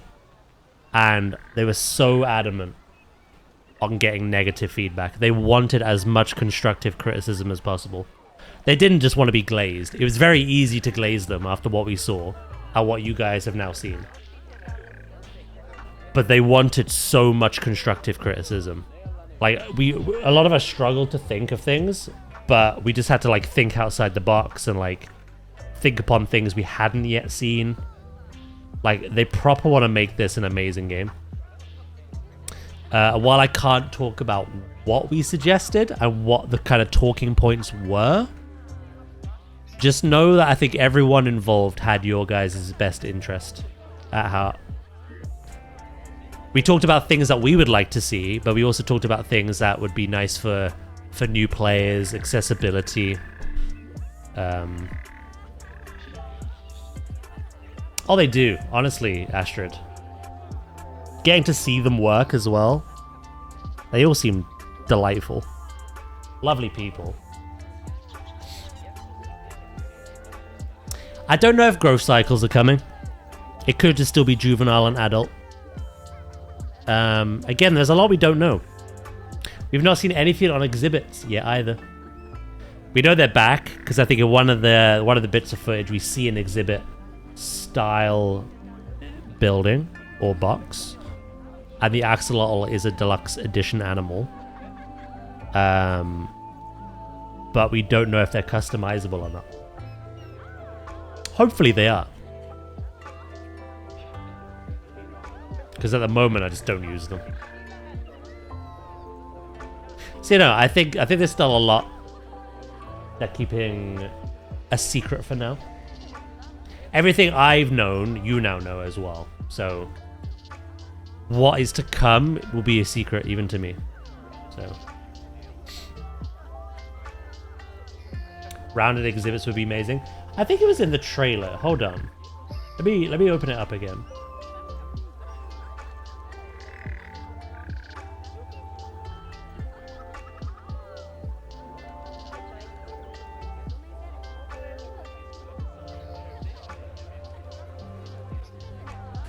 It was either a trailer or an image.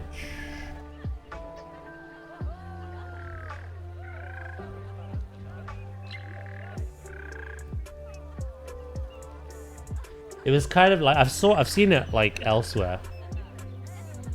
It was kind of like from a distance. Was it here, was it? No. Also, can we just talk about these pathways going up like that? Amazing. Quite the cardio workout, actually. And that big old suspension bridge.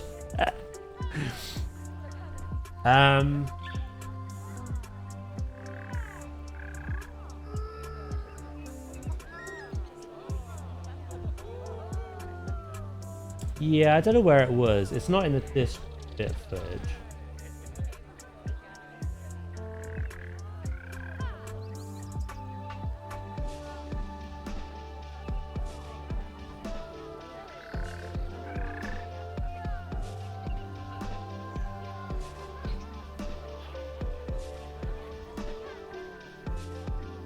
Yeah, I honestly can't remember. It's in one of the images. It might be on the website.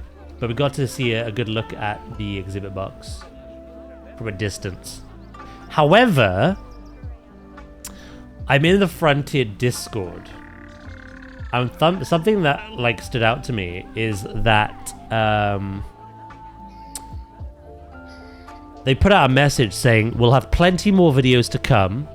Please do let us know what you would like to see more of, and we'll see if we can make it happen. People mentioned exhibit boxes, and their response was exhibits. Noted. So I think we'll get to see exhibit boxes soon.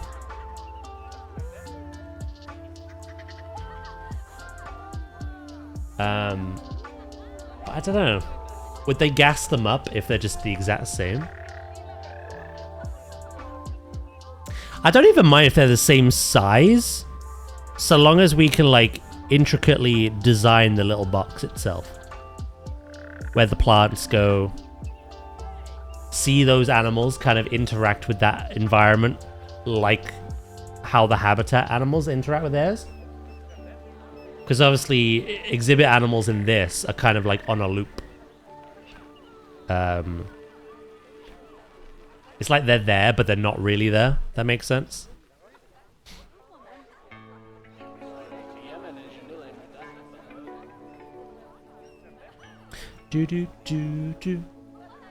Right. I think we're gonna start on a food area now. Can't think of anything else we're missing here. I've got to fill in all these little gaps at some stage, so. But our entrance is...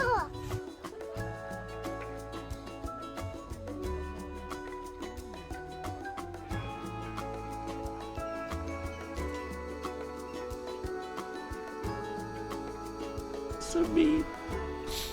Hello, Duh. Hello, Duh. How you doing?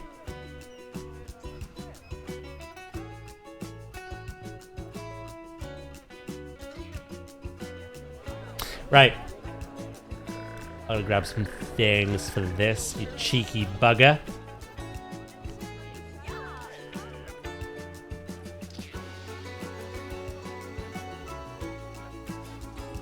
Booty booty boo boo boo. Booty booty boo boo boo.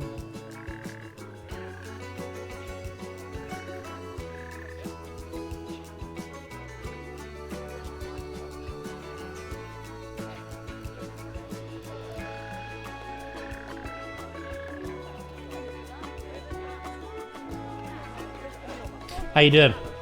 I'm doing good, thank you.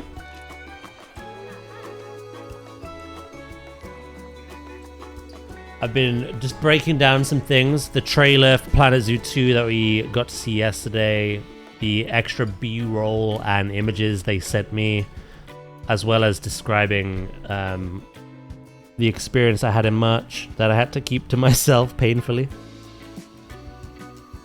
I got to meet some amazing people though. Again, like I've had quite a big bout of social anxiety, so to leave my comfort zone and meet some of my favorite YouTubers, it's quite the experience for me. But yeah, I got to meet Mrs. T-Rex, who obviously we're collabing with at the moment. Built her that gibbon enclosure for her WWF charity streams. Sinful Panda, ZHS, Rudy, Poor Builds, Eben, Zoof, Caesar Creates, Plastic Swans, and of course Leaf. They're all wonderful people.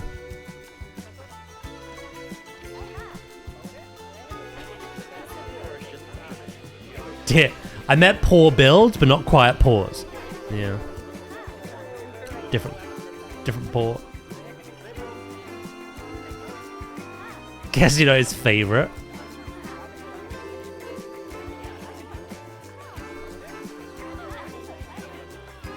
Don't stir the pot.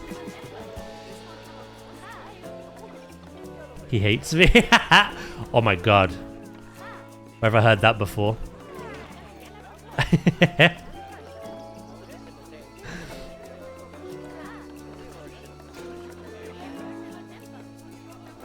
Yeah, I was the only Twitch streamer.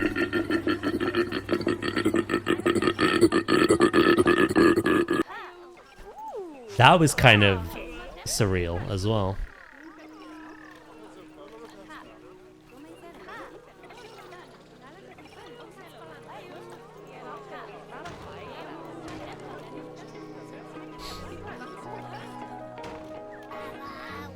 Wow, wow. Are you threatening my role? I must assert dominance. Good luck with that, buddy. Also, what am I doing? There's literally this piece.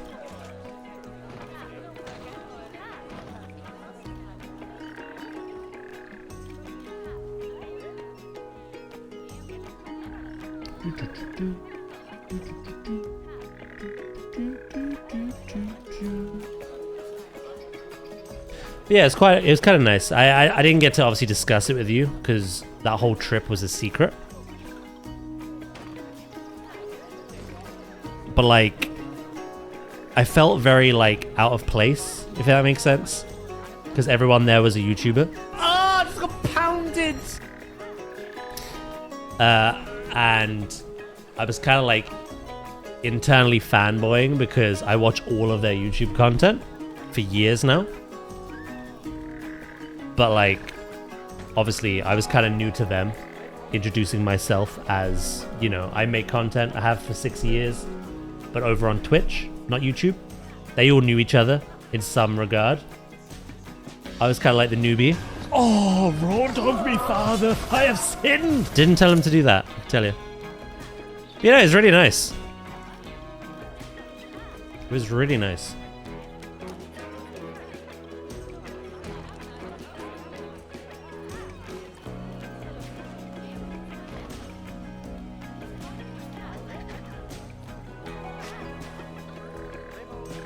Doodly-doo.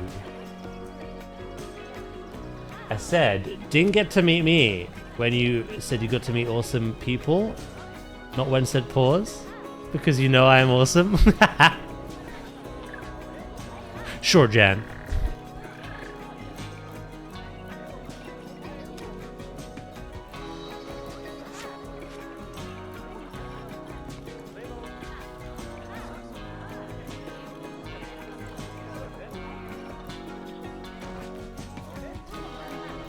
Old people could be awesome too.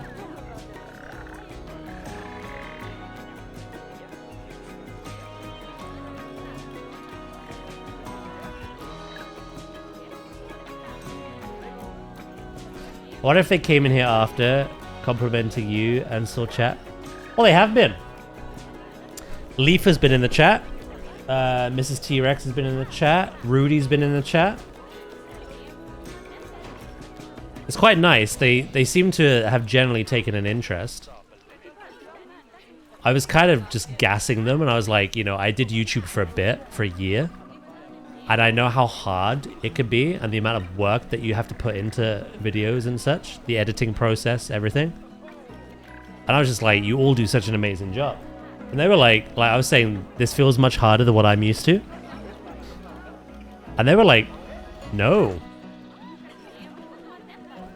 I could never imagine talking to people that continuously. 7+ hours a day, 6 days a week. What you do sounds harder. Or like, you know, we appreciate it more. And I was just there like, someone appreciates me. Yeah, it was really nice. We had some lovely conversations.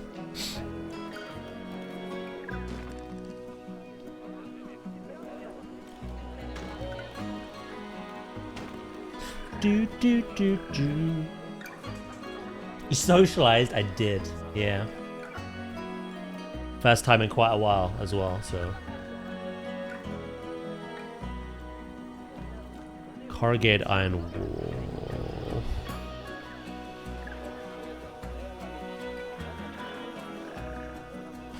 Like I say, I've been dealing, I was dealing with social anxiety for a very long time.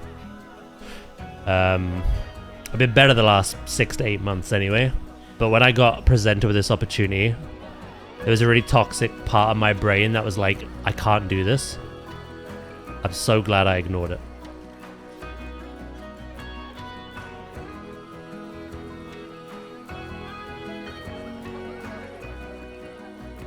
Because I could do it.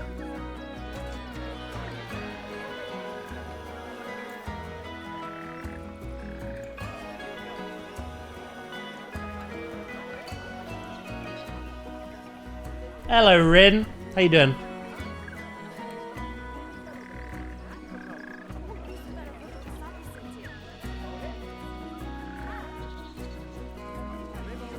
Would it be easier to turn random rotation off for a start and then do it that way? Oh yeah, much.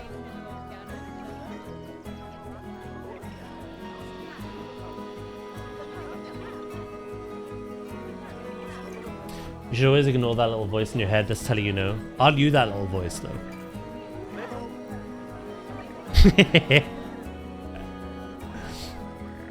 My sleeping pattern is really fucked at the moment. Just from all the games that you're playing, etc. Hey, welcome back, Ooze.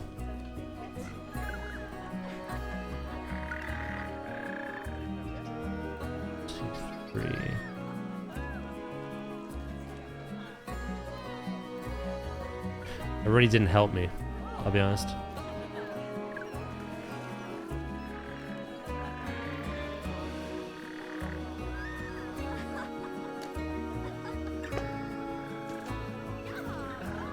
My body refuses to sleep at a normal time, and my ADHD lizard brain keeps me awake.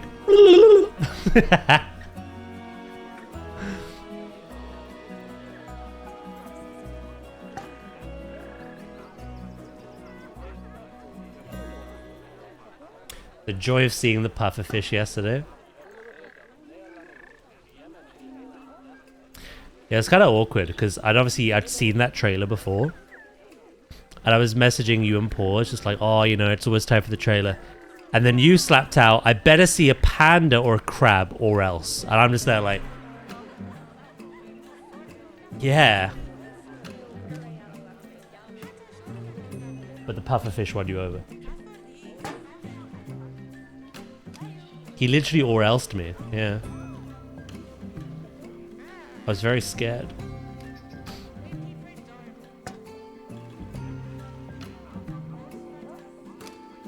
I'm the voice in your head that says, grab the matches and a lighter. Wow.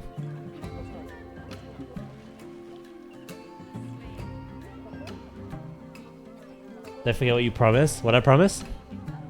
I promised many things.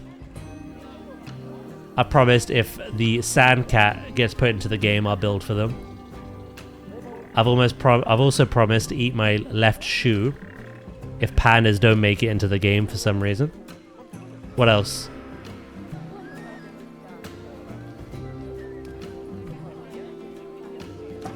Oh, just eating the shoe.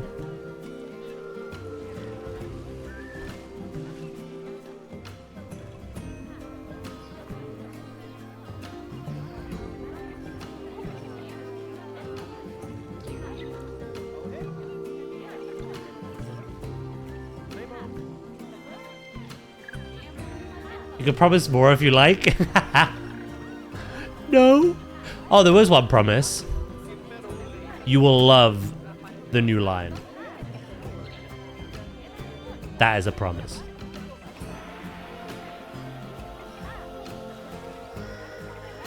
I hate lions. Fuck.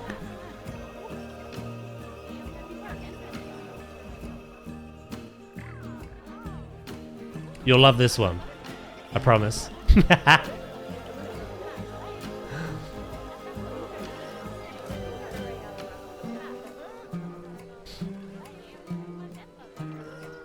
I must be lying. Ban her.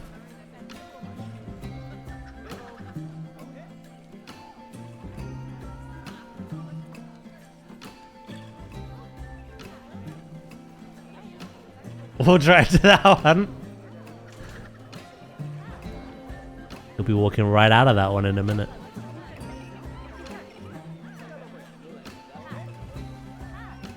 I'm holding out for the Sandcat build.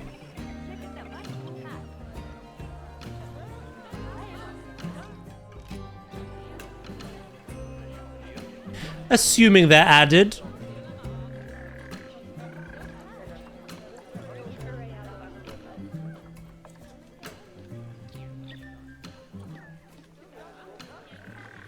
Doo-doo.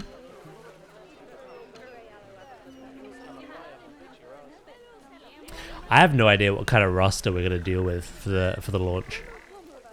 It seems crazy. Like, I wasn't expecting to see the beaver.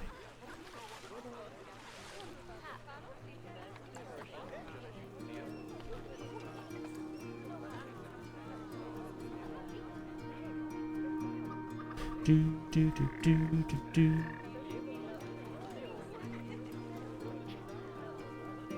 Even the beaver was shocked to see the beaver. It was very dramatic about it.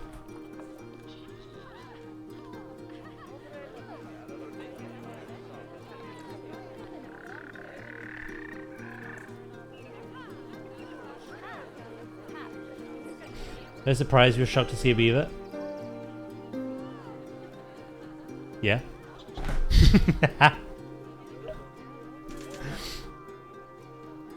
Cheeky bitch. I think those jokes were so bad I lost the urge to make as much puns anymore. Oh my god, did that kill your need to make puns?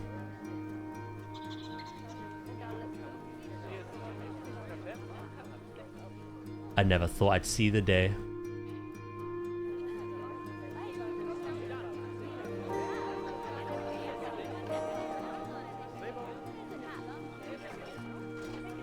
Cheesy overload.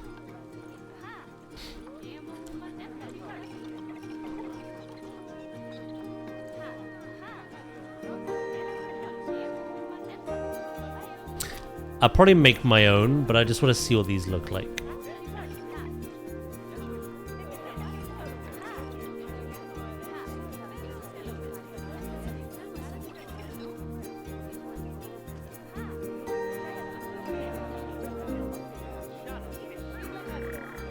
What do you reckon? Do you reckon I make my own like this again?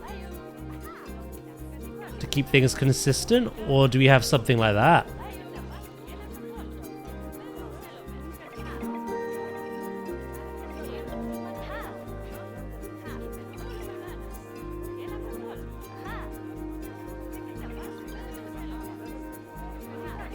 Wait, what's Drakus made? Sandcats, Iridan. I'll never let go, I promise. Proceeds to let go.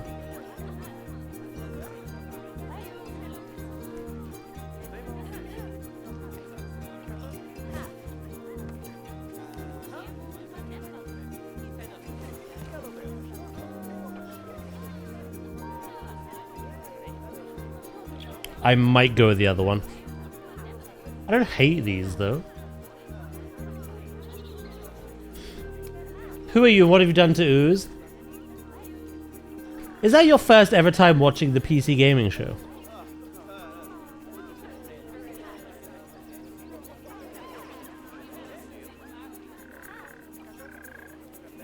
I'm not exaggerating. They're like that every single year. Yeah, actually was the first time.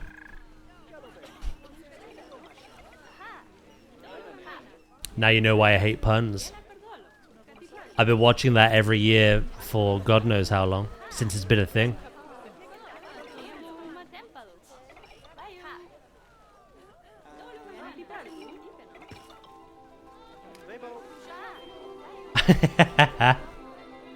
I love it. That was enough to put you off puns for life. Like.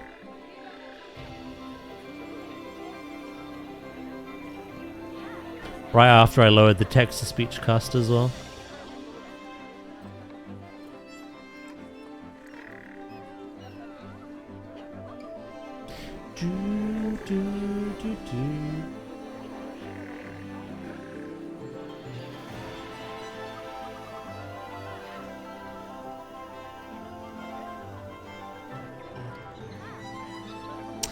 Right.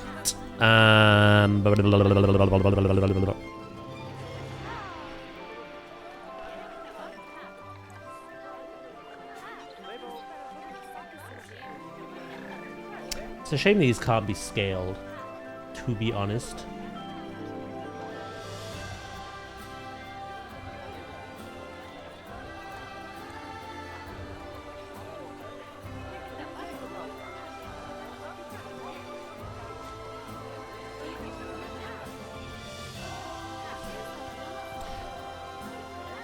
This is the Bridgerton planetzoo music. No, this is the planetzoo music.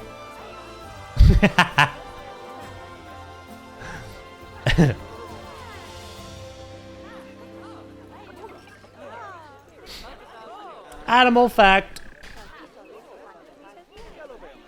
If sandcats do make it in planetzoo 2, I'll do my own build and just spam the Discord.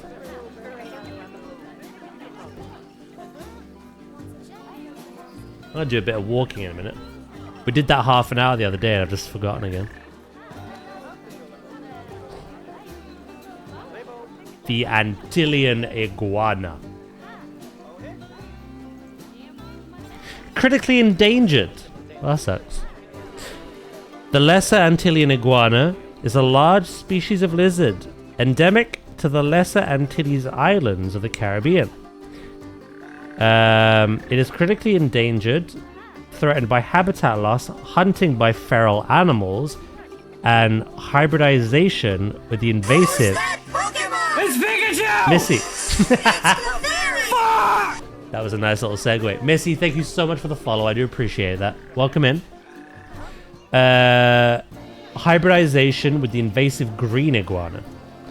The Lesser Antillean iguana is grey with a green belly and has a short, blunted face with white scales around the jaw.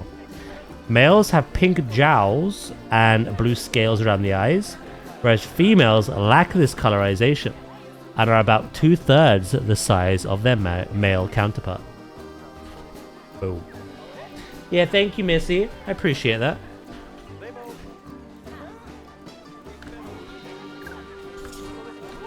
Oh, thank you for the 40 stream streak, Rin.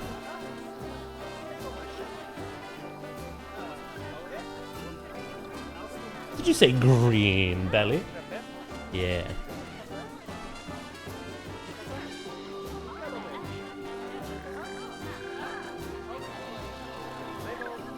Oh, cassette beasts. Yeah, I've never played the first one. No, they themselves are grey, but their bellies, their underbelly is green.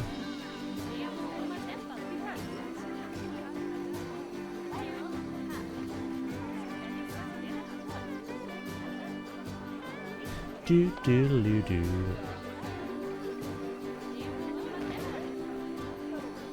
I thought about trying that Lumen Tail game. Happy World Oceans Day, everyone. Hell yeah. Just for you, Luke.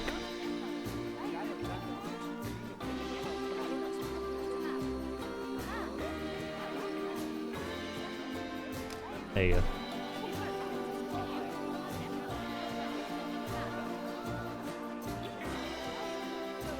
That means it's technically crab day.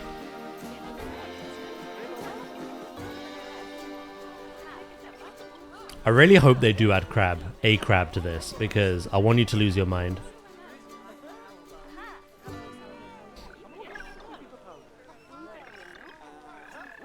I want you to absolutely lose it.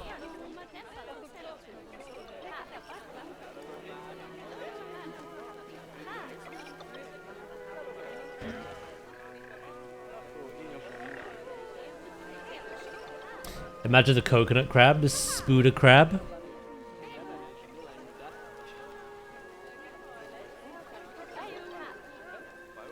I have immense respect for the ocean. I just don't want to be inside of it.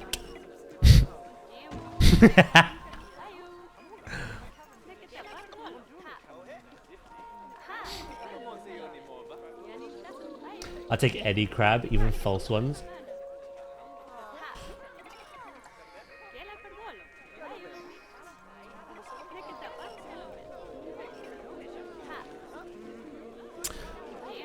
I want to move this back, I think.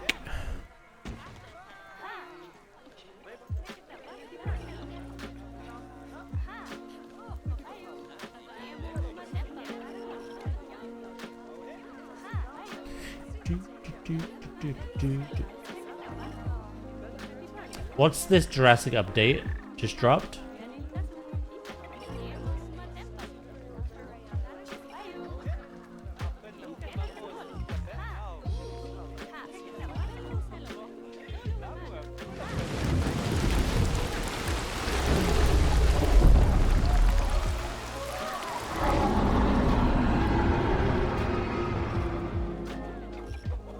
That looks like Rebirth.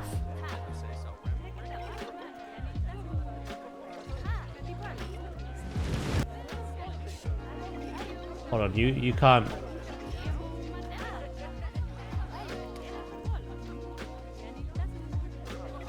I've only seen the film once, but that looks like Rebirth. It's the fuel station. Wait, that's coming tomorrow?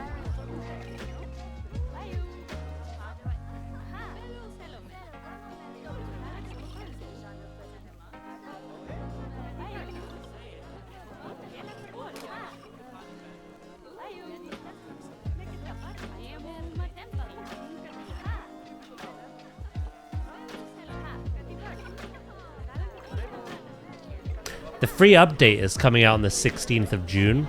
The one that adds this swimming Rex and the aviary customization. Unless it releases with that update and we get a trailer tomorrow.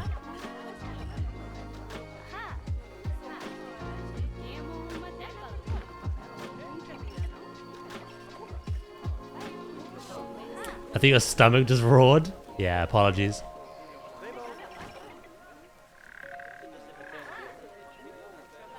Ocean man, take me by the hand, lead me to the land.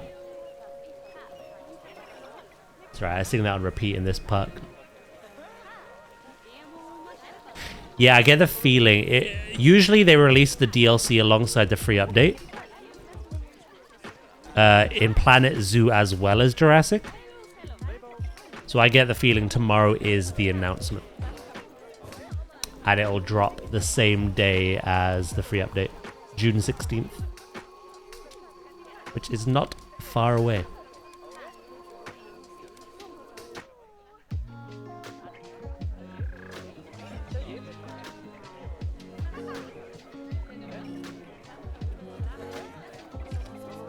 There's quite a lot going on at the moment. We've got a lot of work to do on Zoo.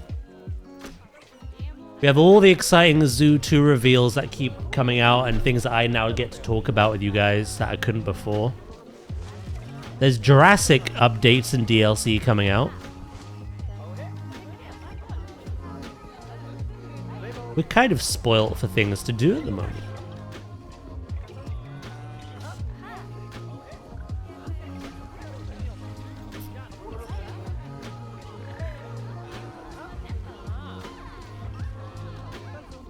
Hydrate to celebrate World Ocean Day. Just don't drink ocean water, and you're good.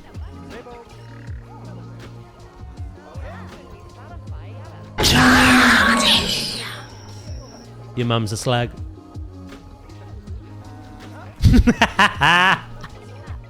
I mean, hi, Warlock. True. Well, good morning, everyone. If you were asleep.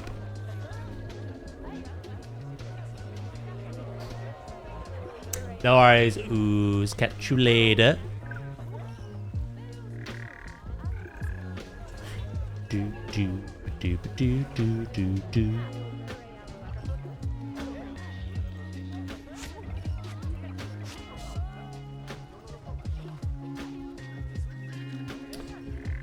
Oh, that's really cool. I'm excited for that.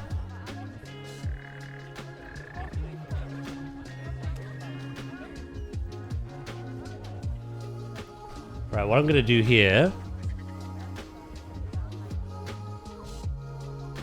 is something we did with the polar bears, actually.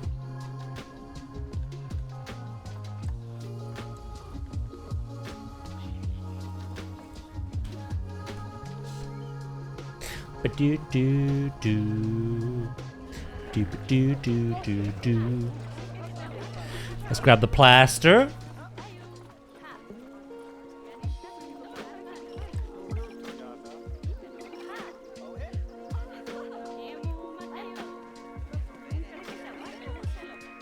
Is there... Right, I think here's how we have to do it.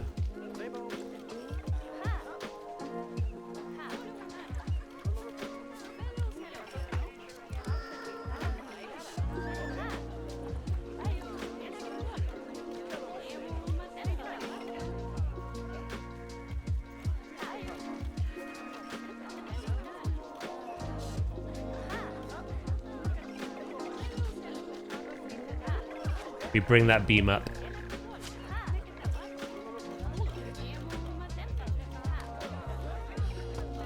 Yeah, no. That's awesome. Some more Jurassic stuff to do. We better work on finishing that Draco Rex build then.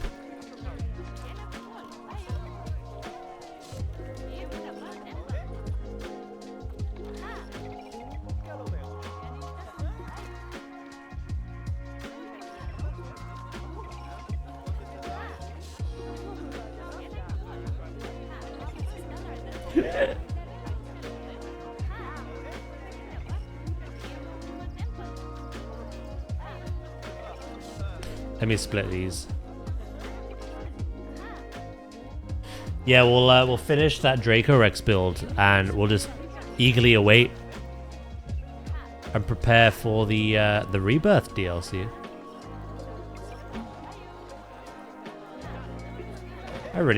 Thank you for letting me know about that, Pause. I wasn't expecting any kind of announcement.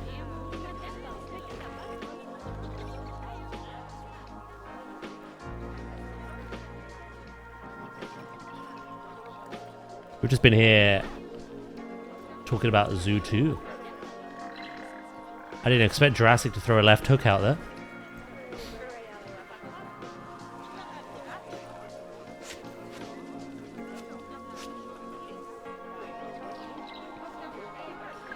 Yeah, I saw it like... I've only seen Rebirth once. Dodge! Hello, mate!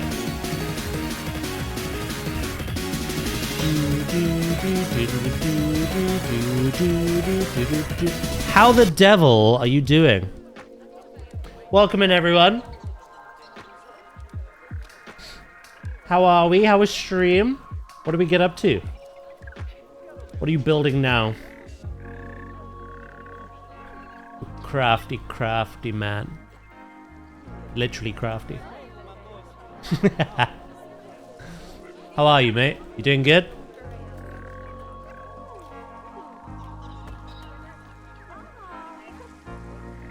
Hey, Thwani. How are you? Alright, let's Let's grab all that. A duchy.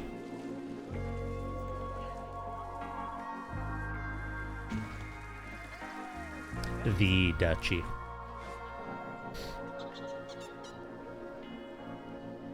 Still working on that same building. Haven't had much time for the past 2 weeks. You've been busy. Hope all is well here. Yeah, all is well, mate. To be fair, your level of detailing for buildings, I'm not surprised you're still working on it. The hyper-realism and, like, the patterns you come up with, that would take a lot of time. It's well worth it, though. You, for me, are the very definition of trust the process. Something I try to instill in chat quite a bit as well.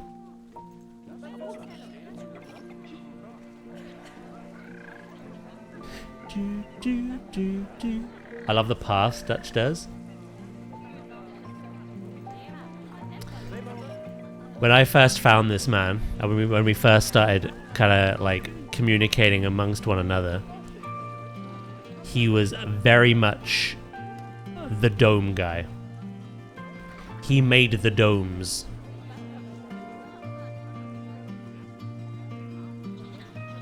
He still does, to be fair.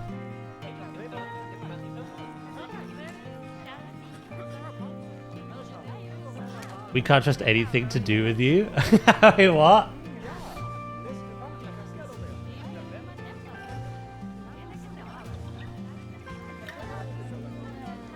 The trust disappeared? I can't tell you NDA things, chat. I'm sorry.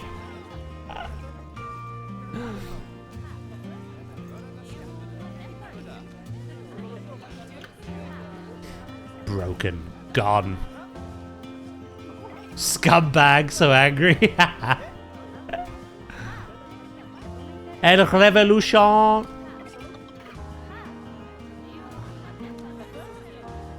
Ooh. I went the wrong way. Shouting and stuff. Grumble, grumble.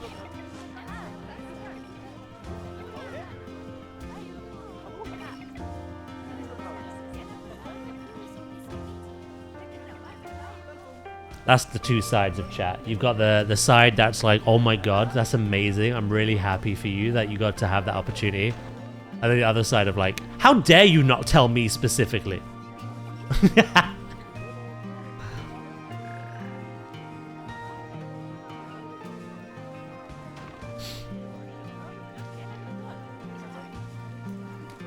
How dare you? Don't come by my house. Don't call.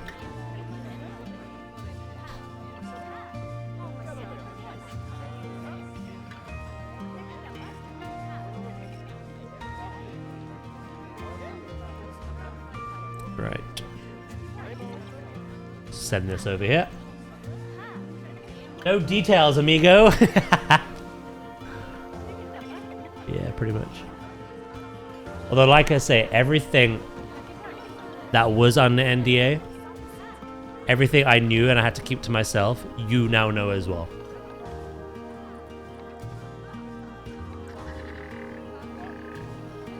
Apart from the feedback. I'm not allowed to talk about what feedback we provided.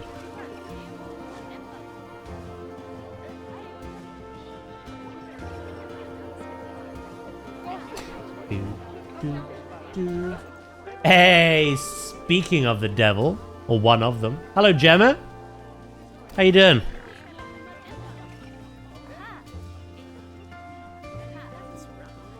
You expect us to trust you?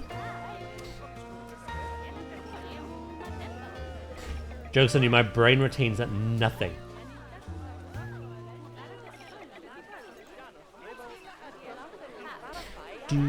That's fair, honestly. Fair is fair, as fair goes. The tiger is out of the bag. You know what? Let's have another tiger out the bag while we unleash the tiger out the bag.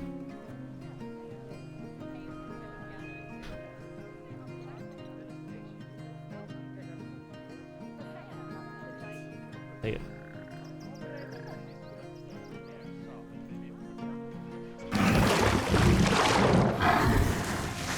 The betrayal of not telling me!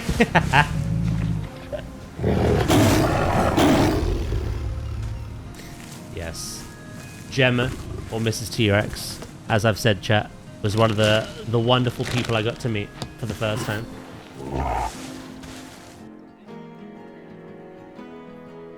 Even the way they slumped down is accurate. Why is it not October already? I know. Here, have some hoppy boys.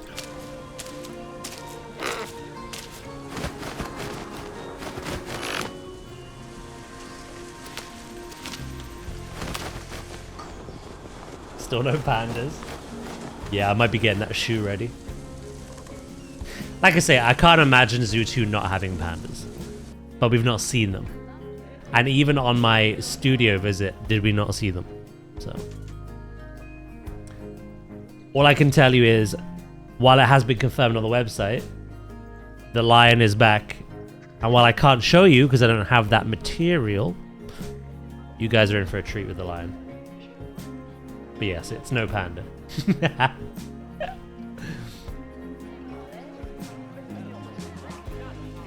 The Dutch lion is about to look majestic as all hell. Tomorrow's Planet Zoo 2. October's Planet Zoo 2. Tomorrow we're getting a reveal, an announcement for Jurassic World Evolution 3 DLC, which very much looks like Rebirth. So.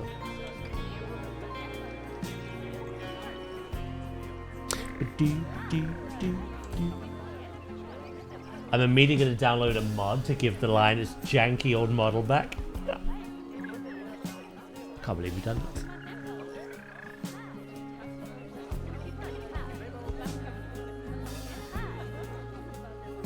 I'm going to build T-Rex tea rooms. I'll have to see if I can name the worker after Gemma.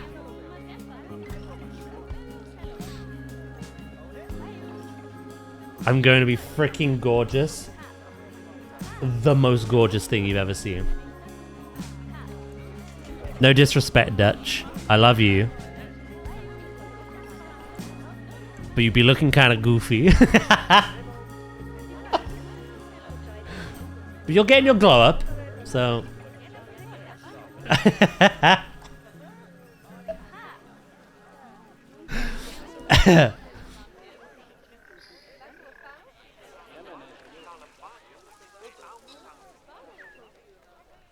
What was going to add to this? I came to the freaking gift shop for a reason. I don't remember why. Glow up after 6 years. We can confirm the glow up is worth it. That was the first animal we saw, wasn't it? Oh no, the first animal we saw... Was it the... We saw the birds before that, didn't we? The lion was like the main demonstration animal. When all the devs came up and gave us different disciplines, the lion was kind of... The lion and the chimp were kind of like the examples for those. But I think we saw the aquarium and the birds first, the aviaries. Because we had a little tour to begin with of the game. What about the witch in the wardrobe? We don't talk about that. Ah, that's what I came in here for. Walk through exhibit hanging basket. Do do do do do do do do.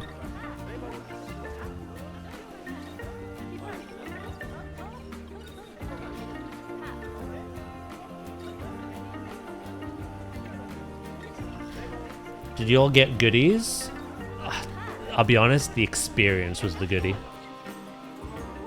As cheesy as that sounds, it was an amazing day. We got to keep our little lanyard things on us, though. We did get dinner as well. We were fed, chat. I was fed with steak.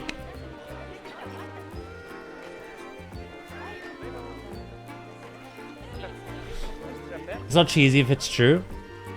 Literally, like I say, we were group 2. Group 1 was Plastic Swans, it was Leaf, it was Caesar, it was Zoof, and it was Eben. We were group 2. Me, Gemma, Sinful Panda, ZHS, and Rudy, and Poor Build, sorry. Honestly, I was sat between Rudy, Poor, and Gemma. And when we were presented the stuff, I was literally just like...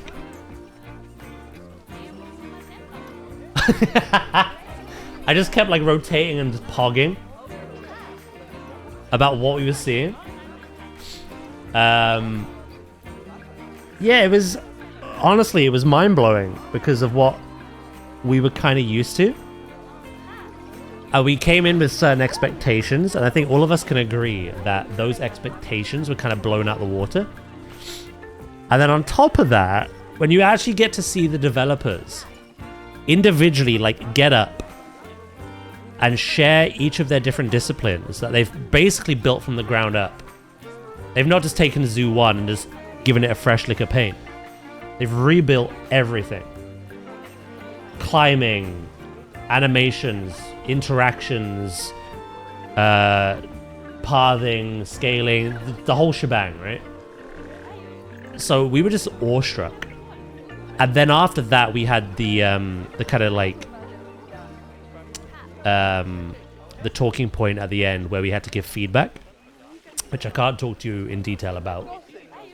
But like we were they really wanted constructive criticism. They wanted negatives. And it was so hard to think of any because we literally were just like gobsmacked. Eventually we came up with some good ones. Again, I think we did a good job of like not only getting across what we would like to see, but what you guys would as well. And then after all of that, we were kind of done. And that in itself was a treat. But then they took us to dinner as well. And that was lovely. We got to chill in the evening. I'll make you steak Daz. Trust. The apron don't lie. Yeah, no, it was an awesome day. Like I say, I was very nervous because of the social anxiety stuff. But also because everyone else was in the YouTube sphere and I was like the only main like Twitch person. So I was kind of like meeting people that I've watched for years, whereas I was kind of like introducing myself. They all kind of like knew of each other, if not knew each other. But it was awesome. Everyone was lovely. In our group and in the other group.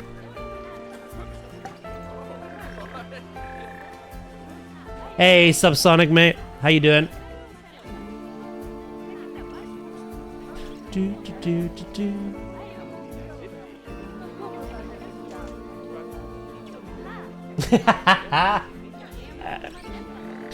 It's where the people go when they protest.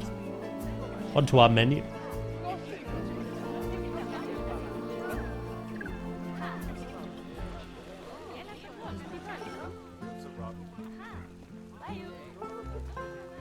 Is this version worth playing now or wait till the new game in October?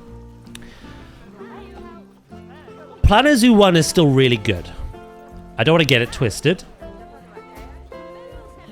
But planetzoo 2, from what we've seen through the announcement trailer, the Wholesome Games showcase, as well as the gameplay trailer, and what I've seen while at the studio, is a totally, almost transformative game.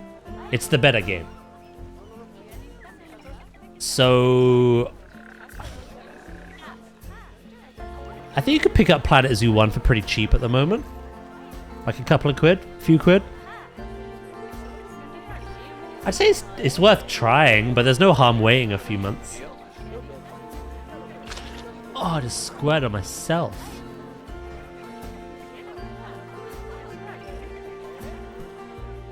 Don't worry about it. Hello, Val. How you doing? It is Mare Monday, so I think I know the answer.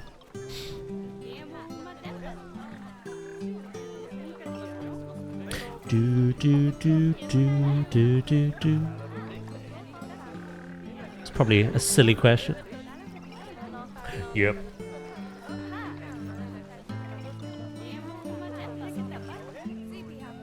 Yeah, no, it like I say, I don't want to get it twisted. PlanetZoo 1 is still an amazing game. But it does have some pain points.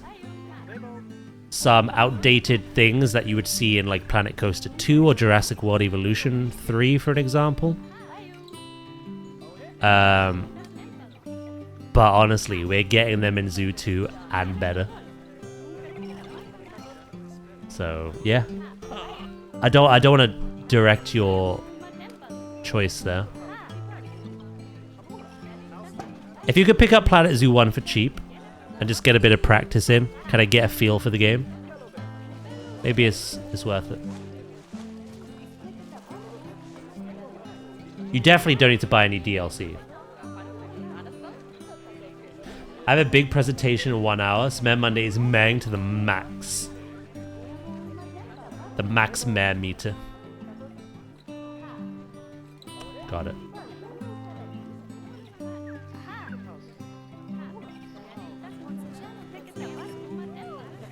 Yeah, if it's cheap, pick it out. Try it. See how you feel.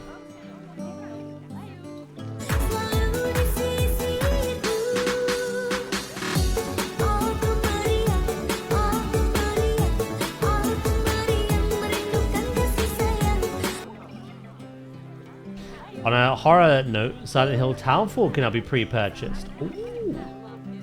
Guys, any advice? I started creating a habitat and now I'm trying to add water. But I get obstructed. I would need to see what your habitat looks like. Can you post it in the Discord, PlanetZoo channel, for me?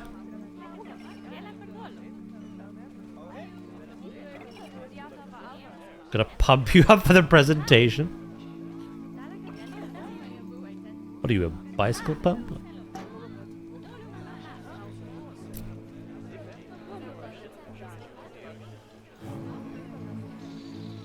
Of the new announced games, which you probably play on Steam, probably the majority.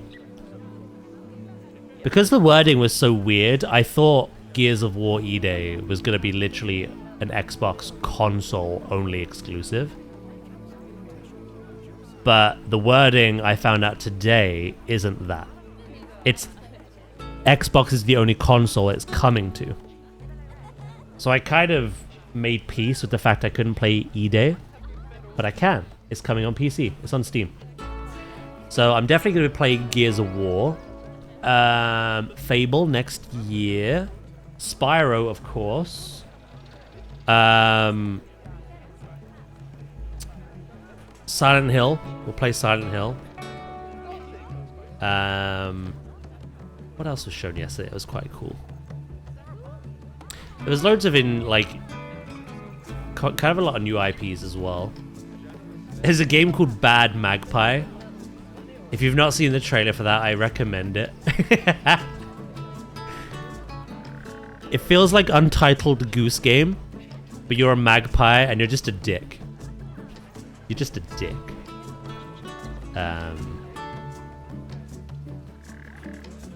Yeah, I'm not sure what else. There wasn't too much in the PC gaming show. There was a game called, actually, what was it called? Stronghold 4? That looked quite nice. Do you think GTA 6 will be on PC on launch? No. It'll take a year.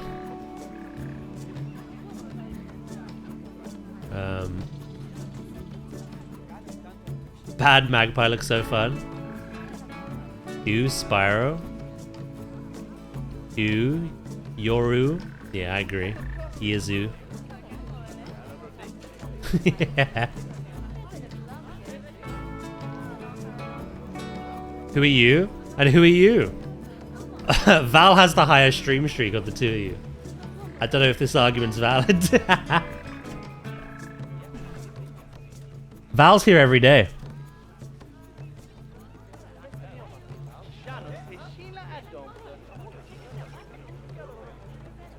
Yeah, I can't fault it. She has like a 110 stream streak. She's not missed a stream. The new Control game looks awesome too. I've never really been much for Control or Alan Wake. I got gifted Alan Wake 2, so I tried it, and that was just a fever dream. It was funny. It was very entertaining. But I'm not really into that universe. It got described to me as kind of like SCP. That's the way to put it.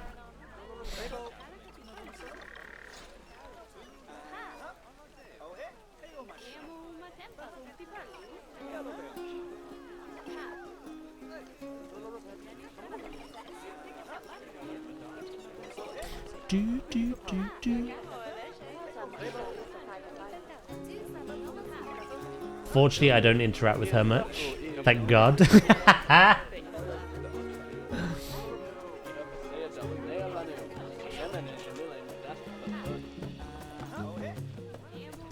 No, I'm gonna give Val all the credit here. She is here every single day.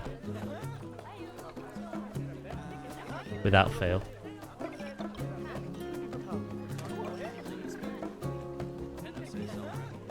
Of course you are, you fucking suck up. Yep.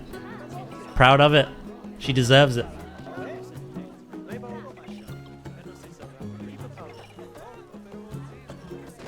To be fair, for the most part, you are, to an extent. Maybe not every single day, but you're here a lot. So's Dragon. Dragon's often lurking while working, though. Nadia's not here every day, but she's here quite regularly. But yeah, I think if you're making this into a competition, Val's already won it.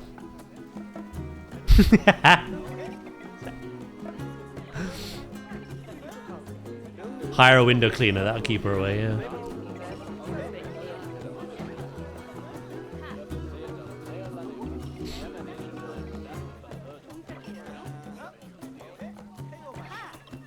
I'm gonna lose my streak next week unless I can get some internet when away. Was it even competition to begin with? Touché.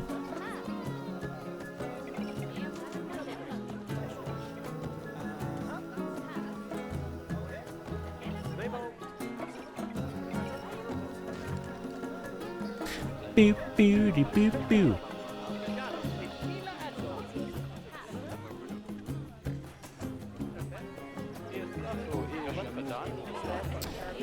Bamboo. Do I want that one? Oh, I should have got the colorable panel, I think.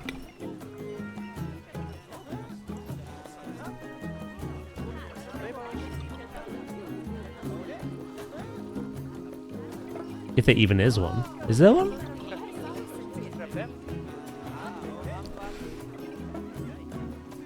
Right, let's do that again. It's quite large. Val automatically wins because she shows up even during WoW streams. True.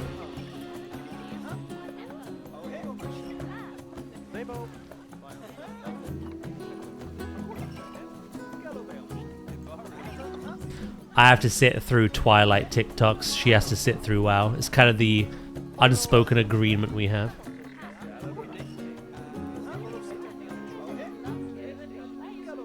Neither of us is pleased about it.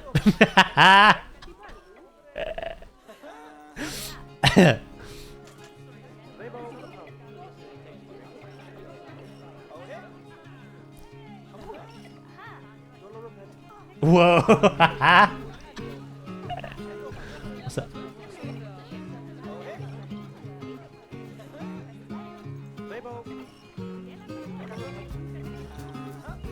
You like the TikToks? Not the Twilight ones. There's only so many times you can hua me, you know? Before I lose my marbles. What's left of them?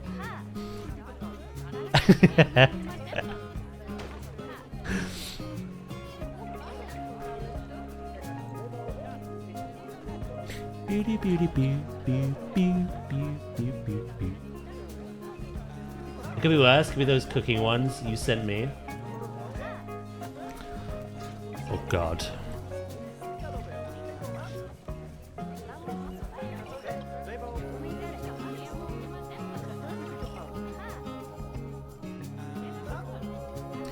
There's a weird part of TikTok where like you get the cooking videos that are just an abomination. But there's also these ones that Val sends me that are like kind of like home DIY. It's two women that get any old rubbish they can find and they try to make furniture out of it.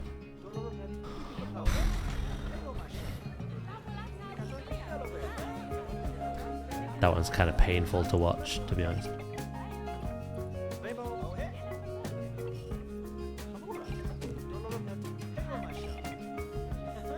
Oh, the twins. Oh.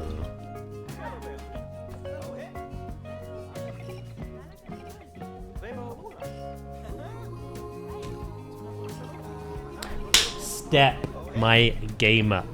You're absolutely right. I'm gonna need that as a redeem, I think, because I just keep forgetting. I get too into what I'm doing. Those women always doing war crimes, pretty much. Right, I'm gonna go pee then. And also...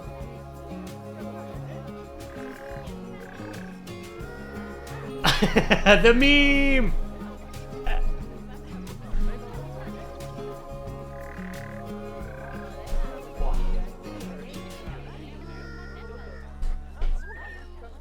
I now also have...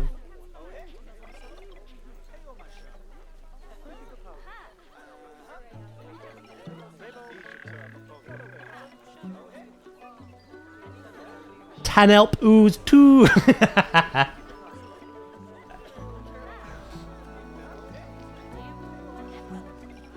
Yeah, they're both up there now. Obviously, you can't really see it that clearly because of the mirroring. Right, I'll be right back then. Ooh, hold on.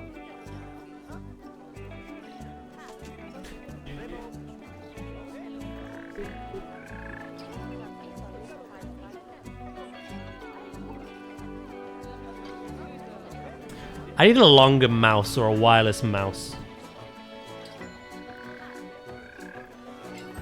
I'll have to put up with this now. That's his real height. Hello there! Any subs for your time? Right, I'll be right back, okay? I won't be long.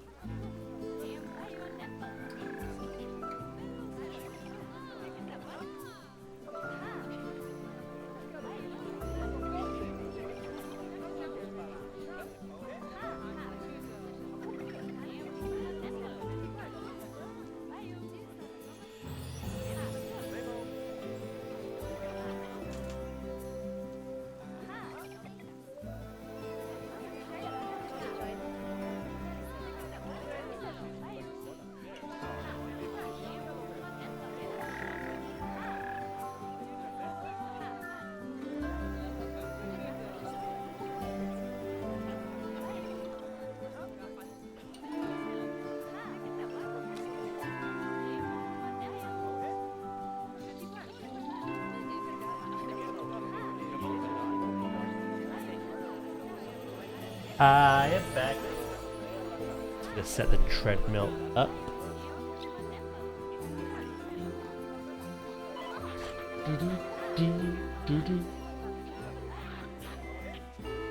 Lukey, thank you for the 155 stream streak. I appreciate that.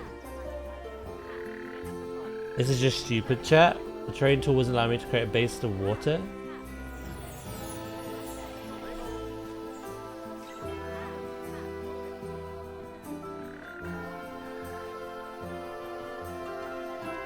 How deep you trying to make it?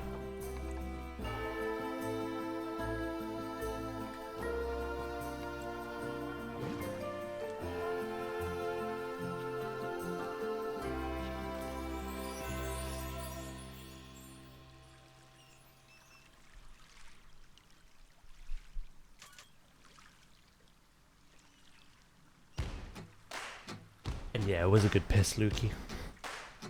Thank you.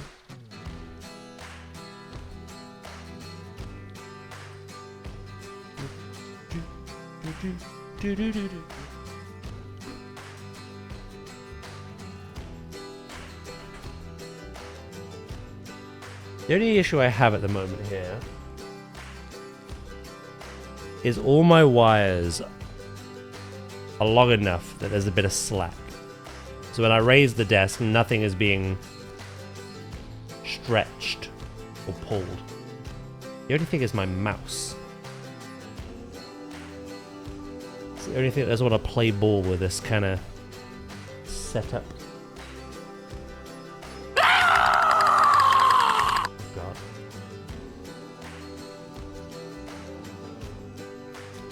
Yeah, I don't know, Free. I just made a pool of water.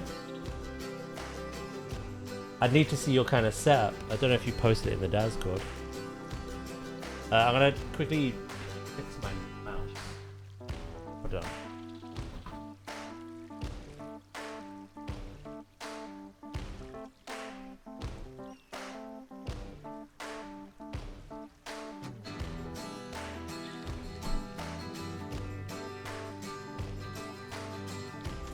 There we go.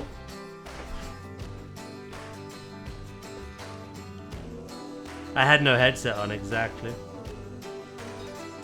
But I heard Zoidberg.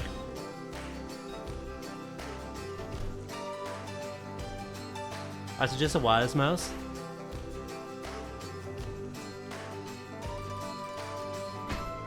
I'd want an MMO mouse though. Considering that little game that I play over there.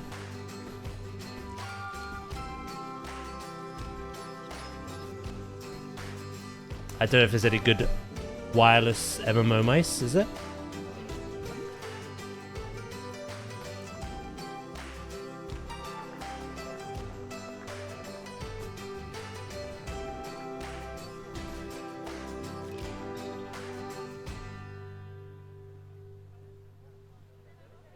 If I could do that pause, I'd love it.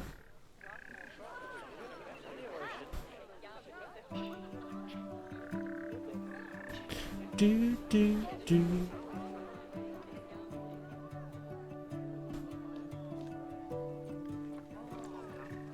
This new keyboard I have is wireless as well. However, the cable is long enough that I can just leave it plugged in.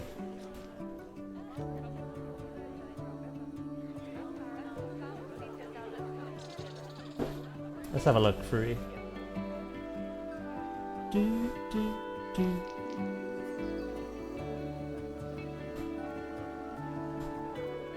Oh, okay.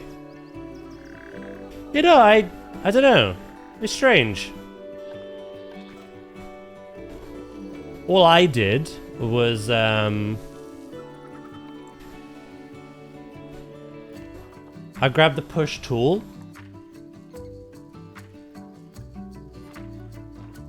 Go down a smidge like that. Water. Job's done.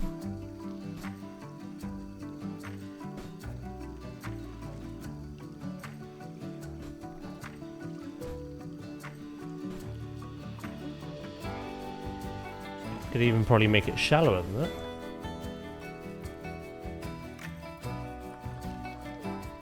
Yeah.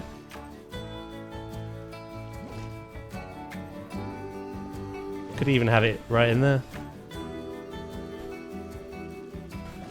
How are you trying to do it? There's also there's actually a stamp. Sorry, a tamp. There's a stamp for making like puddles. It's the flatten to terrace one.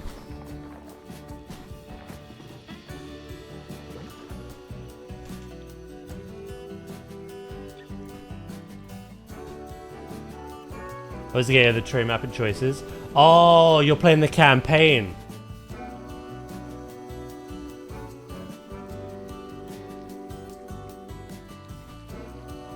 Yeah, I did find that weird. Some of the campaign missions actually, like, prevent you from using some of the tools.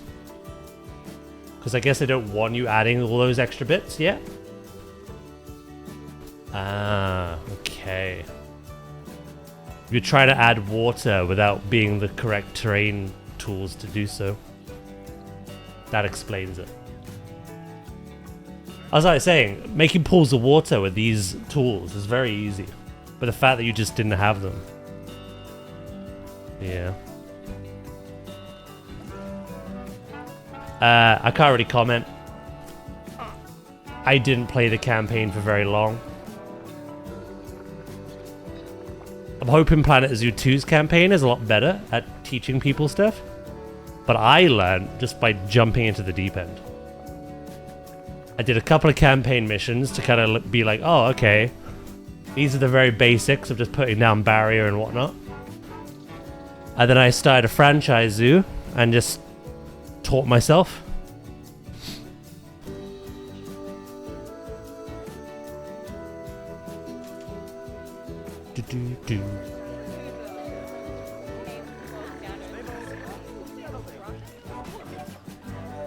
I might give up the tutorial. Yeah, you don't need to do the campaign at tutorials.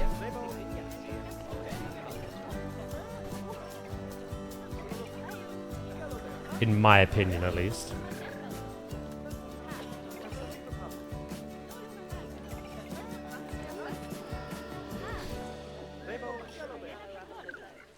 If you want like all the statues and all the achievements, then that's a bit different. But if you don't really care for those things, I just, like I say, I jumped straight into franchise mode and I learned the hard way on how to manage a successful zoo. One thing I noticed early on is that when you go to the Zoopedia as well, you can calculate the area requirements for the animals that you want to add. But there's no way of calculating how much they will cost to feed until you've unfortunately added them. I learned that the hard way as well. Dragon remembers this because it was a group of elephants that bankrupted my whole zoo. I broke out.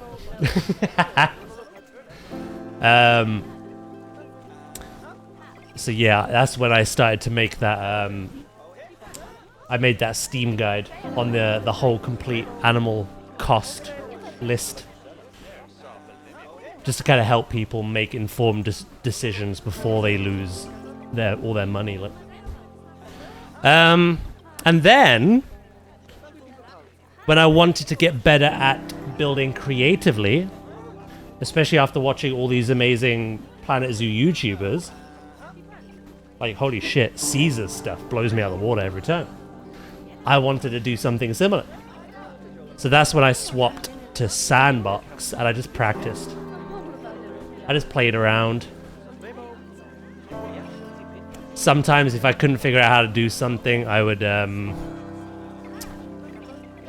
download something I liked on the workshop from another player and I would like dissect it, see how they built it, and then attempt to build my own. So yeah, in that vein, you don't need to play the campaign at all.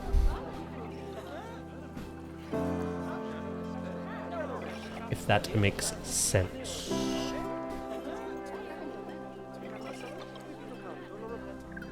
That was definitely a stream. Certainly was.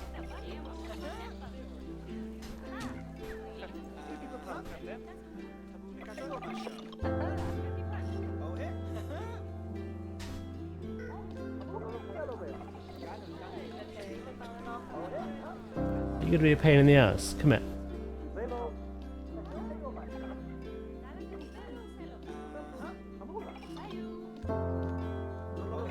It's like even now. I was obviously asked if this game's worth playing. The way it'll be useful, not necessary, because you'll learn the very basics. I don't think the very basic principles are ever going to change. But the ways in which we get to that end result are going to be way better in October.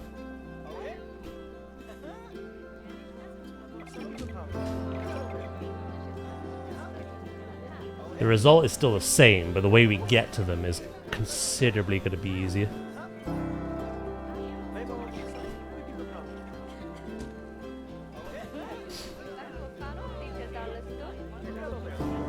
I just watched Caesar's foliage tutorial. Outstanding to see. Yeah.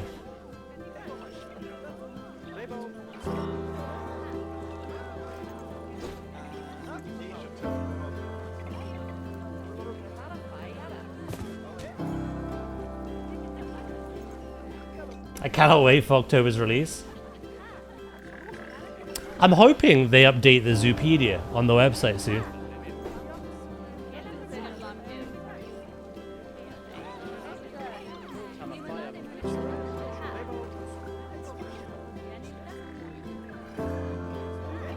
Now that the announcement trailer's out and the gameplay trailer's out and everything that we had embargoed under NDA is now out, I think it'll be a nice time now just to like drip feed animal reveals on their website and through little fun videos.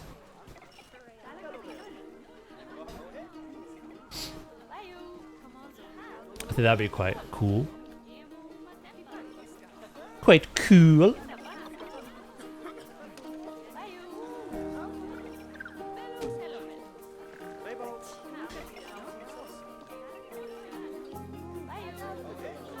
Yeah, I wonder how often they do it. Once a day, once a week?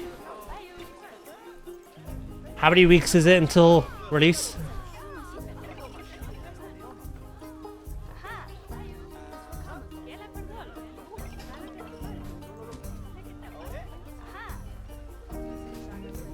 So I'll do the math because I don't like math.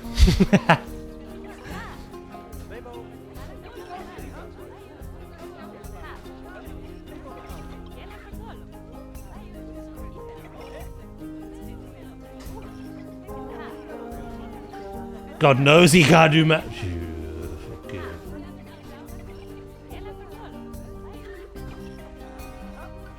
You ain't wrong, but frick you. 18 weeks, 127 days. 18 weeks, so 18 animal reveals. Well, they obviously wouldn't announce everything. They're gonna keep some things a surprise. But I feel like 18 weeks, one animal a week would be pretty decent. I don't know what their plan is. You cannot deny the evidence! I was cheated, alright? This is known.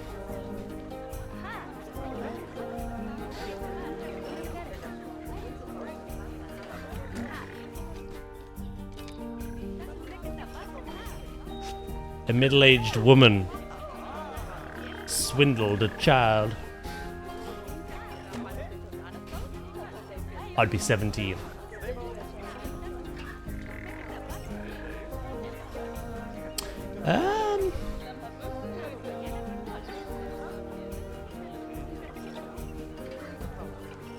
I just had an idea. Hold on.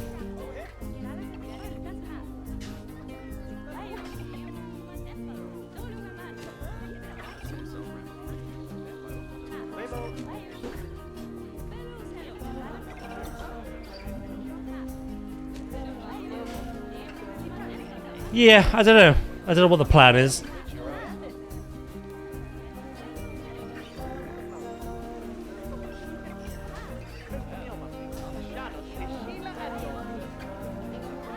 I love sandcats though. I know Vadas hates them, the bastard. Hey, I've made a promise.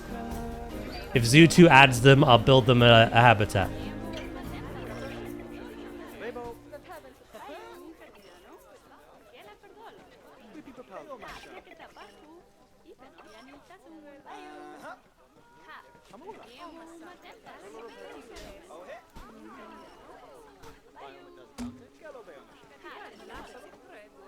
Unless... You did. I'm counting on Frontier to do me a solid. Frontier, if you're listening. Don't add them.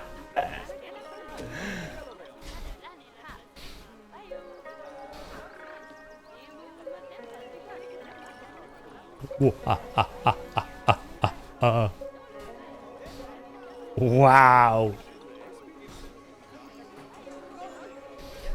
You are a bus.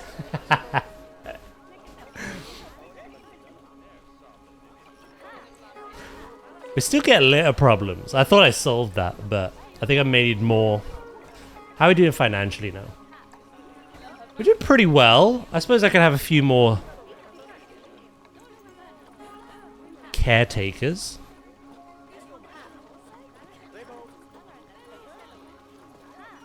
See, so many of them have low workloads, but my zoo has high amounts of litter. So, like...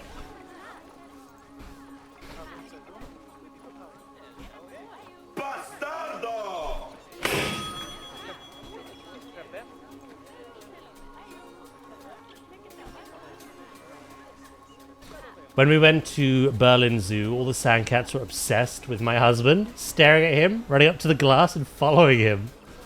They wanted to eat him.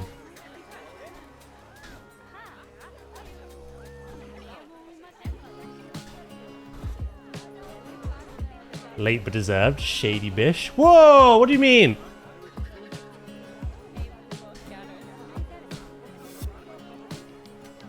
What do you mean? Ah.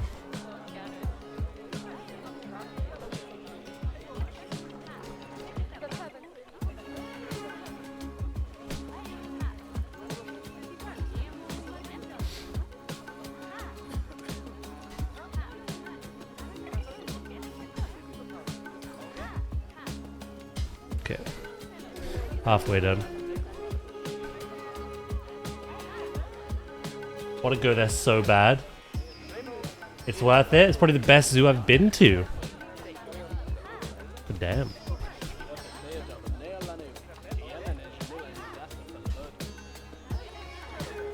That is high praise indeed.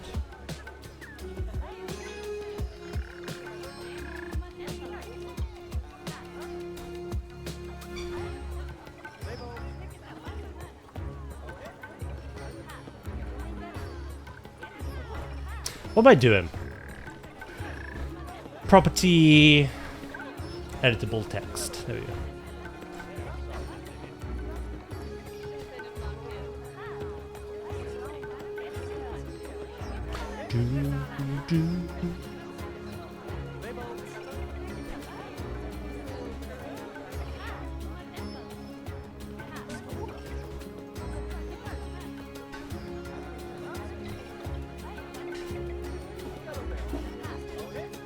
Did he have boots on and wearing similar clothing to the staff?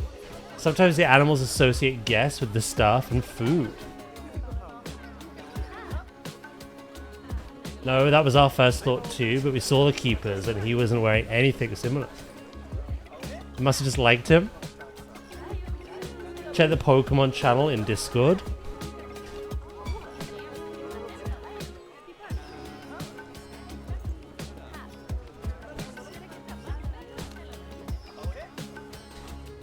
Huh? What is this?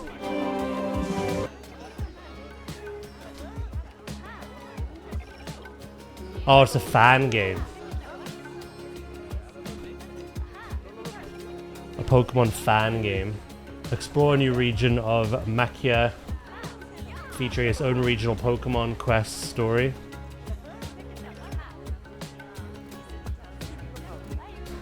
I thought it was like official then. I was like, oh my god, have I missed this?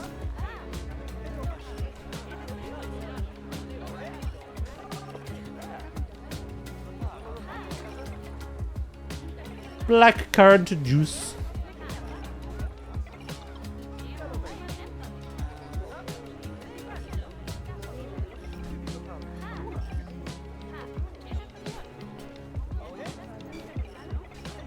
And 5? What do you mean and 5?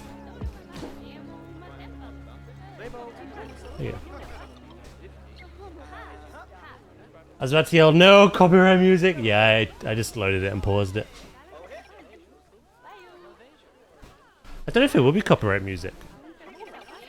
If it's not a proper Pokemon game. It's a fan game.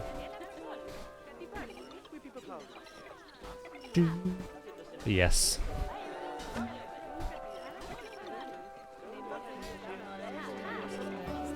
Just in case, yeah, thank you. I appreciate it. Orange and summer fruits.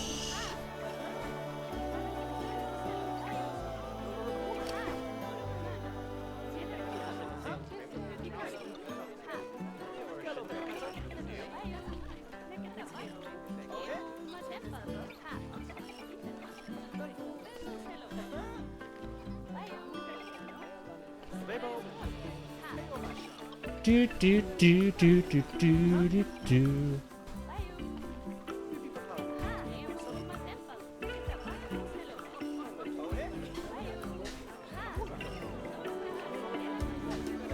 I've never been more upset in my entire life. Why is there an Among Us cartoon now?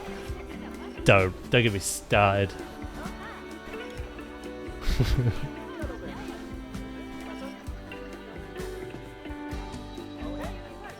It was made for sleep.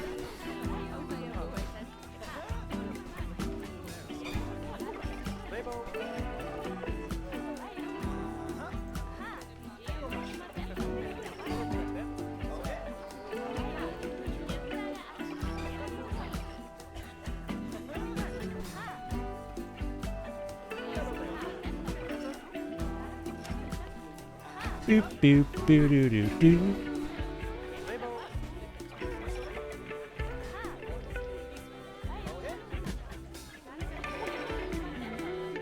I prefer flat maps because I'm trying to get better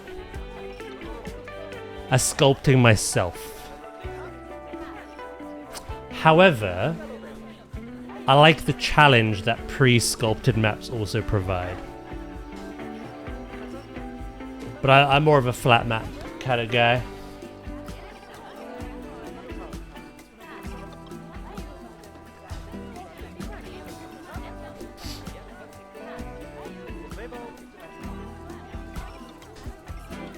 Hold on, it'd be easy to just one by one.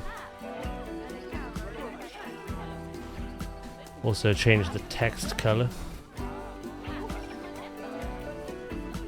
I'll do that now actually.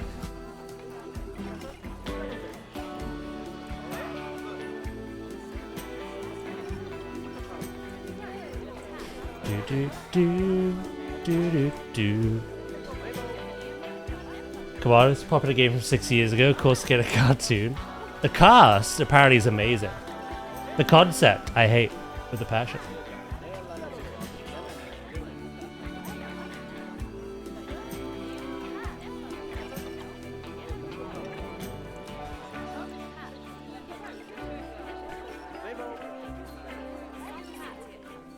Do do do. I don't know if I'll stick with this text coloration.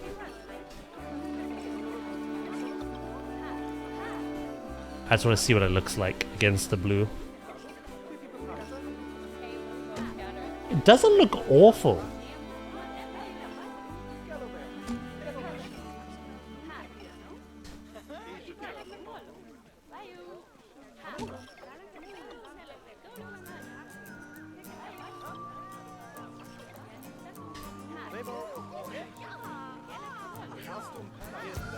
I hope they allow us to choose currency. Oh, as in like euros, dollars. You know what's funny? Frontier is UK based. Yet we don't use dollars. So why am I using dollars again?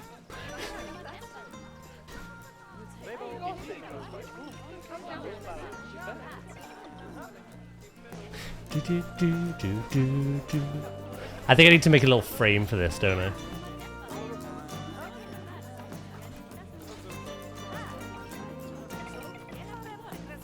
That should be simple to do. Do do do do do do do do do do do do do do do do.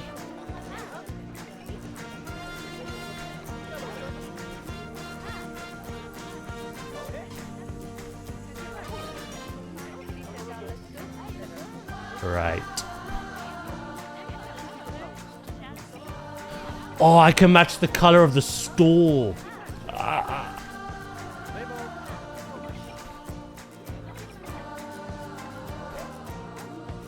All of this has to come back out now.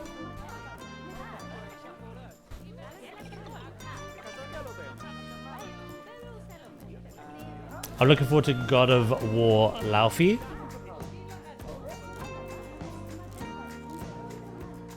Yeah, I think that could be quite fun. Looks intense. I feel like we'll learn more lore from that than ever.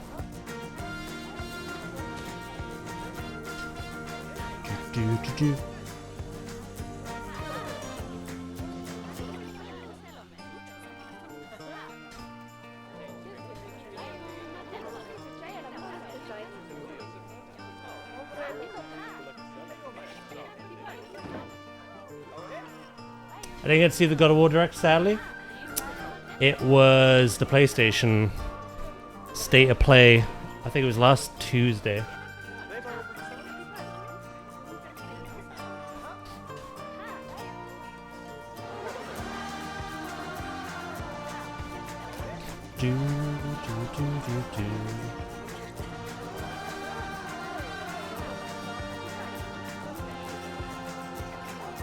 I want to try match the sign to the counter if I can.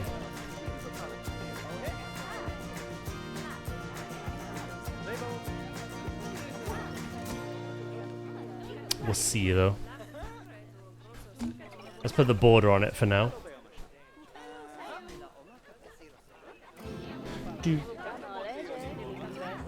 We're going to do other pantheons. Surely all the dead gods from the original God of War games would be in that game.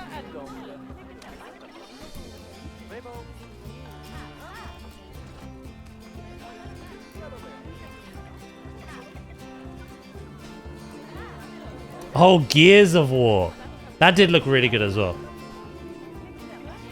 Right, 4 minutes.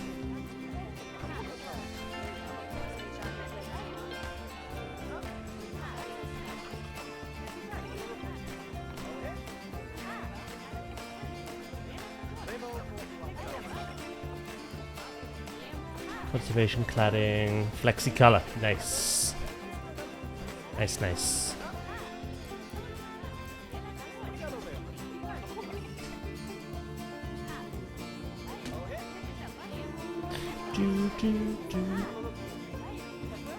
I am on the treadmill, yeah. I used to be very good for getting on it every stream, but then I tore my Achilles tendon. And then once it repaired itself, I was just in the bad habit of not doing it. Couldn't be asked. So I'm trying to get back into it. I do still need reminders though, as evident today.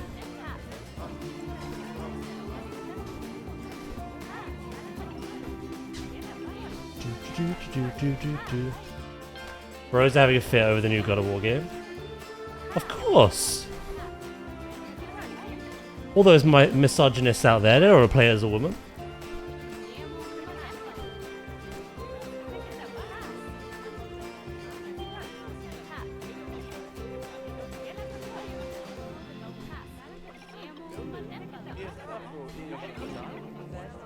Yeah, pretty much do. Whenever a game comes out where the main protagonist is a woman, there's a side of the internet that loses their minds, not in a positive way. It happened with Yote as well. That was a great game. I really enjoyed that.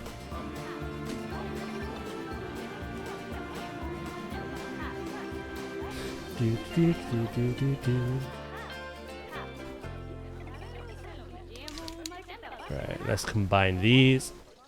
Or not.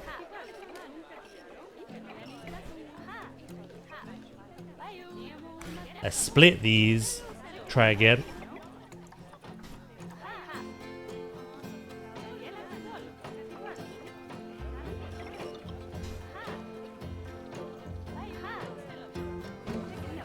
Do.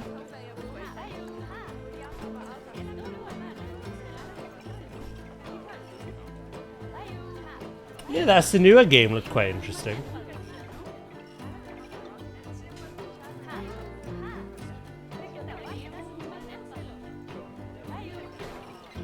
I don't care as long as it's portrayed well. Yeah, no, as long as the story's good and the character's good. I don't care whether they're man or woman.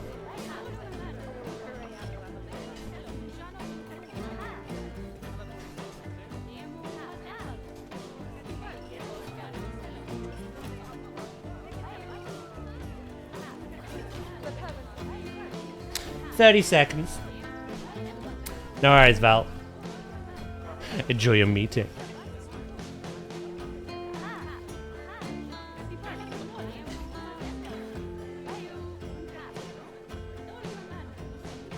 Is a GTA gonna have a female? It's got both. Male and female.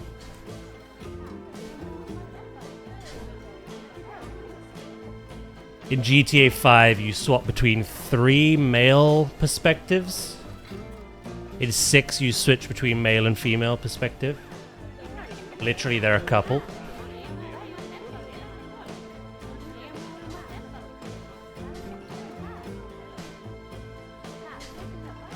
Do.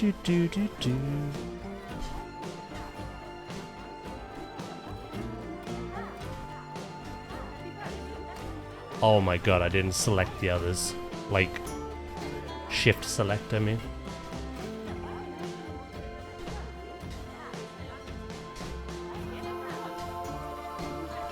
What am I doing?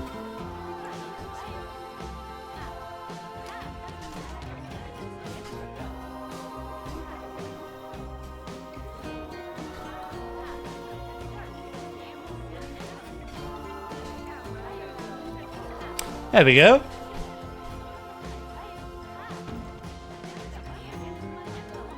Do. Edit the signs, change the color of the backdrop. We have ourselves some little menus.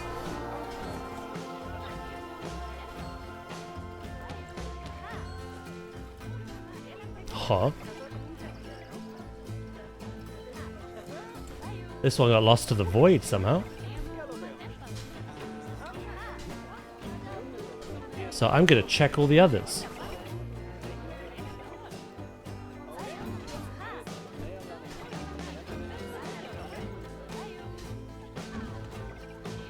Alright. Boop.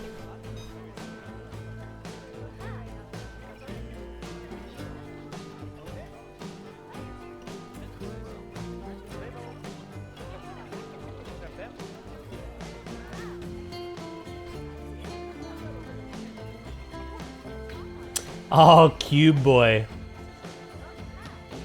Fucking Huey's a cube now.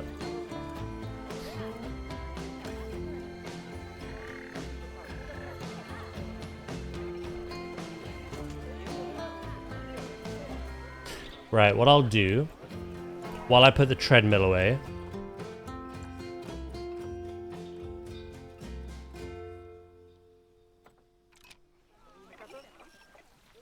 doodle-doo-doo-doo.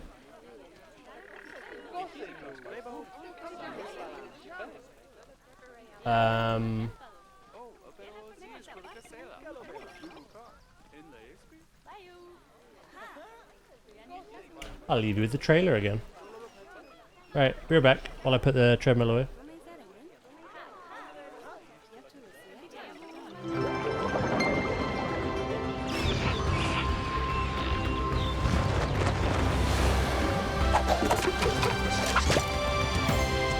Welcome. I'm Eric, the chairman of Fen. I'm Alice, the zoo operations manager at Fen. We're here to help you on your journey in building and managing zoos, as well as restoring wildlife reserves across the globe. You'll be creating habitats for all kinds of species and making sure they're well cared for. Not to mention managing your staff and keeping your guests happy too. With that in mind, let's begin. Meet Lamarty, the Maasai giraffe. He shares his space with a pretty big family, so we need to make sure there's plenty of vegetation for everyone. And with the warm weather, we need to keep the fresh water flowing. Speaking of water, we'll need an aquarium large enough to house several of our aquatic species, including our endangered hawksbill turtles, Mia and her family. You'd be surprised how quickly these tanks get dirty. There goes one of our keepers now. We have one more stop to make. We're building a brand new kind of habitat, an aviary. It'll be the perfect home for our white-tailed sea eagles, Hamish and Freya. We've made sure there's plenty of space for them to spread their wings and to have some fun. Conservation is Fen's most important goal. Like in the Scottish Highlands, where we're releasing our eagles. I'm gonna into nip to our the loo as wildlife well, reserve. okay? So We've I'll done just a leave this lot on to repeat prepare this while I environment for them. do that, okay? Something I'll you'll try be not to sure too to do long. more of on your journey. Together, we can create a better world for all living creatures. So, are you ready?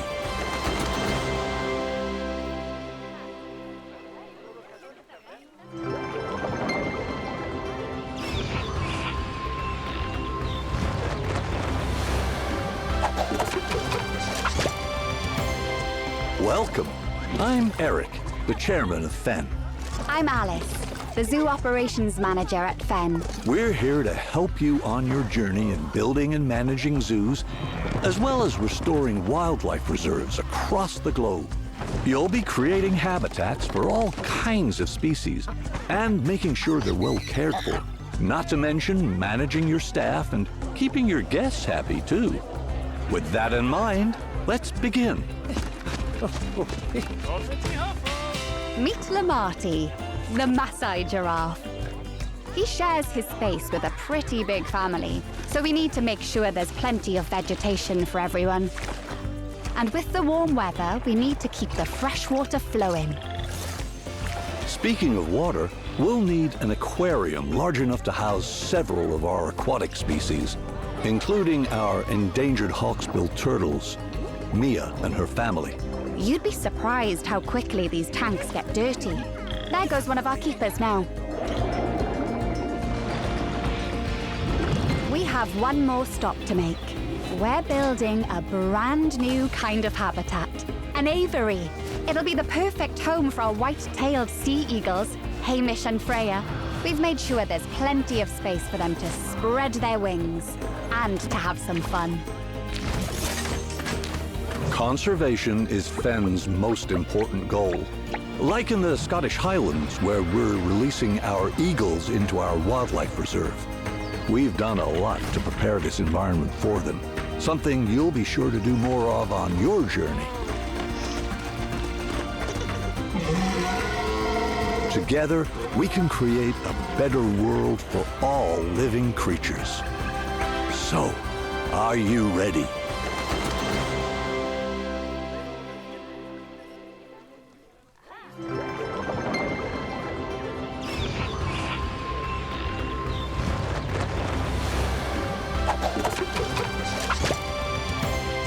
Welcome. I'm Eric, the chairman of Fen. I'm Alice, the Zoo Operations Manager at Fen. We're here to help you on your journey in building and managing zoos, as well as restoring wildlife reserves across the globe. You'll be creating habitats for all kinds of species and making sure they're well cared for. Not to mention managing your staff and keeping your guests happy too. With that in mind, let's begin. Meet Lamarty, the Maasai giraffe. He shares his space with a pretty big family, so we need to make sure there's plenty of vegetation for everyone. And with the warm weather, we need to keep the fresh water flowing. Speaking of water, we'll need an aquarium large enough to house several of our aquatic species, including our endangered hawksbill turtles, Mia and her family. You'd be surprised how quickly these tanks get dirty. There goes one of our keepers now. We have one more stop to make. We're building a brand new kind of habitat, an aviary. It'll be the perfect home for our white-tailed sea eagles, Hamish and Freya. We've made sure there's plenty of space for them to spread their wings and to have some fun. Conservation is Fen's most important goal. Like in the Scottish Highlands, where we're releasing our eagles into our wildlife reserve.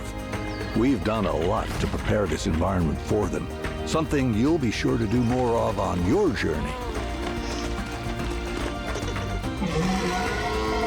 Together, we can create a better world for all living creatures. So, are you ready?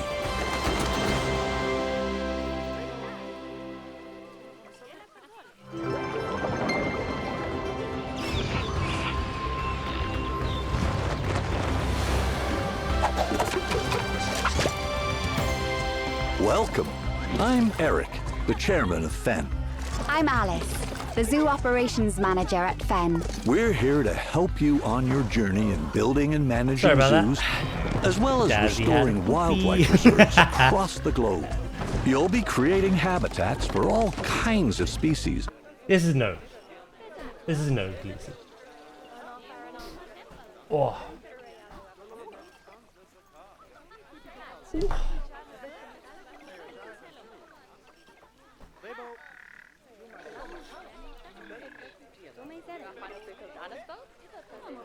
Weber, thank you very much. I'm still very... There you go. I was very low down to the ground.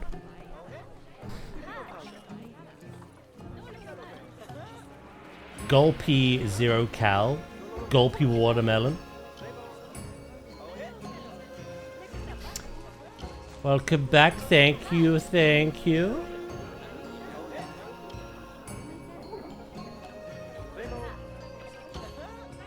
Gulpy. Don't actually do that, chat. It's disgusting.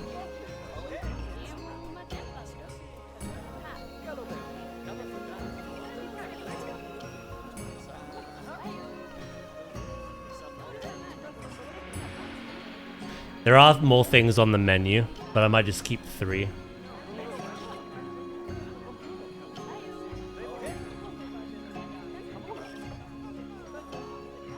For the sake of the sign.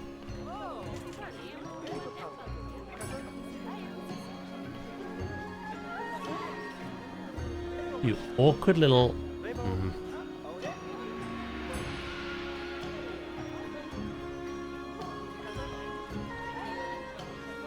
I've noticed everything in my park is $5.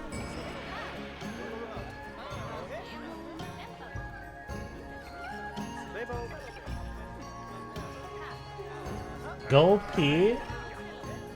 Go pee, go poop. Go do what he want.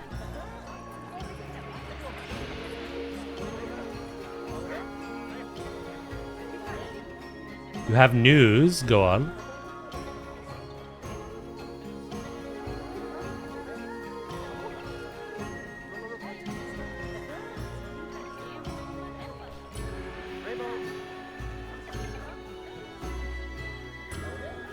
I hope it's good news.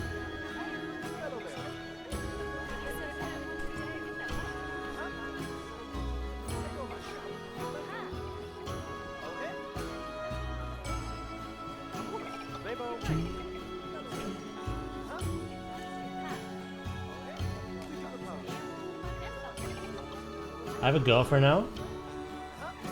Why did I think you already did? I thought you mentioned her the other stream. Congrats though. Hey Mysore Soup, how you doing? That's better. That one now bothers me.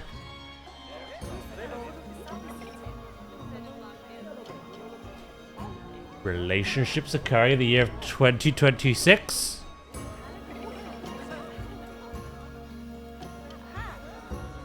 You're chilling? Nice.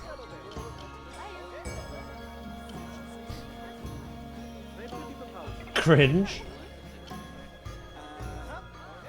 It's official now? Hell yeah. Very nice, mate.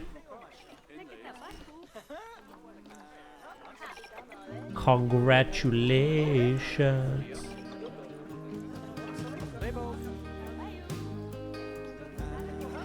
Alright, Lamau.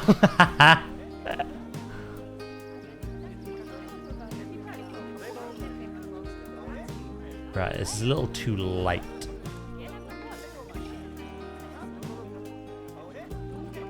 What's the pip shot color? Is it that?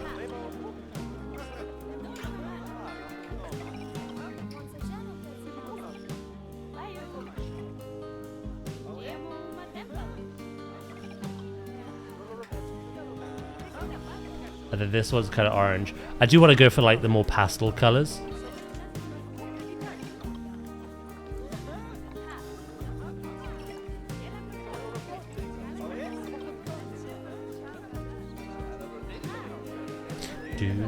Do.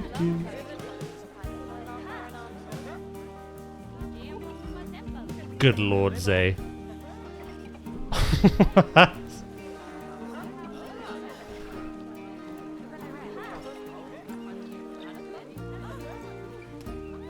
Chief Burger XL and Chief Burger.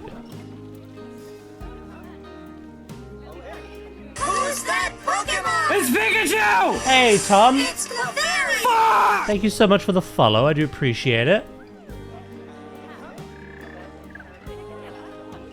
I almost just typed in Tom then.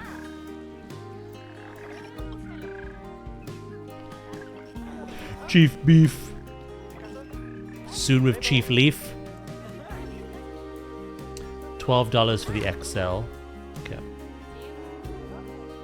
Righty and lefty.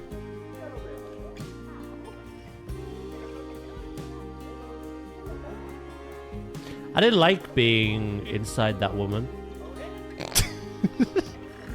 Can you blame me?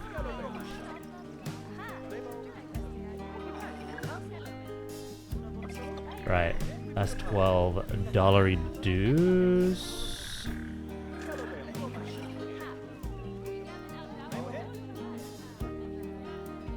Chief D's.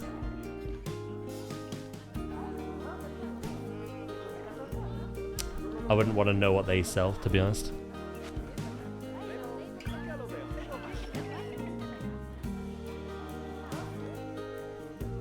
No, wrong piece.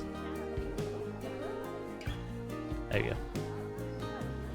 Right, let's get this one right, and then we'll change colors. Dan, why? I don't know. I'll ask him.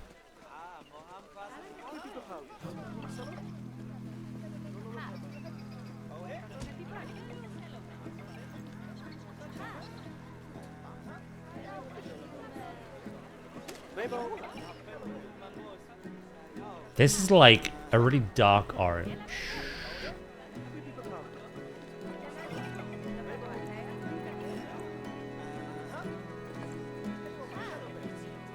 I'm not sure I like this though. I think this needs to be a bit more colorful.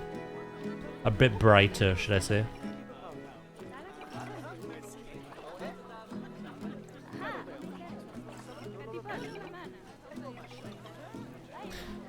That's better. But I think the actual color of the fonting should be different.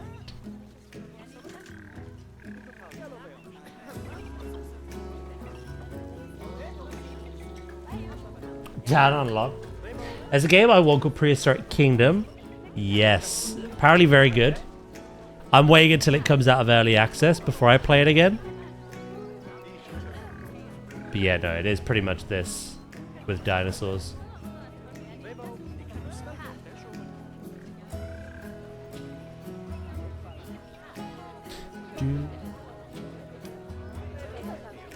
What could we do?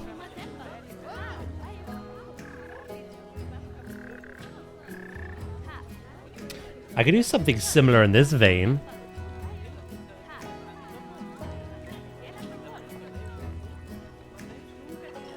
White with the blue. Keeps it on theme then. I love dinosaurs. Yeah, we play obviously Jurassic. But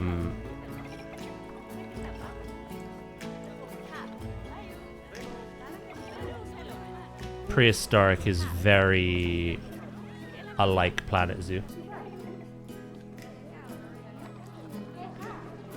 Jurassic is in certain aspects, but not all.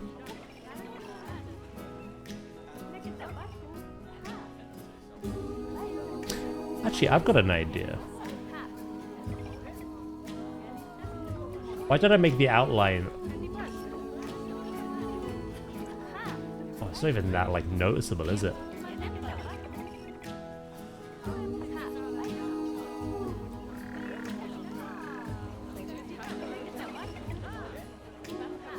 You can't even tell. The outline definitely helps, but...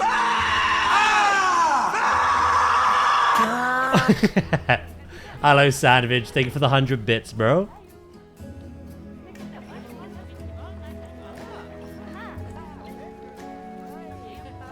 Yeah, I'll do that. Wow! How you doing today, mate?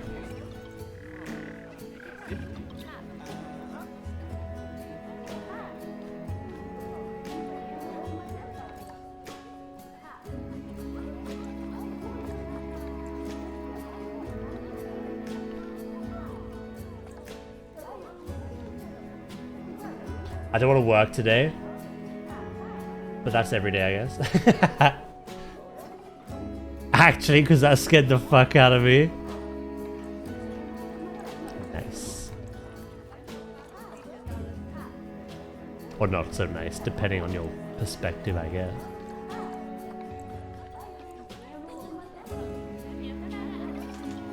That's way better.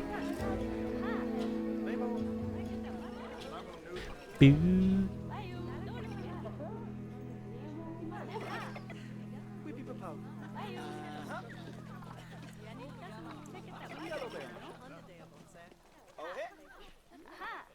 Okay, I know which one I'll go for. I did, but I'll do it again, mate. I can go through everything. I planned to anyway. I did it right toward the start of stream, and I was thinking doing it again toward the end.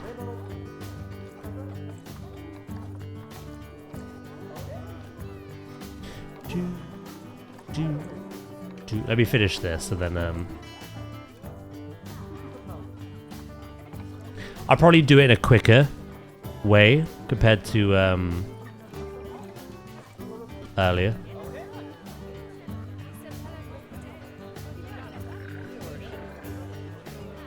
I spent about an hour and a half just going through all details, so probably won't do that again.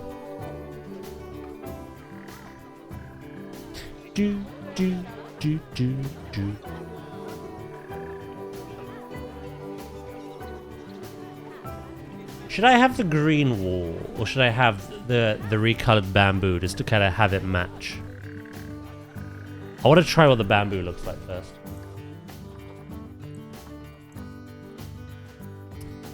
Off the bat, Sandwich. Recolored bamboo. Yeah, that's what I thought. Off the bat, Sandwich. It was incredible.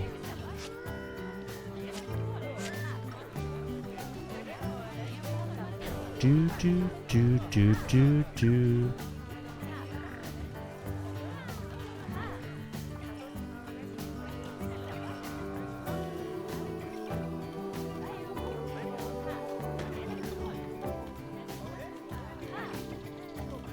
And then I need that one.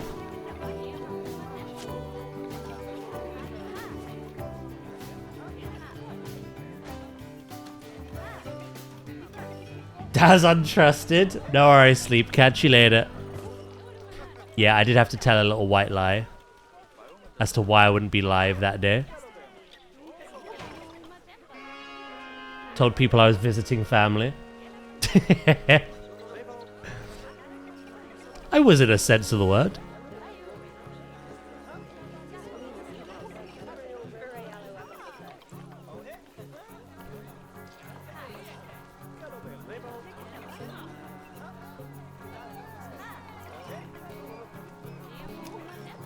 Oh yeah, that's way better, isn't it? That is way better. Wow, we were in.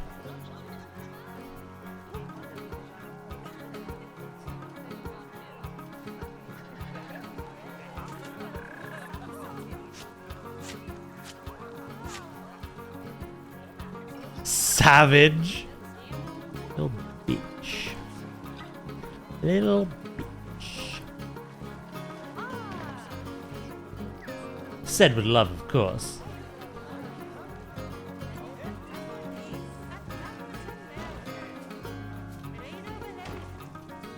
I think that needs to come in a bit, doesn't it? Yeah. I'll finish this, mate, and then I'll talk about things.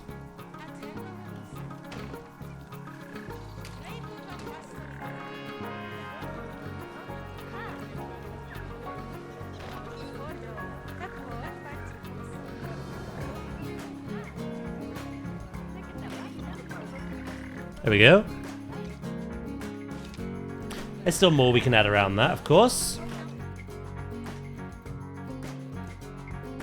It'd be neater to work for Frontier.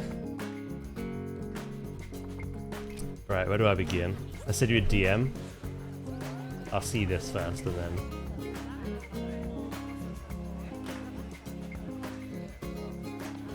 Oh, it did work actually.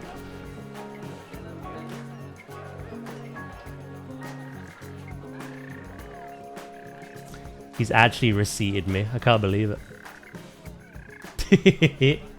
Also Nintendo Direct tomorrow? Yeah. Hopefully we get some good IPs. I want Mario, I want Zelda, you know? Right, so what to talk about?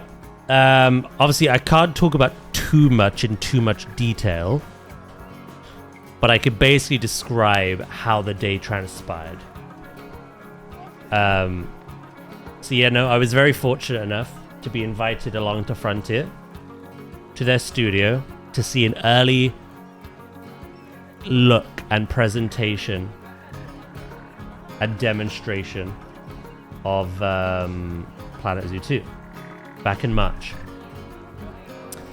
As Dracus has receipted, I had to say a little fib as to not raise suspicion.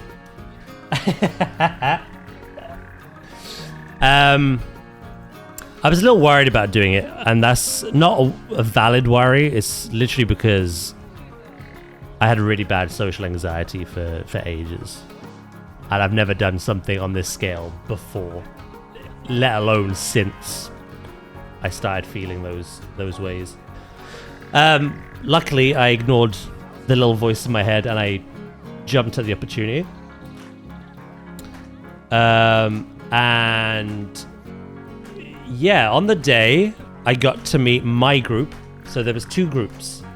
The morning group, which was Leaf, Caesar Creates, Iban, Zoof, and Plastic Swans. And then my group was the afternoon, because obviously I had to get the train down in the morning. That was myself. That was Poor Builds, Sinful Panda, Mrs. T-Rex, Gemma, ZHS Plays, and Rudy, Mr. Camel himself. So we all kind of congregated outside, and then the wonderful Chris, our senior influencer manager, and Zach, they came out and collected us. And first thoughts are, wow, you know, this building's amazing. You see all the workers at their desks. They all can kind of customize it as well. Like, there was literally a worker who had a giant Chikorita plush on their desk. And I was like, I've clocked you. I respect that choice. And then we were taken into a presentation room where we met the development team, the overall like game director, all the different like people working on various core aspects of the game. And then we were taken through like just a run through. So it started off quite simple. We just saw the updated lighting, the updated graphics. And then we saw aviaries. We saw birds. I believe we saw the golden eagle, the one in the deluxe edition. I was literally like that. Me and Rudy and Paul, we were literally just going back and forth like... yeah, we got to see the aviaries for the first time, and they kind of explained how they worked. Then we saw the aquariums, and our jaws hit the floor. Especially because it was open top, and they were showing like...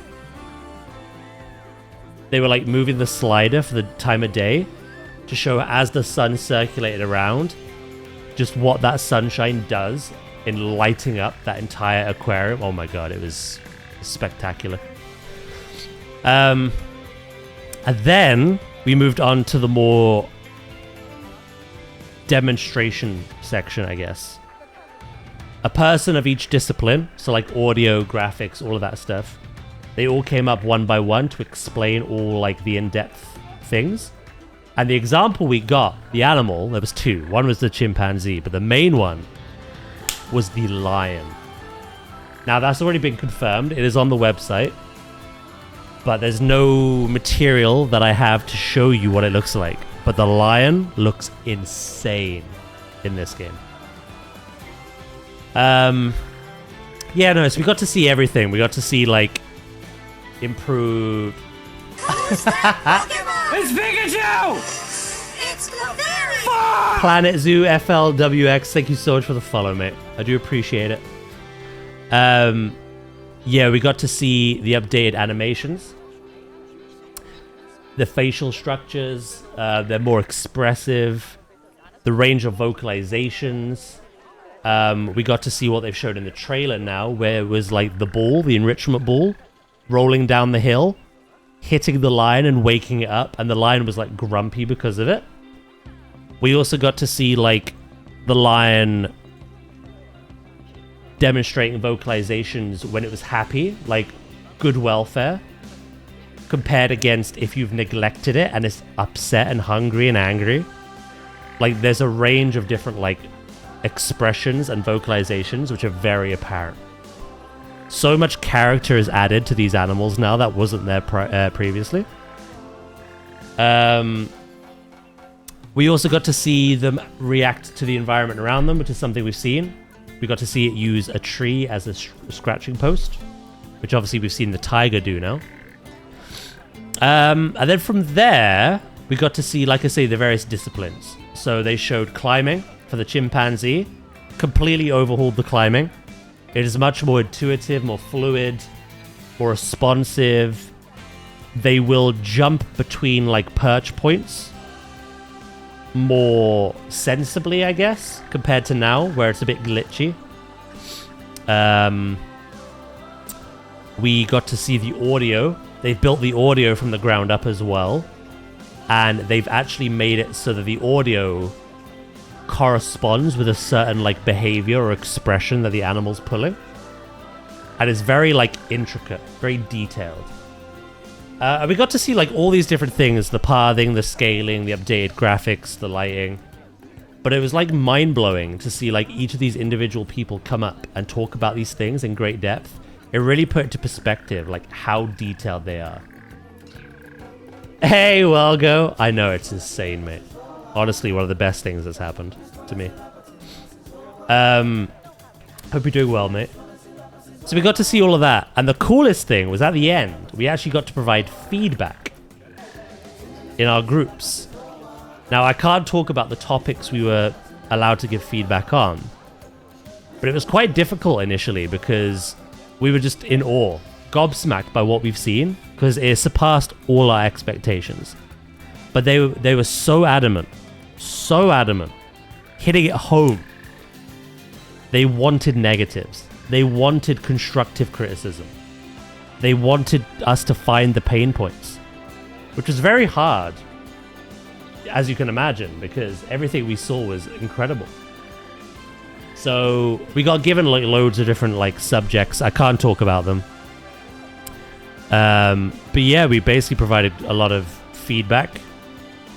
And I think we did well in not only carrying across what we would like to see, but what the community would as well. One thing I can say, which was kind of cool from my perspective as a Twitch streamer, was I talked about you guys naming animals on stream and like getting attached to them.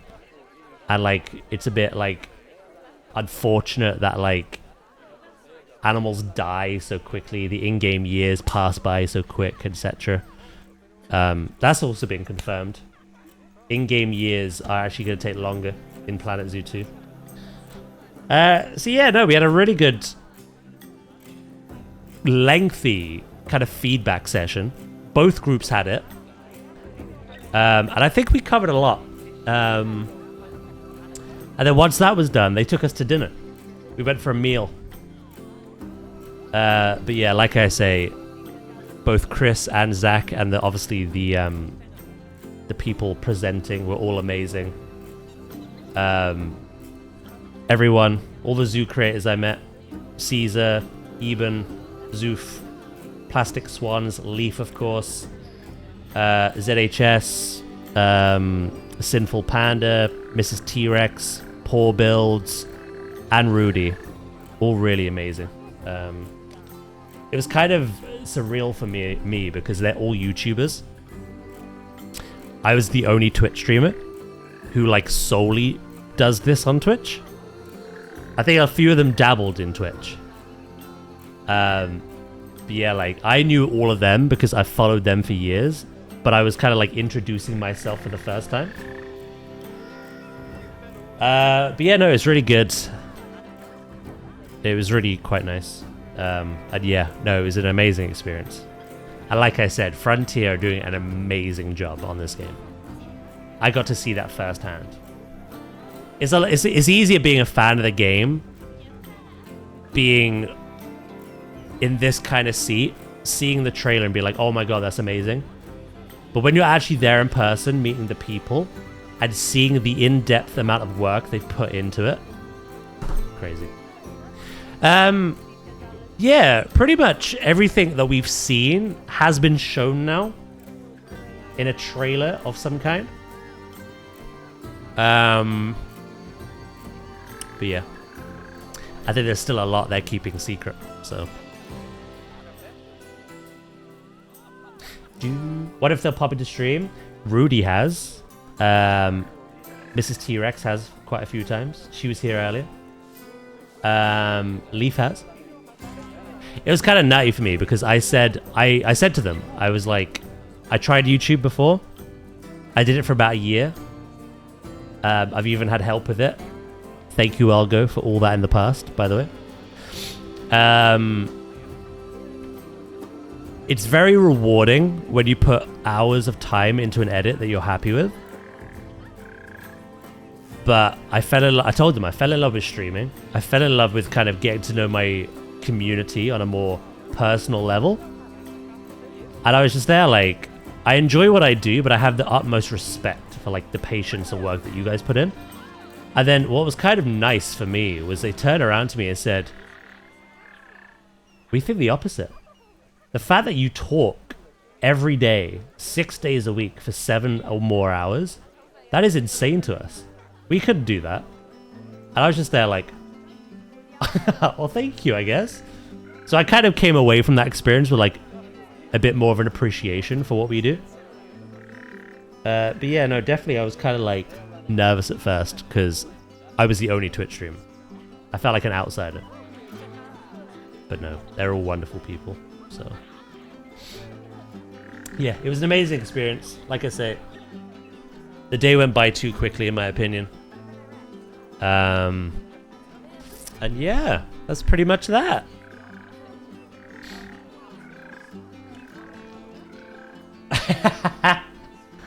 Excellent VTuber. I can't deny you this. Come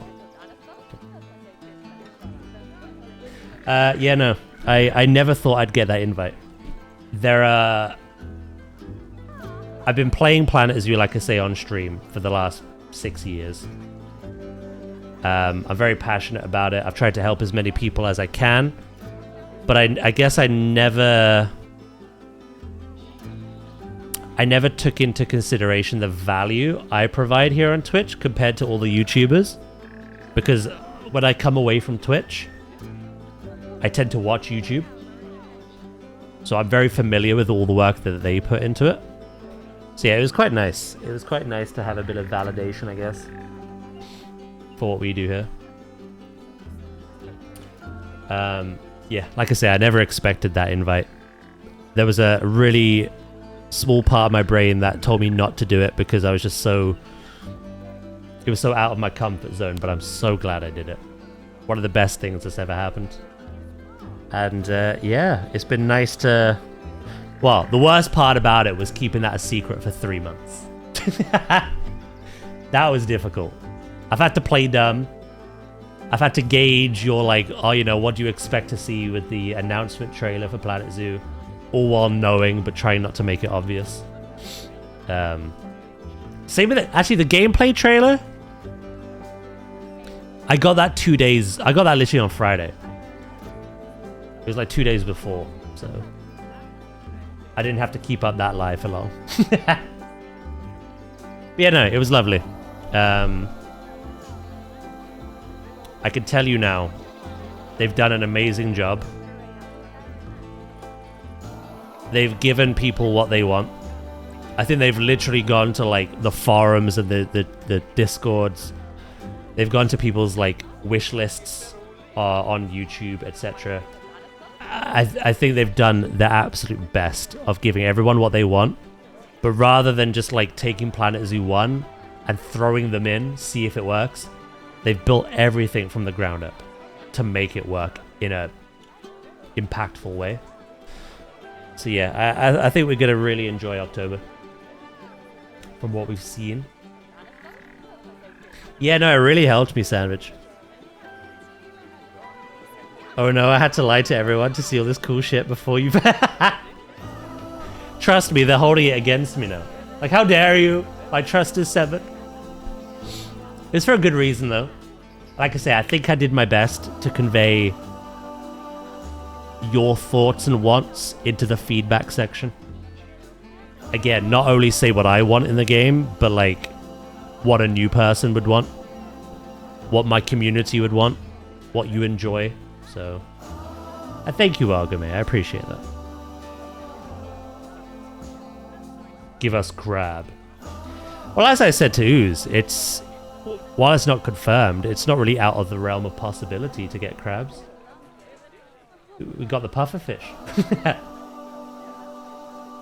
I do have some other things as well that I can show you. A bit of B-roll, a bit of extra, I guess, images. Some of them I've already put in the Discord, channel.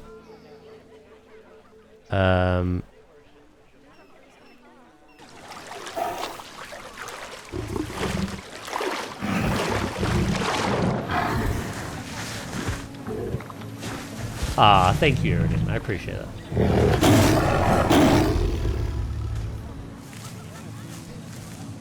That's the tiger using an ordinary tree as a scratching post. That's the ball enrichment pissing that tiger off. Awakening them, essentially.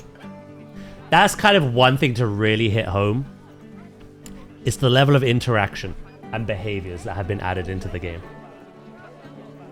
Proper herding is in the game. More social interaction between the animals, between the babies and one another, the babies and their parents, and the animals in their environment, using trees as scratching posts. Elephants, giraffes feeding from the tree leaves. Zebra and wildebeest feeding from the grass on the floor. The enrichment, physically disrupting and interacting with the animals as well. They've done a really good job of just like adding so much character and life to these animals now compared to what we have.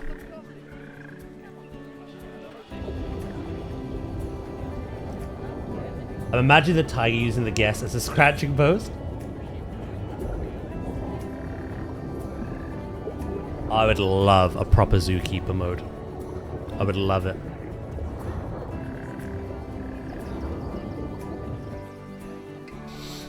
I would absolutely adore it.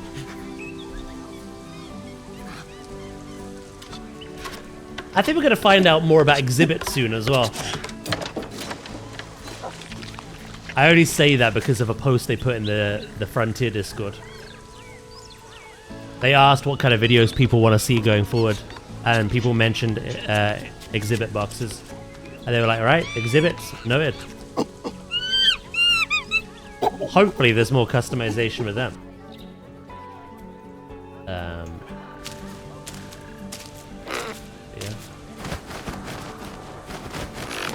You can really see from all this B-roll that I have just how more intelligent the animals are in this game. But that one's just sleeping on a branch. I've got some miscellaneous bits as well. And then I got some screenshots that we can go over. They pretty much get covered in mostly the trailer that we saw yesterday. But we can have a little in-depth dive, which I did earlier as well, if you would like.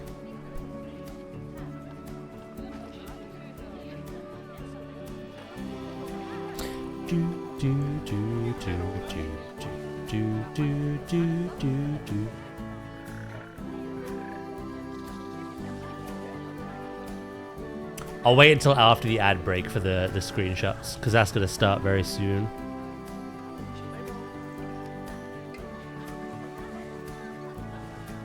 Yeah, no. It's been challenging keeping it to myself. Obviously, I would never break my NDA like that, but it's been rewarding. Seeing people's reactions and reception has been awesome. And it's been a very fun experience for me as well, so.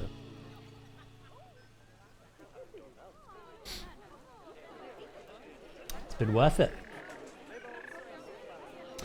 This, by the way, is the customizable interiors for keeper buildings. No longer are they just 4 walls. You can make them open plan if you want.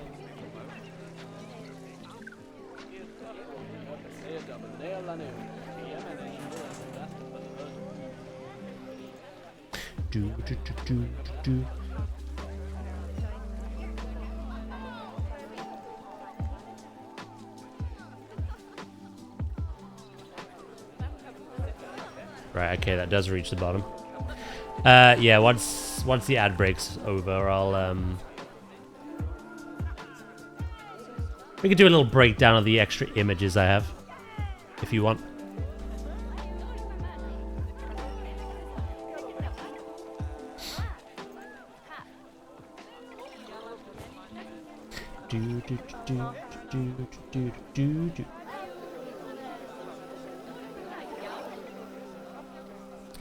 What I'm going to do to make my life a lot easier here, I'll do the doors first, and then I'll move them along together.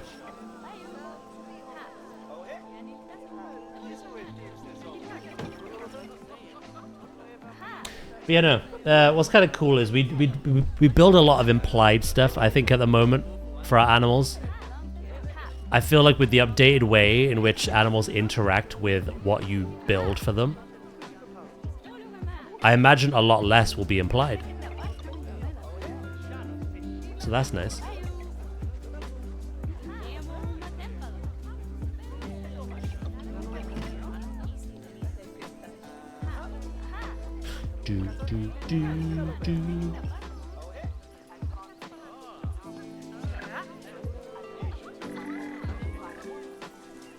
There we go. I think we need a little bit of aircon. A little bit of aircon.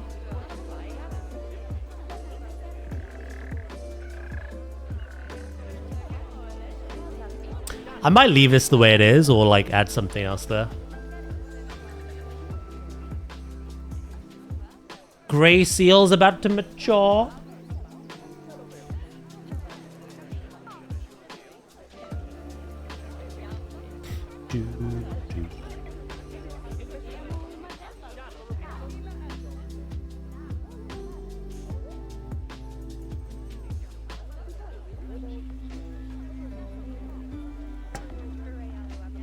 Yeah, well, if anyone's missed like me talking about it today, it'll be on the VOD. So yeah, I think we're getting a Rebirth DLC announcement tomorrow. That's the gas station from Rebirth. And that would line up well with them adding the swimming animation for the Rex. Usually a free update and a DLC released together.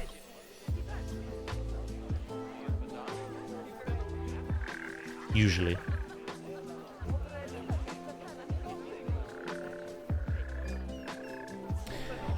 That free update is the 16th of June. So not this week, next week. Right, we're at the ad break. I could do a little deep dive of some extra images if you want. Again, a lot of this is already like depicted in the trailer.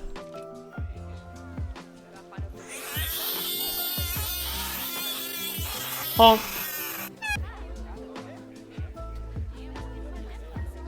Right. So here we have another wonderful shot of the secretary bird. We've seen this animal quite a few times now. However, just appreciate everything around it. Appreciate the fact, well, firstly, how good it looks, all the feathers. Secondly, the fact that it is perching on a player-placed log. It looks like a Pokemon. Thirdly, sorry, the rocks. Oh. That's the villain from Kung Fu Panda. Oh, the peacock. Lord Shen. Yeah, I look like at that boulder. Yeah. That is a nice boulder. Which one? The big one? The medium-sized cluster or the little tiny ones?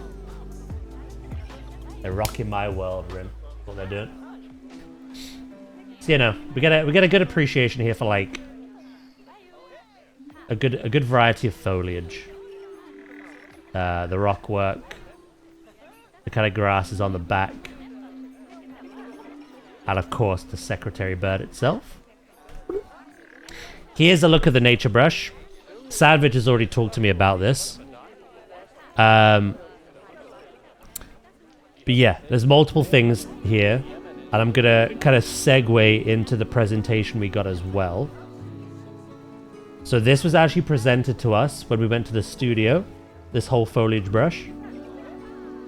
What's crazy is in Jurassic, when you go over with the foliage brush, it puts non-interactable foliage down that you can't click on it.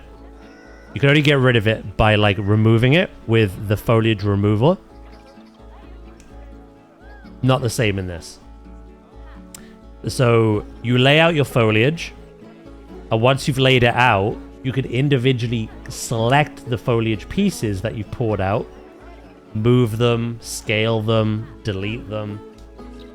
Like, you could be precise after the fact. Or you could be precise from the beginning. You can still individually place foliage. What this demonstrates, though, is that not only can you select a specific piece of foliage, whether it's a tree, a bush, a flower, or a piece of grass, and then the brush will lay them out. But you could also customize the brush and go, right, I want this tree, this bush, this plant, this flower, sorry, this tiny rock. You can make your own custom brush in a sense and lay that out. So this will be very good for like quickly meeting the needs of your animals, but more importantly, I think filling in all these like empty spaces, tree lines, having custom scenery in like these parts here, these gaps. It's gonna be very good for that.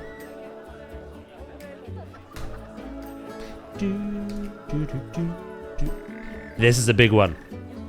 This is a big one. When it comes to pathing, we know that better pathing is coming. We can make plazas. We can make thin paths merge into wider paths. We can seamlessly connect risen pathing into other pathing without kind of creating big deformative land masses, I guess.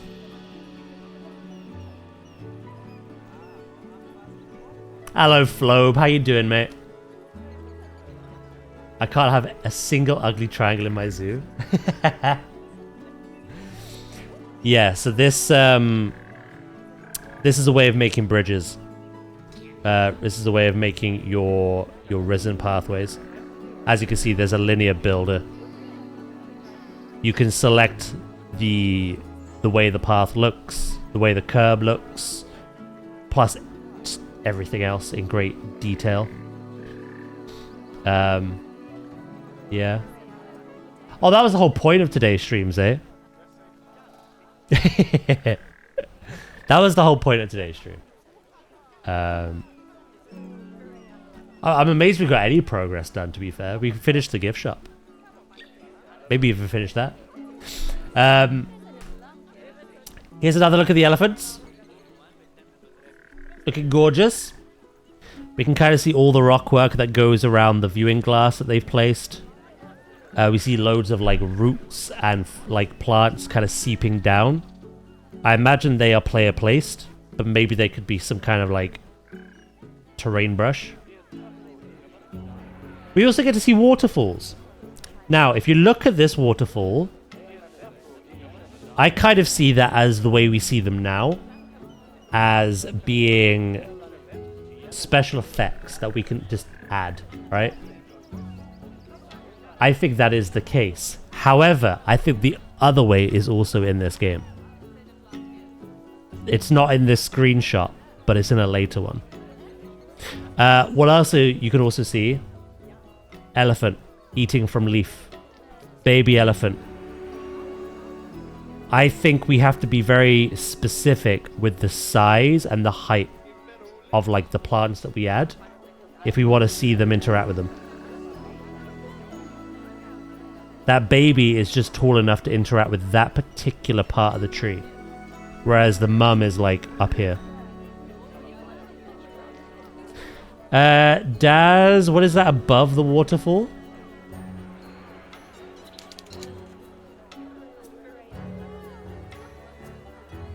A rock?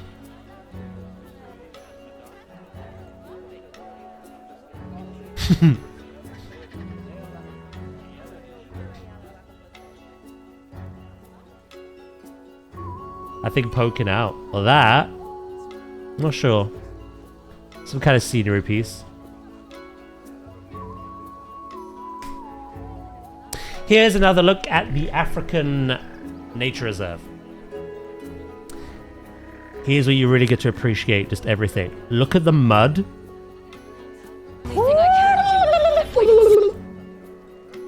Look at the mud.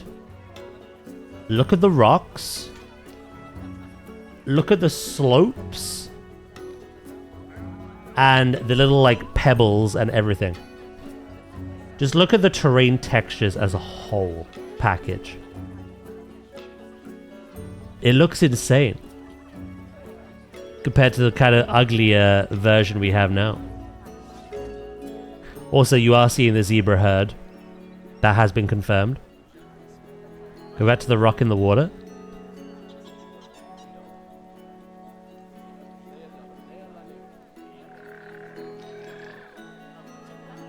What do your eyes see? Is that moisture?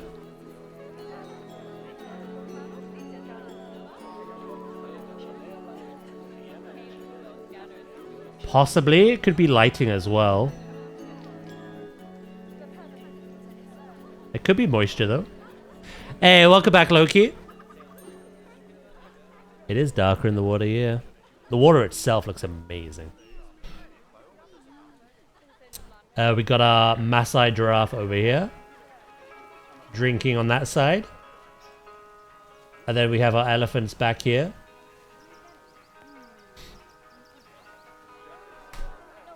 Now this, when I first saw this, I thought this was just a really lovely looking tiger habitat.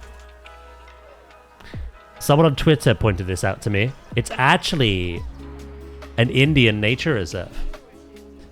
Because right up here,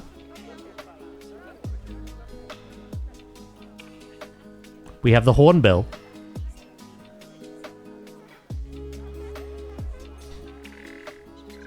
This is what this kind of nature reserve looks like. Very lush, bamboo, overgrowth, tiger prowling in the long grasses. Maybe this kind of confirms the African Nature Reserve. We've already seen elephants, zebra, giraffe, and the wildebeest. But one thing we spotted was that Planet Zoo 1 is age rated 3 and above, whereas Zoo 2 is 12 and contains violence.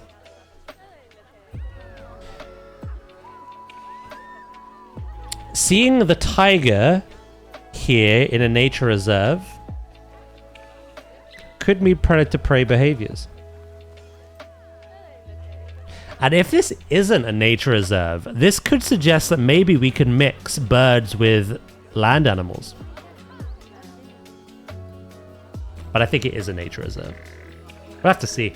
We'll have to see what's possible or what's not. Saving people from animals. I'd let them be taken, to be honest. Here we have an image of a zoo staff worker.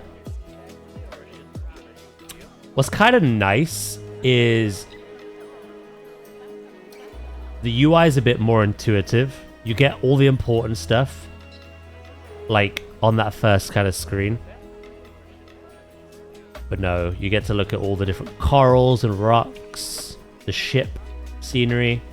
We've got the sunfish, all these tangs and angelfish. This is an example of an enclosed aquarium.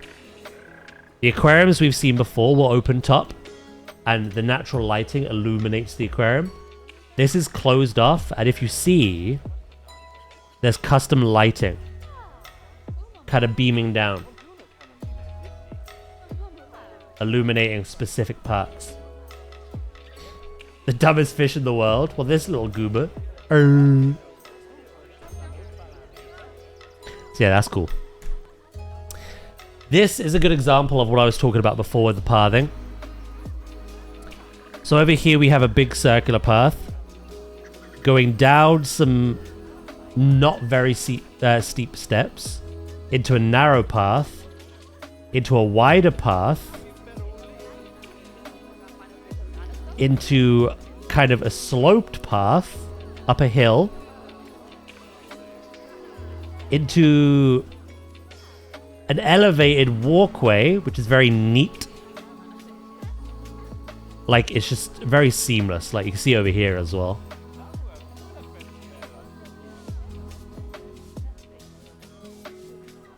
The only reason they are extinct is because they taste bad. It's kind of a cool adaptation to have. Over here as well, you see all these like very seemingly easy to make risen pathways. And then of course we've got our elephant habitat in here. You can see how all the rock work's being used to hide like viewing glass, rock walls and shelters. Again, the same over here. That's all rock wall. Have you seen the foliage brush yet? Yeah. I got to see it as part of the demonstration we had at their studio as well. It is very much as good as you think it is. You can individually select the foliage. You can group up specific foliage And after laying it all out, you can click on each individual piece and move it, scale it, delete it. It is really that good.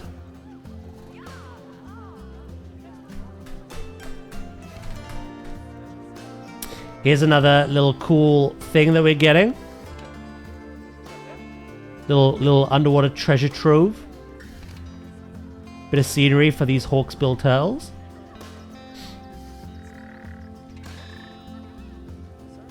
There's not much else to take away from that image, to be fair. You just get a better look at some of the corals that you can add. Again, the textures on the flooring. All the little rocks and everything. Here's a look at the aviary.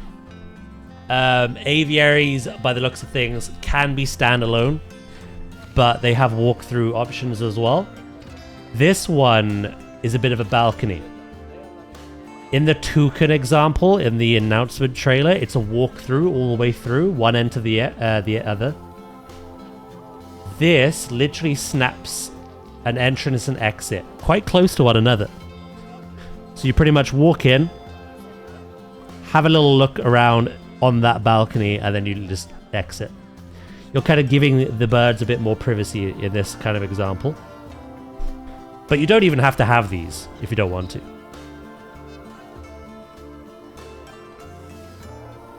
And here we see, again, we get to customize the material. It doesn't have to be mesh. There are other options. We can even customize the roof curvature.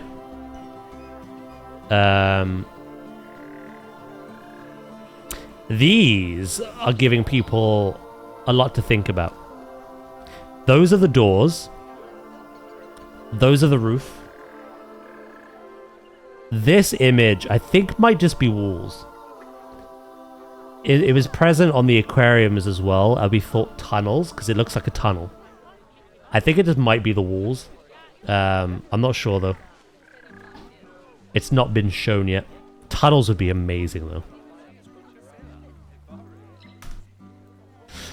Here's a look at the new blueprint UI. Just putting them all into one place. Looks quite nice. Just plop down, place. And here's a look at you scaling an entire entrance building as well. There's the scaling meter. I imagine every single object will have a different minimum and maximum you can go to. But yeah. Do you know if they're doing anything similar to Jurassic World's built-in workshop? I don't actually know that. I would say Planet Coaster 2's a better comparison. I think it might... If it's anything like Planet Coaster 2 and Jurassic, it's going to be an inbuilt workshop and not Steam. I particularly don't mind that, but I know a lot of people don't want that. But I don't know. Here's your first good look at the Eagle Ray. You see him at the very beginning of the trailer. Here's a detailed close-up look of the Eagle Ray. We got Dory here as well. Hello, Dory.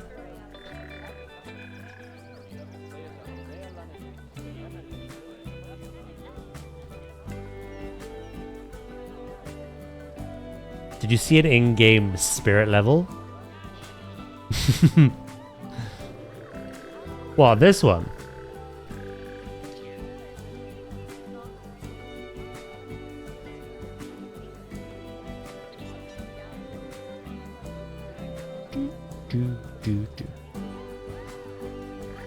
What if those smaller fish are actual animals or just parts of the scenery?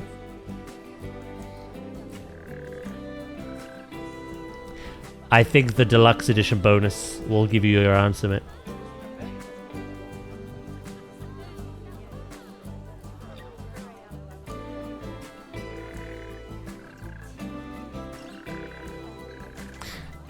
Do.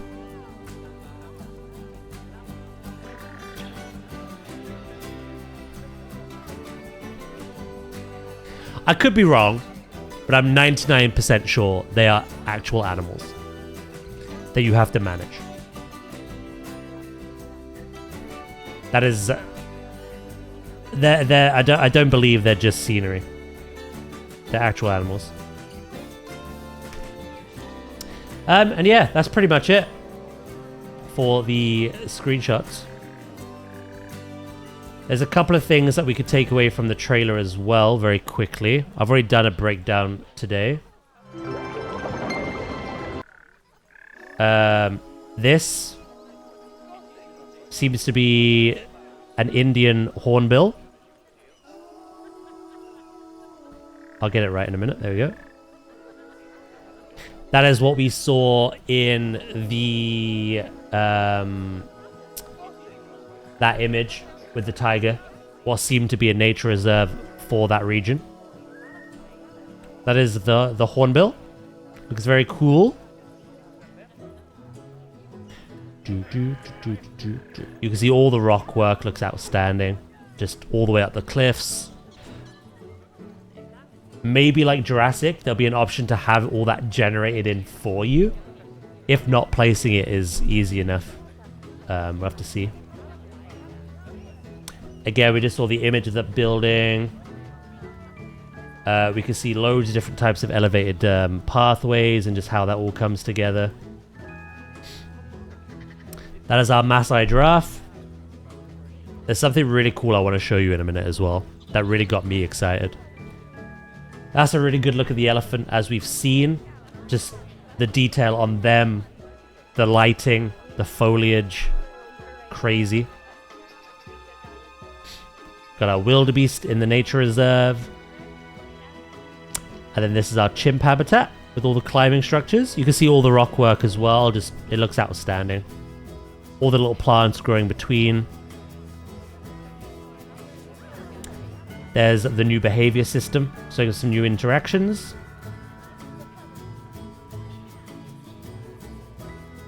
This is interesting to me. Now, I make a lot of moats, like dry moats or like actual moats. I can't tell if this has been specifically placed or if this is like a terrain stamp. But they have made a moat in this example for the giraffe and the zebra. It looks very clean. I'm hoping that's just terrain stamp. If you can make those kind of moats just easily, and I add a bunch of emotes, hell yeah.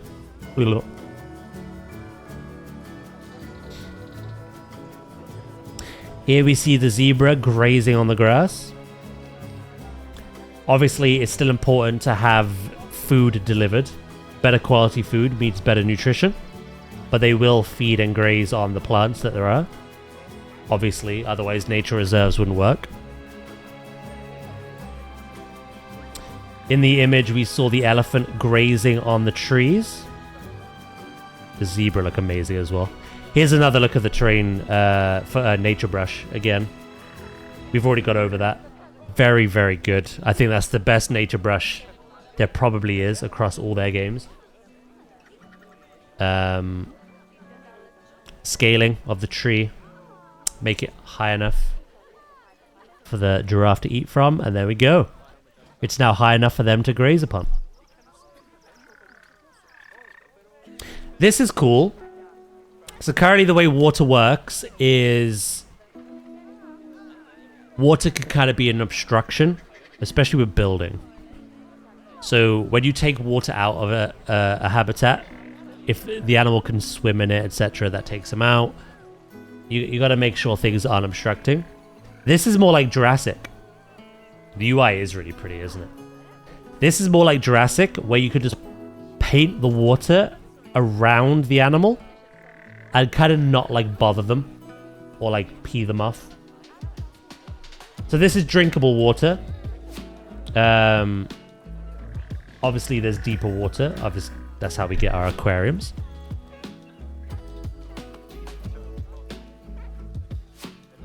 This was outstanding to me. Look at the sloped pathing in the back and that like suspension bridge.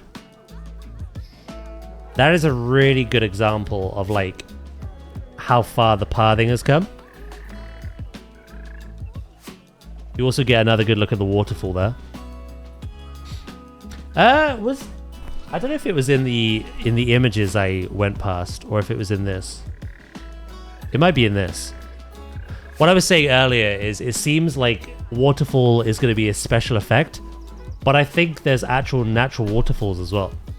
Because there's a still of a waterfall with a body of water on top and at the bottom. So it could be like Jurassic in the sense that you could just place waterfalls like that. I think there's both. Oh, they've made a ton of improvements. This is something I like. Something that really annoys me in this game is how much pathing and barriers hate each other. If you build the barrier first, suddenly your pathing doesn't want to work. If you build the pathing first, suddenly your barrier don't want to work. And at all times, you must be like this far apart from one another. Look how close that barrier is to the path. It's literally on the curb. Literally snapping to it. That is a game changer for me. If we can get that close. Because I like to be kind of flush path to barrier, to be honest. And it seems from that image, at least with the aquariums, that is the case. There's a little door. And bada bing bada boom, aquarium is down. We get a good look at the corals, the puffer fish. You think they took the Jurassic World waterfall? I think it's in there. Who's that Pokemon? I think so. It's Clefairy!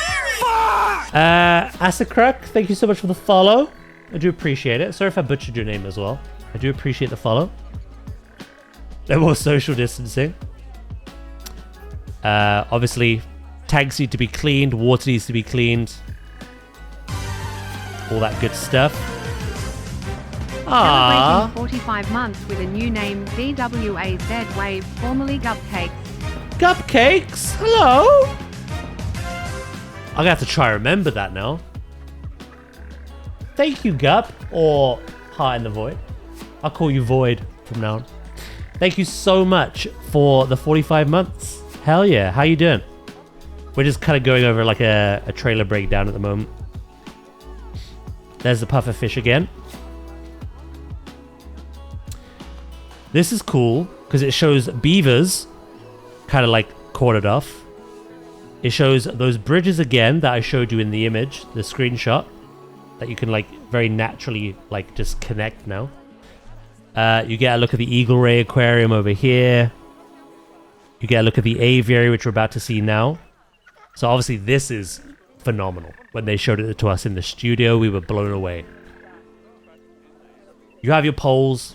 Depending on where you place the poles, depending on the height of the poles, depending on the angle of the poles, will determine how the mesh is generated.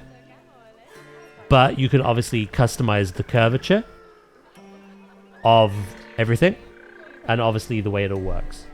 So you can really customize the shape and size of these aviaries. Here we have our white-tailed fish eagle.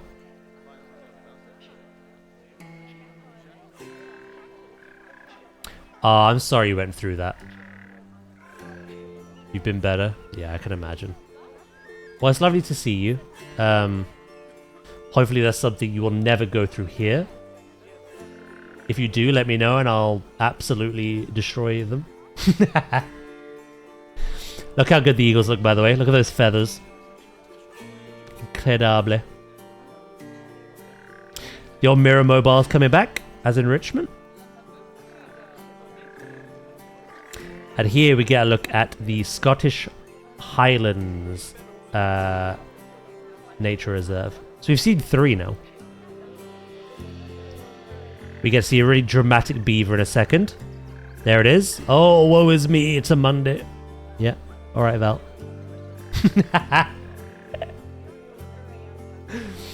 So yeah, the beaver's back. The red deer is back. Looking good. Herding together as well. And yeah. Too lazy and fat to get up. It's fair enough. Can't blame it. Can't fault it. Yeah, I can't... Which...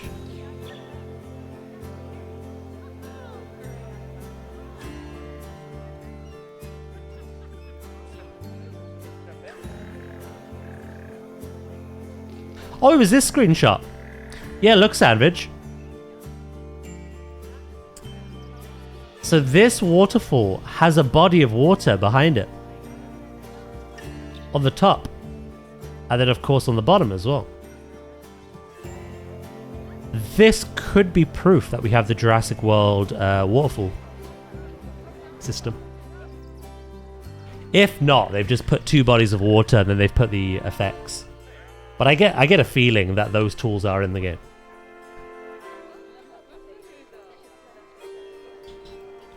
The rock overhead. The water just runs right along under the long rock. Yeah. So yeah, that other image, it was just, you couldn't see it. It was hidden away to you.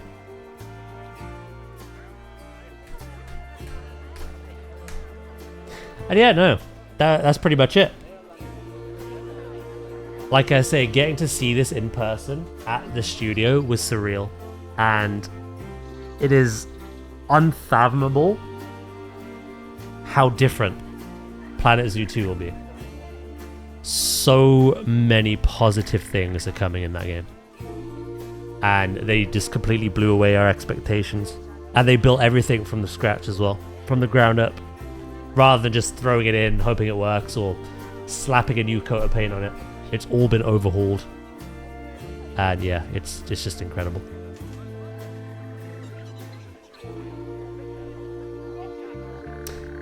But yeah, that's pretty much that. I hope you continue enjoying Zoo, and then Zoo 2, and they invite you back again. Oh, of course. Me streaming this game will never go away, I don't think. I'm salivating for this game.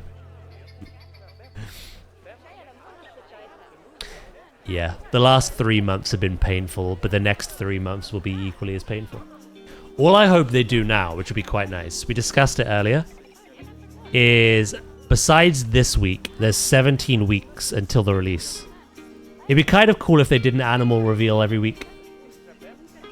Obviously, keep some things a surprise. But it'd be nice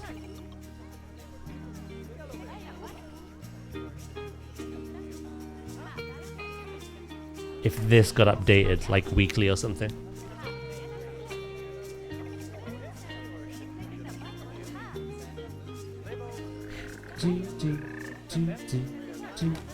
So he's kept in his cage.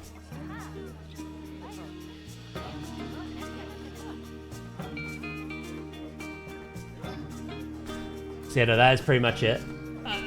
Multiple times today I've got in depth about, obviously, the trailer that was shown yesterday, the extras that Frontier have shown, plus my wonderful experience at that studio visit. If anyone has missed it today, it'll be in the VOD. Right at the start, later on. I go over it multiple times. But yeah, we are in for a hell of an experience in October. And until then, we have to plod along and finish this zoo. Even though I haven't done much building today, we've done more talking. We have finished our gift shop. So this is what it looks like outside now. This is our interior for the gift shop.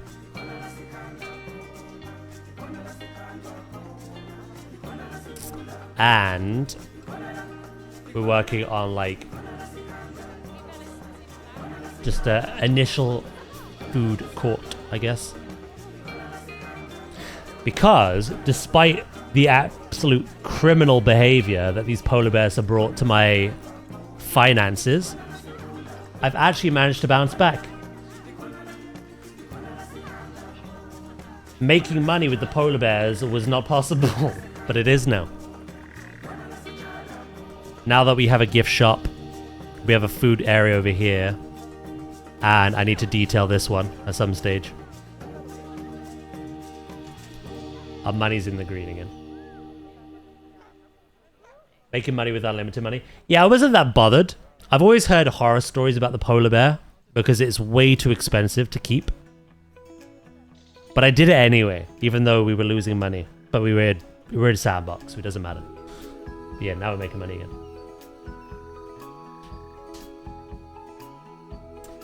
Hashtag sponsorship be nice. That keeps throwing us info like a Frontier ambassador. I'm doing my best. Again, I love the opportunities Frontier give me. I don't need to be paid for it because they pay for themselves in other ways. And yeah, just being able to like talk so like passionately about this game and show things early, kind of market the game, you know, I really don't mind it because I just love the game. So I don't need to be paid for it. Moo! Moo! Hello, Fab. How you doing?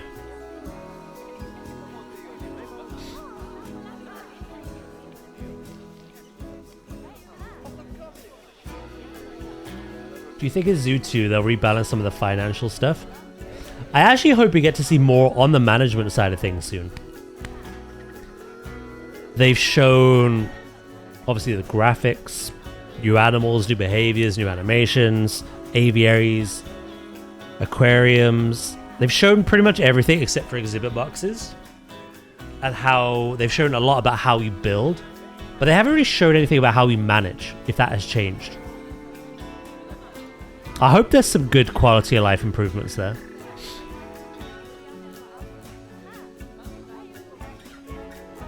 I wouldn't have pre-ordered this planetzoo 2 if not for Daz. If you're listening, Frontier, please sponsor this man. Like I say, if I get to continue what I'm doing, the opportunities, etc., I'm in a very happy place. So.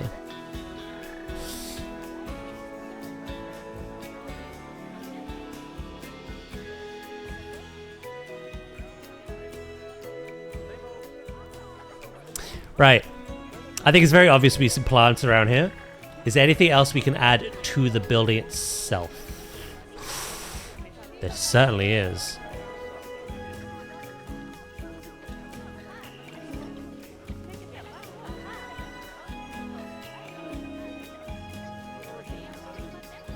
Like I say, that studio visit really kind of made me appreciate what I do even more for you guys. With the streams and such. You guys have always loved and appreciated them, but we've always just had fun in this little corner of Twitch. But the reception I got when I went to that meetup was like, wow, you're like, you know, people really appreciate those streams. So I was like, that is heartwarming to know.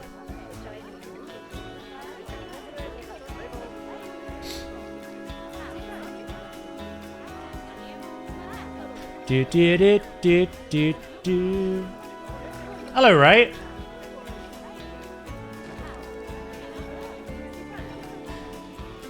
Zoo and Jurassic are my favorite air streams. We've got to finish the Draco Rex this week. If we're getting Rebirth DLC next week.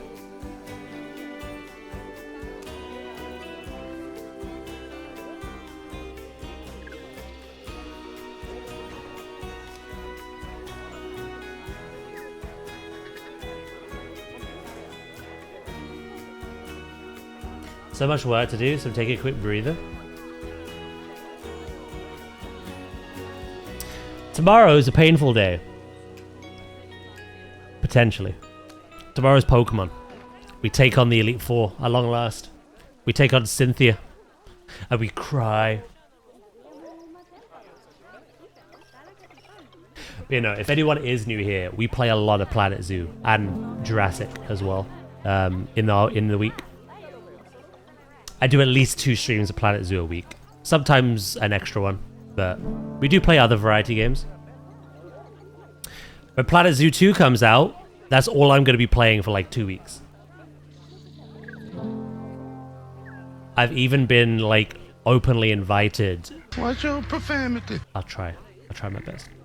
Thank you for the bit sandwich.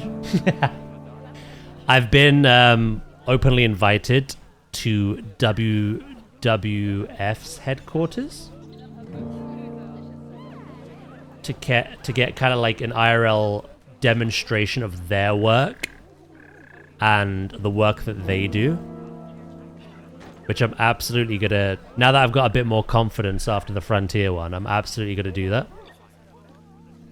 because I'll learn how they kind of like the work that they do in helping those animals, and we're gonna bring that into Planet Zoo 2 with the nature reserves. Hawksbill turtle is actually one that they work on, so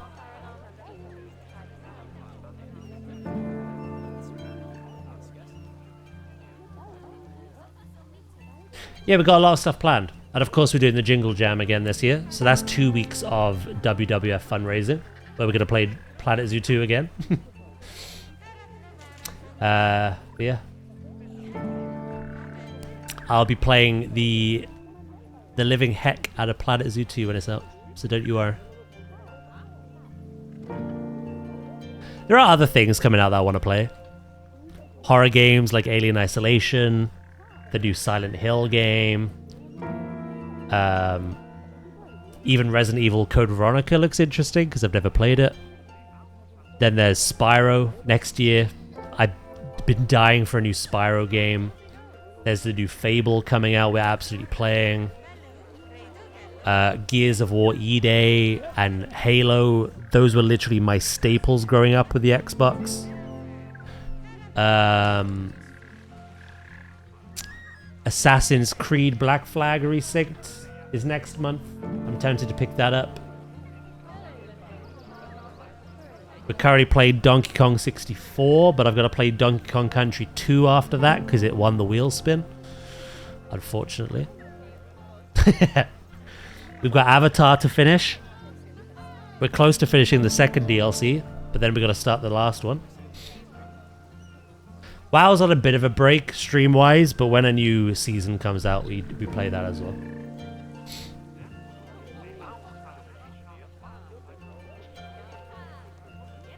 I'm not a Trekkie, unfortunately, Pause. That's not my cup of tea. I'm sure you will play that, though. I'm sure there'll be many a time I raid you and you're playing it. So yeah, there's a lot of variety coming out. But Planet Zoo is our main dish. Has been for the longest time. So tomorrow will be Pokemon. We got a Jurassic stream in us this week to kind of finish the Draco Rex build that we've been working on. Or at least make good progress. I don't know if we'll finish it. More Donkey Kong 64.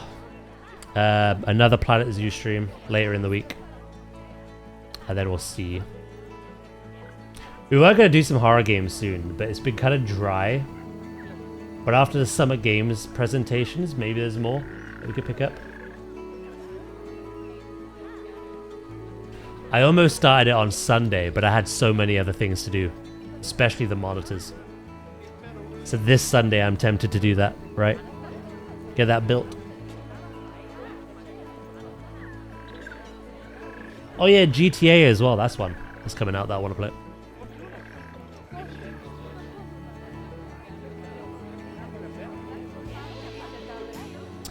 Yeah, we were going to do horror sooner, but there wasn't really much variety. There really wasn't much that was out.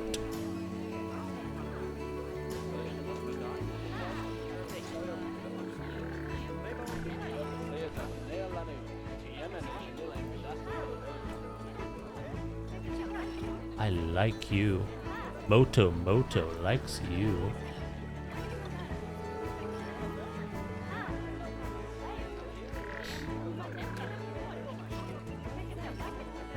By the way, Daz, I won't be at raid. I'm stuck in the office due to a massive incident that's happened. No worries, mate. That's more important. That is way more important, mate.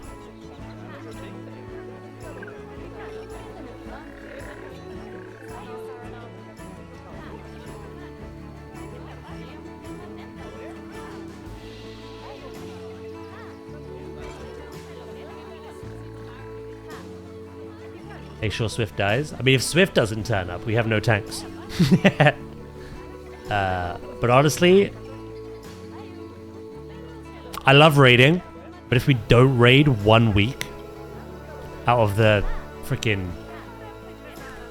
10 that we've done, 10 or more, I can't remember how many it's been now. It's not the end of the world. It's not the end of the world.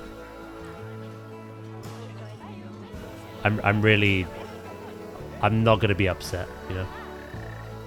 Daz tag, Daz heal.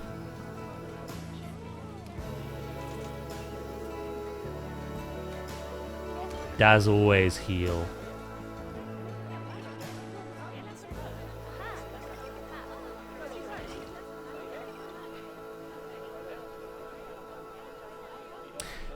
I didn't play much Guild Wars 2, because admittedly it was a sponsored thing. And I did enjoy myself, but then they kind of ruined it, because they wanted me to fast track the entire experience to promote their latest DLC. Did Guild Wars 2 have a healer class? Because Guild Wars 3 just got announced, and I'm all up for trying new MMOs. I love MMOs. But I don't really enjoy them if I can't heal. It's kind of my thing. It's not kind of, it is.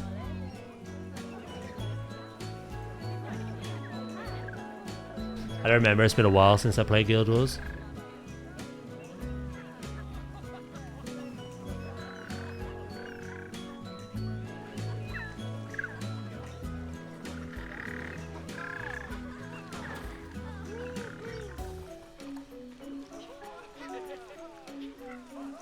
Is that everything?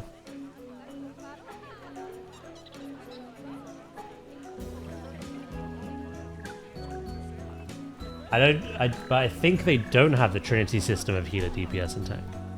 Okay.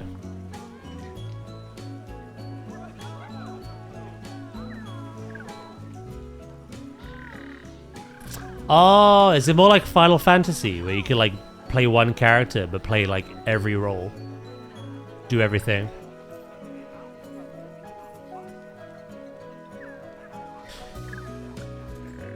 It's more like ESO. Oh. That did have roles though. That had healer, tank, DPS. Yeah, we have to do an emergency rebuild of a server due to a city office person opening an attachment and infecting the server with ransomware. Yikes. It's kind of like a role, but it's kind of not. Okay. Well, I've got my eyes on Guild Wars 3 anyway. I'm sure a lot of people do. I love my WoW, but I like playing multiple MMOs if there's good options. See what it's like?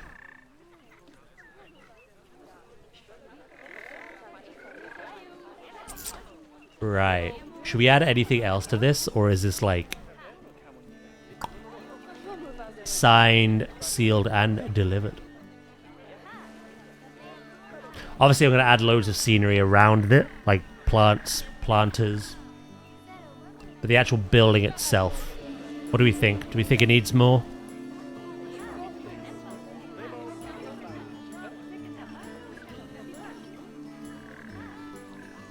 I thought I'd keep up the style of the entrance.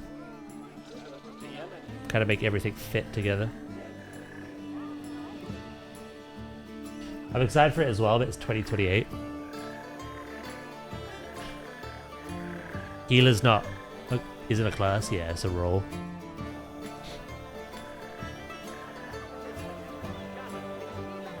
Yeah, no, that's fine. I was just curious, is all.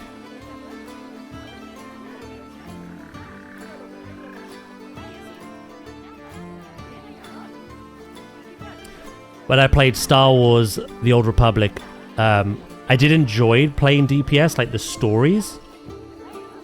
But in group content, I healed. I was a Jedi Sage. ESO, I healed. I was a Templar. I was a Warden. I was also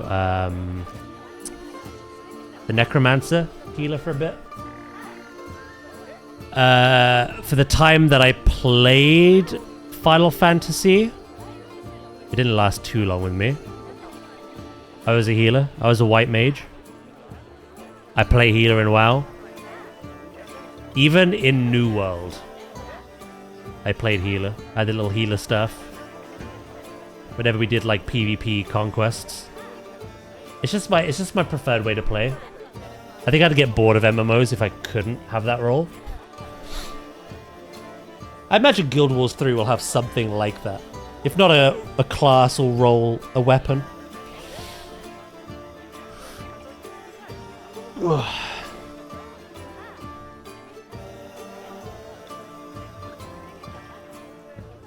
Yeah, I'm pretty happy with this.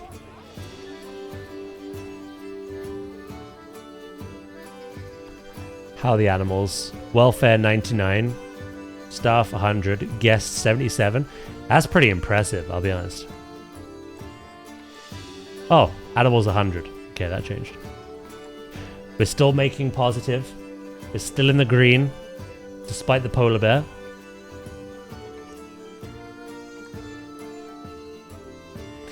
Right, that's a problem.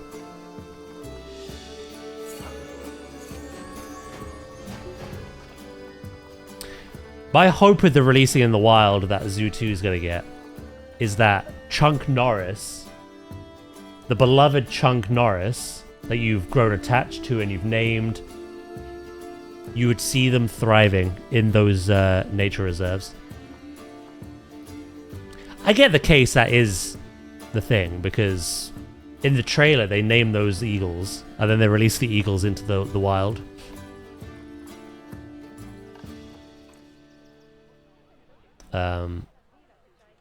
No worries, right, mate. I hope you have a chill evening when you get home, at least. And again, don't worry about raid.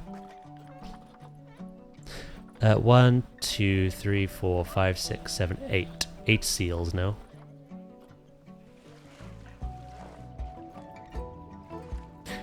Do. Snuffy the Seal from Shark Week.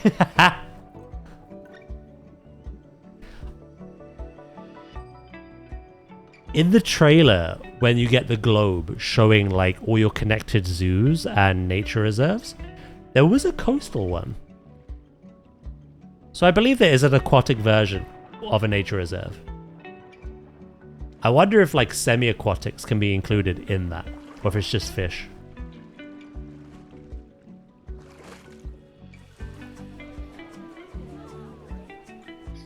Do. How are we doing for litter? Because we have a really big problem with litter, usually. Yeah. Maybe I should add more. King Penguin, any gender? We could do that for you.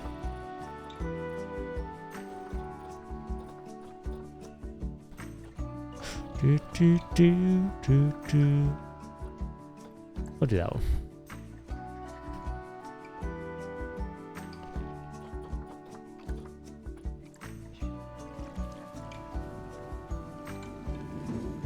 Hello. Welcome back, Val. Being was okay. Not bad, no?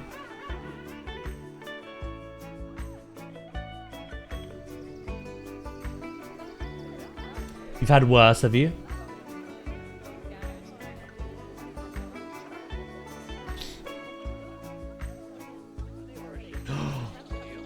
Ooh.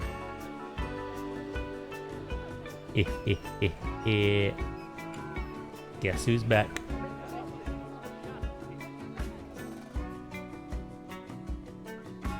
You've had worse. Val was pumped up by the frog. Phrasing.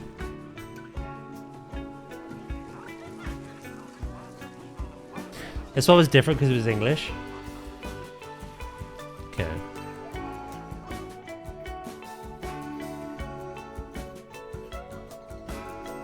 Right. Unfortunately, you have just come back right at the end. That is about all we have time for today. Val pumped by a frog? Disgusting.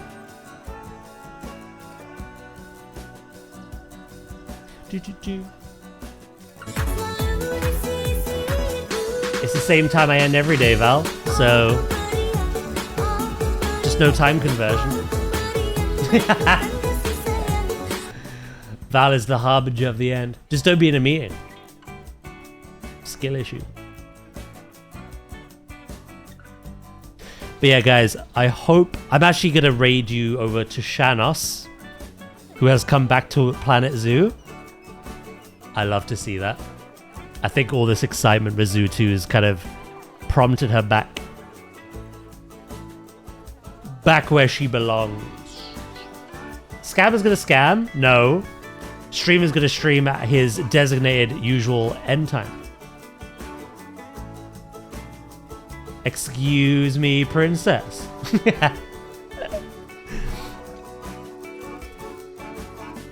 that Pokemon? It's Pikachu! Subsonic, mate. Thank you so much for being here today. Thank you for the follow as well. I hope you guys enjoyed my little breakdown of... Not breakdown as in, like, emotionally.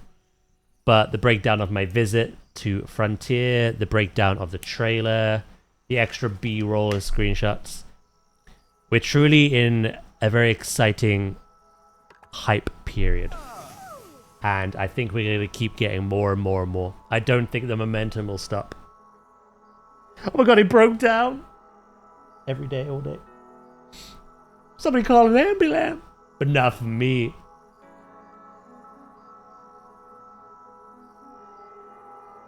One breakdown? The whole day was a breakdown.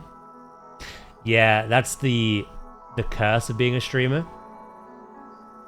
You explain one thing for an hour and a half, and then 2 minutes later someone joins who didn't catch the last hour and a half, so you have to explain it again. That's not exactly what happened, but we did do it multiple times.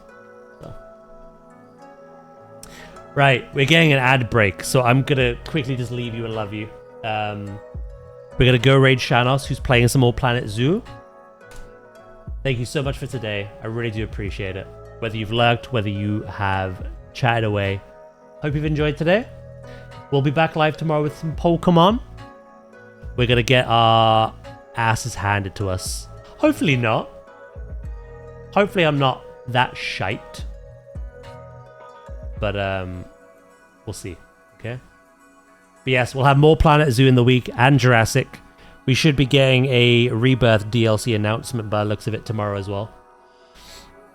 But yeah, guys, thank you so much for today. I really appreciate it. Have a wonderful evening, a wonderful rest of your day. And yeah, I'll catch you all tomorrow. I did not enjoy getting... You gotta stop throwing that word around just because you don't get your way. Goodbye, Val. Catch you all later, okay? Much love, and take care, okay?